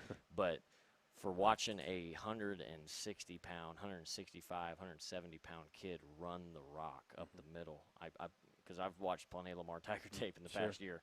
I pulled it up. I was like, Joel, this has got to be you this year. I know you're not 215 pounds. You're not a Levi Peterson. You're not a Case Tucker. You're not those types of quarterbacks. But you can still be effective in between the tackles and watch this kid run. So I hope he's been watching that tape, and as of it looked like tonight, it looked like he had been trying to hit the spin move at the second level, hit the hole hard, lower his shoulder, and not stop his feet. Sure. And talking about the passing game, we all know he can throw it. He just pitched one in the state championship game. Wyatt and I talked about that. But here tonight, I felt like his best throw of the night was the one that they called Mason out of bounds. I felt like Mason did a good job of getting the ball and putting the foot down, but it gets backed up on a penalty. Yep. So talk about the passing game and where you're trying to go with that with Joel and him picking that up. Well, we definitely like to – we're an opportunistic passing team. We want to run the ball, so all of our pass game is built off of our run game. And I think Joel's done a nice job up to this point in the offseason and in the jamboree and practice of doing those things. Just had a couple misreads, and Catholic was doing some things defensively that we hadn't seen before, and coverage-wise. So it's a little bit of a learning curve, and we'll get better the more looks we get to see like that. And on the pick, I just told you, I was like, just throw the ball. It looked like he looked like he was trying to throw it out there to let Austin make the play instead of him making the throw and him making the play. And I told him that, and I said, you've got to wing it out there. Go for it. And he's going to get better at that. Sure. This is game one for him, and he'll get more confident as we go. Sure. Talking about the offensive line, you had Jake Plodna and Tucker Torbeck and Ryan Davis coming back. But talk about the guys that are stepping up on the offensive line this year. How do you feel like your offensive line on a grading scale did tonight? I thought we played well. Here's what we did do. We played extremely physical up front, which is always what we want to do. We had some miscues. You saw Stetson Wiss, and Stetson's was beating himself up like crazy, pulled the wrong way, and run straight into Lane Duncan. And those mistakes are going to happen with some of those guys that this is their first varsity game. What I loved was the effort, the physicality. Stetson Wiss, Lane Duncan, Mason Brown were all guys that saw time, and guess what? They're all seniors. This is all their first time playing varsity football for us, and so you love that they've worked to this point to get there, and they're just going to get better each and every week. You're going to see those guys by week 5 looking like they're going to be on par there with Ryan and Tucker and Jake. They're going to look like veteran offensive linemen. And that's something, of course I listened to your interview with Mike, and that's something to me this program, it seems like every year, the first thing everybody wants to say is, how's the line going to be? How's the line going to be? And it's the guys that have been in the background that nobody goes on Monday nights and watches, but they come in and they're a senior. I'm trying to think of the Begley kid. Whenever you were in high school, a lot of people probably forgot about him. I remember seeing him, Coach Lundin talked about he could him. outrun me dang near. He was always in front of me. He was my pulling guard my junior year. And Keenan could run, man. And that's what, Coach Lundin talking about Tucker tonight. I remember seeing that Begley kid out in front of you a lot of times, and people were like, who is that guy? And so that's something that's a testament to you guys as coaches that you can bring along, because I know you like everything to start up front, so that you can bring that along and you can put in a guy like Stetson Wiss or Duncan and they can help an all-state lineman like Tucker Torbeck, and not miss a beat. But what's something you feel like, man, I don't even like to do this because I don't like to throw those guys under the bus with you. I try to be a liaison for the players down there, but something that you feel like you can work on. Coach Lundin says if you play perfect, you have nothing to work on. So what do you feel like you want to work on next week? Number one, and we talked about it, the penalties. We played a little undisciplined, I thought, blocking on the edge. We had a couple of false starts, which I hate. And I will say, we have put things in place to eliminate that in practice. I think we got better at it. I think we just had a couple miscues. Holding calls were outrageous because our guys just didn't know when to keep running their feet and when to, some of them were even in tight with their hands, but they're still grabbing jersey and they're slowing down. Like, you got to run your feet. You got to move them to sell that it's not holding. And, that's something we're going to get better at each and every week. For us offensively, I think we did a really good job of talking tonight. We just got to make sure that we recognize what the defense is in faster and make our right reads. And a lot of that was on Joel in the pass game, and we made good checks up front. I thought offensive line wise, it's going to change every single week, and they have to know that, and we'll get better at it. Sure. Did you have, of course, you have Joel coming in first year as a quarterback? I can't hardly ever tell up here, with the motion and stuff. Do you have any miscues on handoffs or anything where Joel had to improvise and just take it up the middle? It looked like there was maybe a play or two where that happened. But I can't ever tell with the motion and stuff. Yeah, I not with the ones. I don't think. I don't think we really had very much miscues. There was a play where our motion guy didn't get in motion when he was supposed to, but it was a play up the middle anyway. Sure. And he was really not a factor in the play. We were just trying to do a little bit of eye candy, and Joel still took it up the middle. So no, for the most part, we take a lot of pride in our misdirection and our smoke and mirrors in the backfield. It's something we practice every day. We're in mesh drill all the time, moving those guys around. We're working those everyone sees all the crazy people moving. Well, that takes a lot of work to kind of perfect that. So I thought we did a nice job there. In a football game, there's always going to be something happens you just don't expect. Sure. And a guy's going to miss a block. I remember Tucker just whiffing on a down block, and he knew it. He came over to the sideline. He's like, yeah, Coach, I didn't even watch that play. I already know. And I was like, yep, it happens. But, and then when they execute, man, it's beautiful, though. It's beautiful. Coach Lundin and I talked about him a little bit. I know it's everybody on the whole entire team and you guys as coaches that put this thing together, but talk about Mike Mills coming into his first game and he's starting to D-tackle. What I want to talk to you about is they get the stop down there at the 1-inch line and you put him in there. Do you call it Koopman still, or what do you call it? That was our bone package. You have the confidence in your second year to hand it off to a guy right up the middle, and he picks up 6 yards for his nice run. Yeah. Talk about that guy and that run, and did he know the ball was coming to him? Did you say, listen, I need you to get me away from this end zone? Well, we put that in. First of all, everyone needs to know Mike Mills is a kid that is a great kid. Works his tail off. Will do anything. He's a yes sir, no sir type of guy, and just hadn't been out for football. Coach Bailey tried like heck to get that kid out for football. Tried like heck and got close a couple times. And I gave him my best sales pitch last winter, and he bit. And boy, I'm glad he did. And sure. He's bought in, man. He's a protector. He's a leader by example, and he's a part of the brotherhood, and he holds that really in high regard right now, and you can tell by the way he plays. Man, he's got a motor. Very strong, very athletic kid. And so when I put him back there at fullback, our coaches were like, we just put him back there to block. I'm like, well, I'm not gonna have Joel do the center sneak, so right. I'm gonna hand this this dude the ball and say, when I need 2 yards, give me 2 yards. And I told him that when I brought him over. Like, Mike, if I call this play, I just need you to hold on to that ball with 2 hands and run your feet and give me 2 yards. And anything else extra is great, but you don't drop that football. And he got you 6, and then Logan went to the house the next play. And he did exactly what he was supposed to do. And so it won't be the last time Mike Mills gets the ball. But I will say I was shocked that I was going to be able to call that play in the first game. I was hoping that we wouldn't, but, hey. And it was a good time to do it.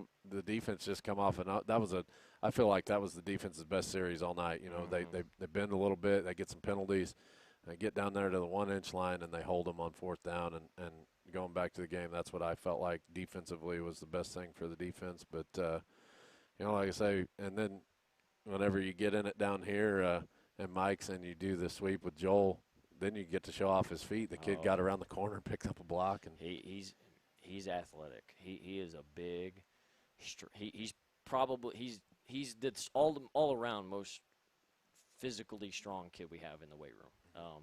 And he took a year off of lifting, by the way, during COVID and when he wasn't playing football. And so but a lot of people don't know is he can run, man. He can flat out run. He plays scout team D line for us, and our guys hate blocking him every day, which is awesome for me because I'm like, you block him every single day, and you'll be prepared on Friday night. Sure. So he doesn't know when to turn it off. That's what's great. So he's always 100 miles an hour, which you love to see as a coach, and he doesn't slack. He's going to be a very integral part of our football team, and if we didn't have him, I don't want to be in that mindset of not having him because he's here and we're using him for sure.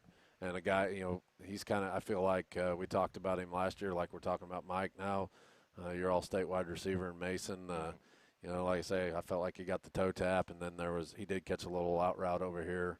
It was a little high, and he went up and got. Yep. I don't know the last time Lamar had an all-state wide receiver, but it's got to be nice for Joel coming in his first year at quarterback to have an all-state wide receiver over there in Mason. Absolutely. Mason's a big target. He's got great hands, and he can flat out run. So, yeah, it's definitely nice to have some guy you can just go to right now. Sure. And we didn't have to really go to him too much tonight, and Mason's a big guy on defense for us too, which is awesome. He's not a guy that needs to have the ball, he doesn't need 10 touches a night, and he knows what type of style of football we play. He knows he's our big play guy and our sure-handed guy, and we'll go to him when we need him. Sure. What Mason's done a nice job of this offseason, I think he's gotten a lot stronger, and his blocking has gotten better. He's getting out to the second level. He's stalking better and springing some of those longer runs to be longer runs. Sure. And another guy that's coming in this year, you talked about in your interview with Mike, Riley Heckaden, and seen him out there at wide receiver and then playing DB some.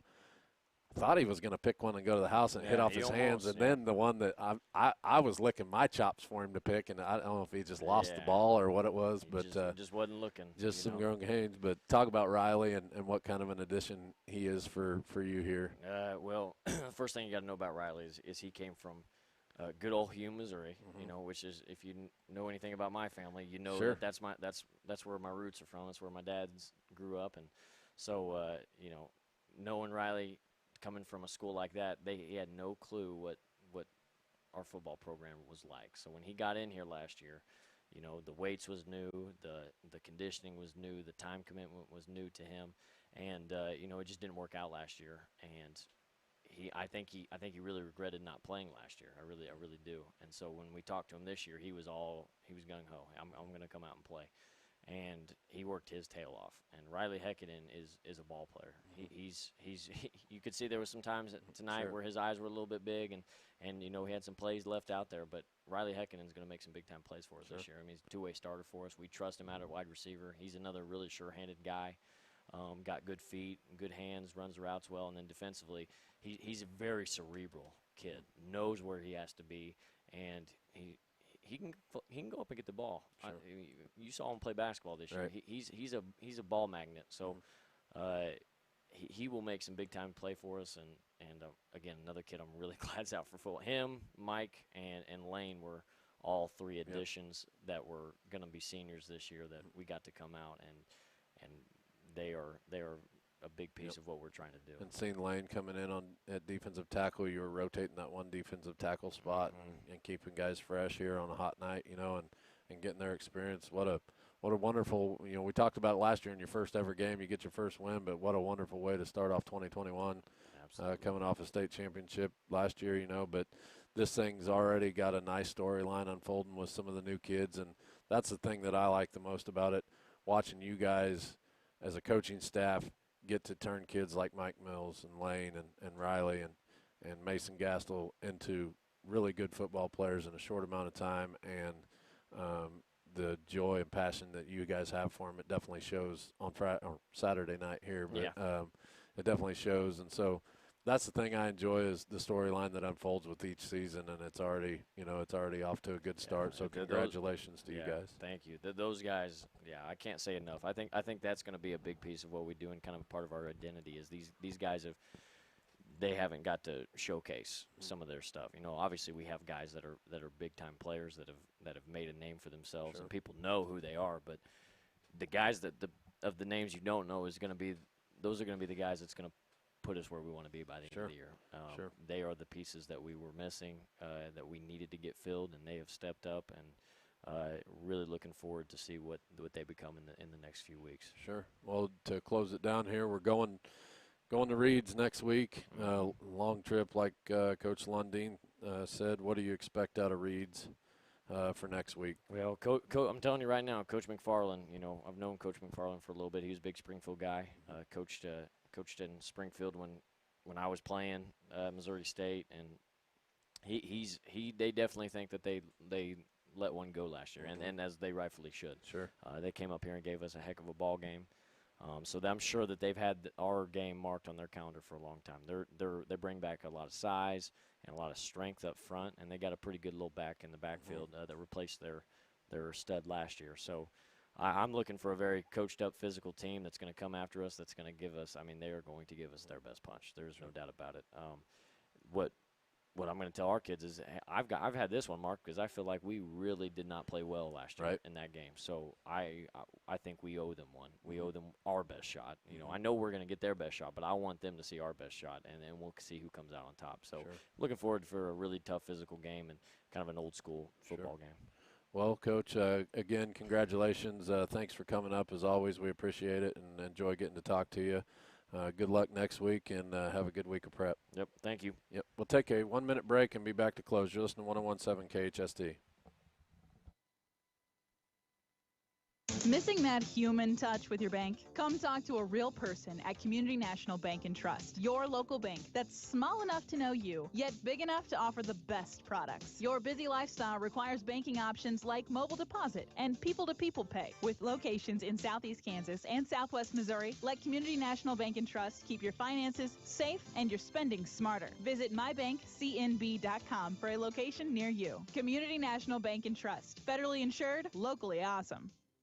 At Runyon CPA, they're not just your ordinary CPA firm. They're your partners in success. Being a tax CPA isn't just about crunching numbers. It's about going beyond what you expect. At Runyon CPA, they personally handle each client, treating you with honesty and respect. They will provide you with all the options so you can decide how to move forward in growing and managing your farm or small business. Check them out at runyoncpa.com or facebook.com/runyoncpa. Call or text to secure your tax appointment for this coming season right now, 417-682-1592.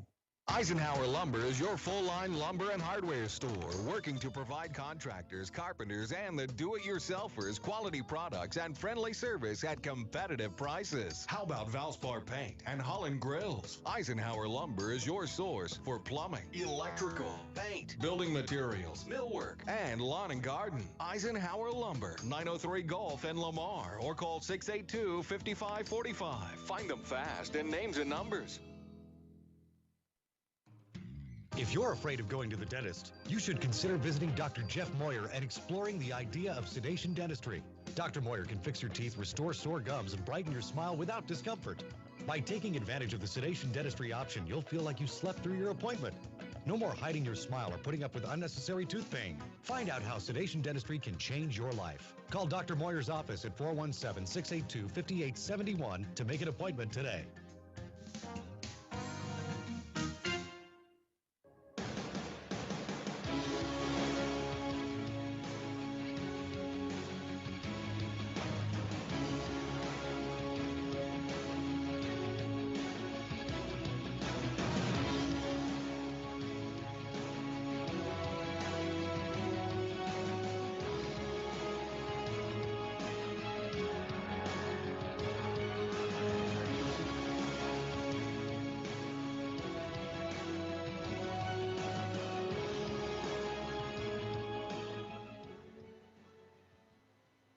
Welcome back to Thomas M. O'Sullivan Stadium. Let the music kill off there. Welcome back to Thomas M. O'Sullivan Stadium. Nate Eady and Wyatt Hall bringing you the first game of the 2021 season. Lamar Tigers win over Springfield Catholic 46-0. Wyatt, interviews are always good. The game was good. You know, it's a lot easier to do whenever you got coaches like that are willing to talk and talk to you about their kids. Just for anybody wondering, Reed Spring did beat East Newton 49-20 last night. So facing Reed Spring, they're coming off a win over East Newton. Again, Wyatt, thank you for being up here. Look forward to a good season with you, and you bring a different thing to the table for people listening. I know everybody enjoys you, but you know, you're just 2 years removed from playing this game with these guys, and so we appreciate you being here. Yeah, I'm glad to be here. I'm just doing this for fun, you know. It's not hard for me. Sure. It's just something I want to do and to, you know, stay a part of the game a little bit. Sure. Yeah, anytime you can talk football, it's always nice. So like I say, good first game here tonight for the Lamar Tigers, and definitely, you know, some things that the coaches want to work on. But the main thing I want to point out is this live stream that was put together here tonight by it's school's equipment, but Michael Moyer, we can't thank you enough for putting it together, and Blaine Shaw and Aaron Miller running the cameras. I've got text messages of people saying how awesome the live stream is, and that's all Michael and Erno and Blaine putting it together for you guys. So definitely appreciate that, and we've touched on it a bunch. They will be, for everybody asking, they will be going to away games with this equipment and traveling along with us. So we'll have it all set up at Reed's next week. Yeah, be learning some stuff about internet connections and stuff. Like I say, if it wasn't perfect tonight, we'll get there. You know, these things take a little bit of time to get everybody on the same page and everything hitting right. But I think tonight, for a week 1 game, I was excited. You're excited. You know, everybody here. And that is on YouTube under the Lamar Athletics page. So next week, whenever you're trying to find the game on the live stream, it's under Lamar Athletics on YouTube.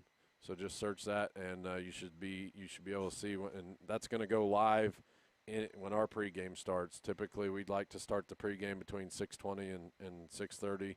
Occasionally, it'll be 6:15, just depending on that coach's corner interview with Coach Beshore and how long it is. But again, thank my guys back in the studio that ran the board op tonight. It was kind of their first time running over there, and not first time to run a board op, but first time over there. And we had some things that we had to work through. So Jack and Kevin, thank you guys. I think it went as well as it possibly could have here tonight for week 1, and excited to see how the rest of the season goes. Anything you want to close with? Nope, it was just a overall good first game of the season, and looking forward to seeing a lot more good football. Sure. And, you know, like I say, I can't believe it's here. It comes on fast. You know, it seems like that state championship game wasn't too long ago, but I'm excited. And like I told Coach Beshore, I like to see the storyline that unfolds with a football season.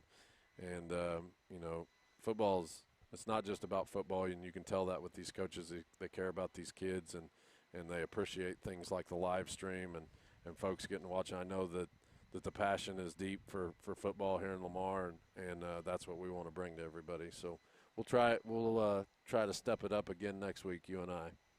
Sounds good. All right, everybody have a good weekend. Thank you for tuning in. You've listened to Lamar Tiger Football on 101.7 KHFT. Have a good night. KHST Lamar Pittsburgh is my country 101.7.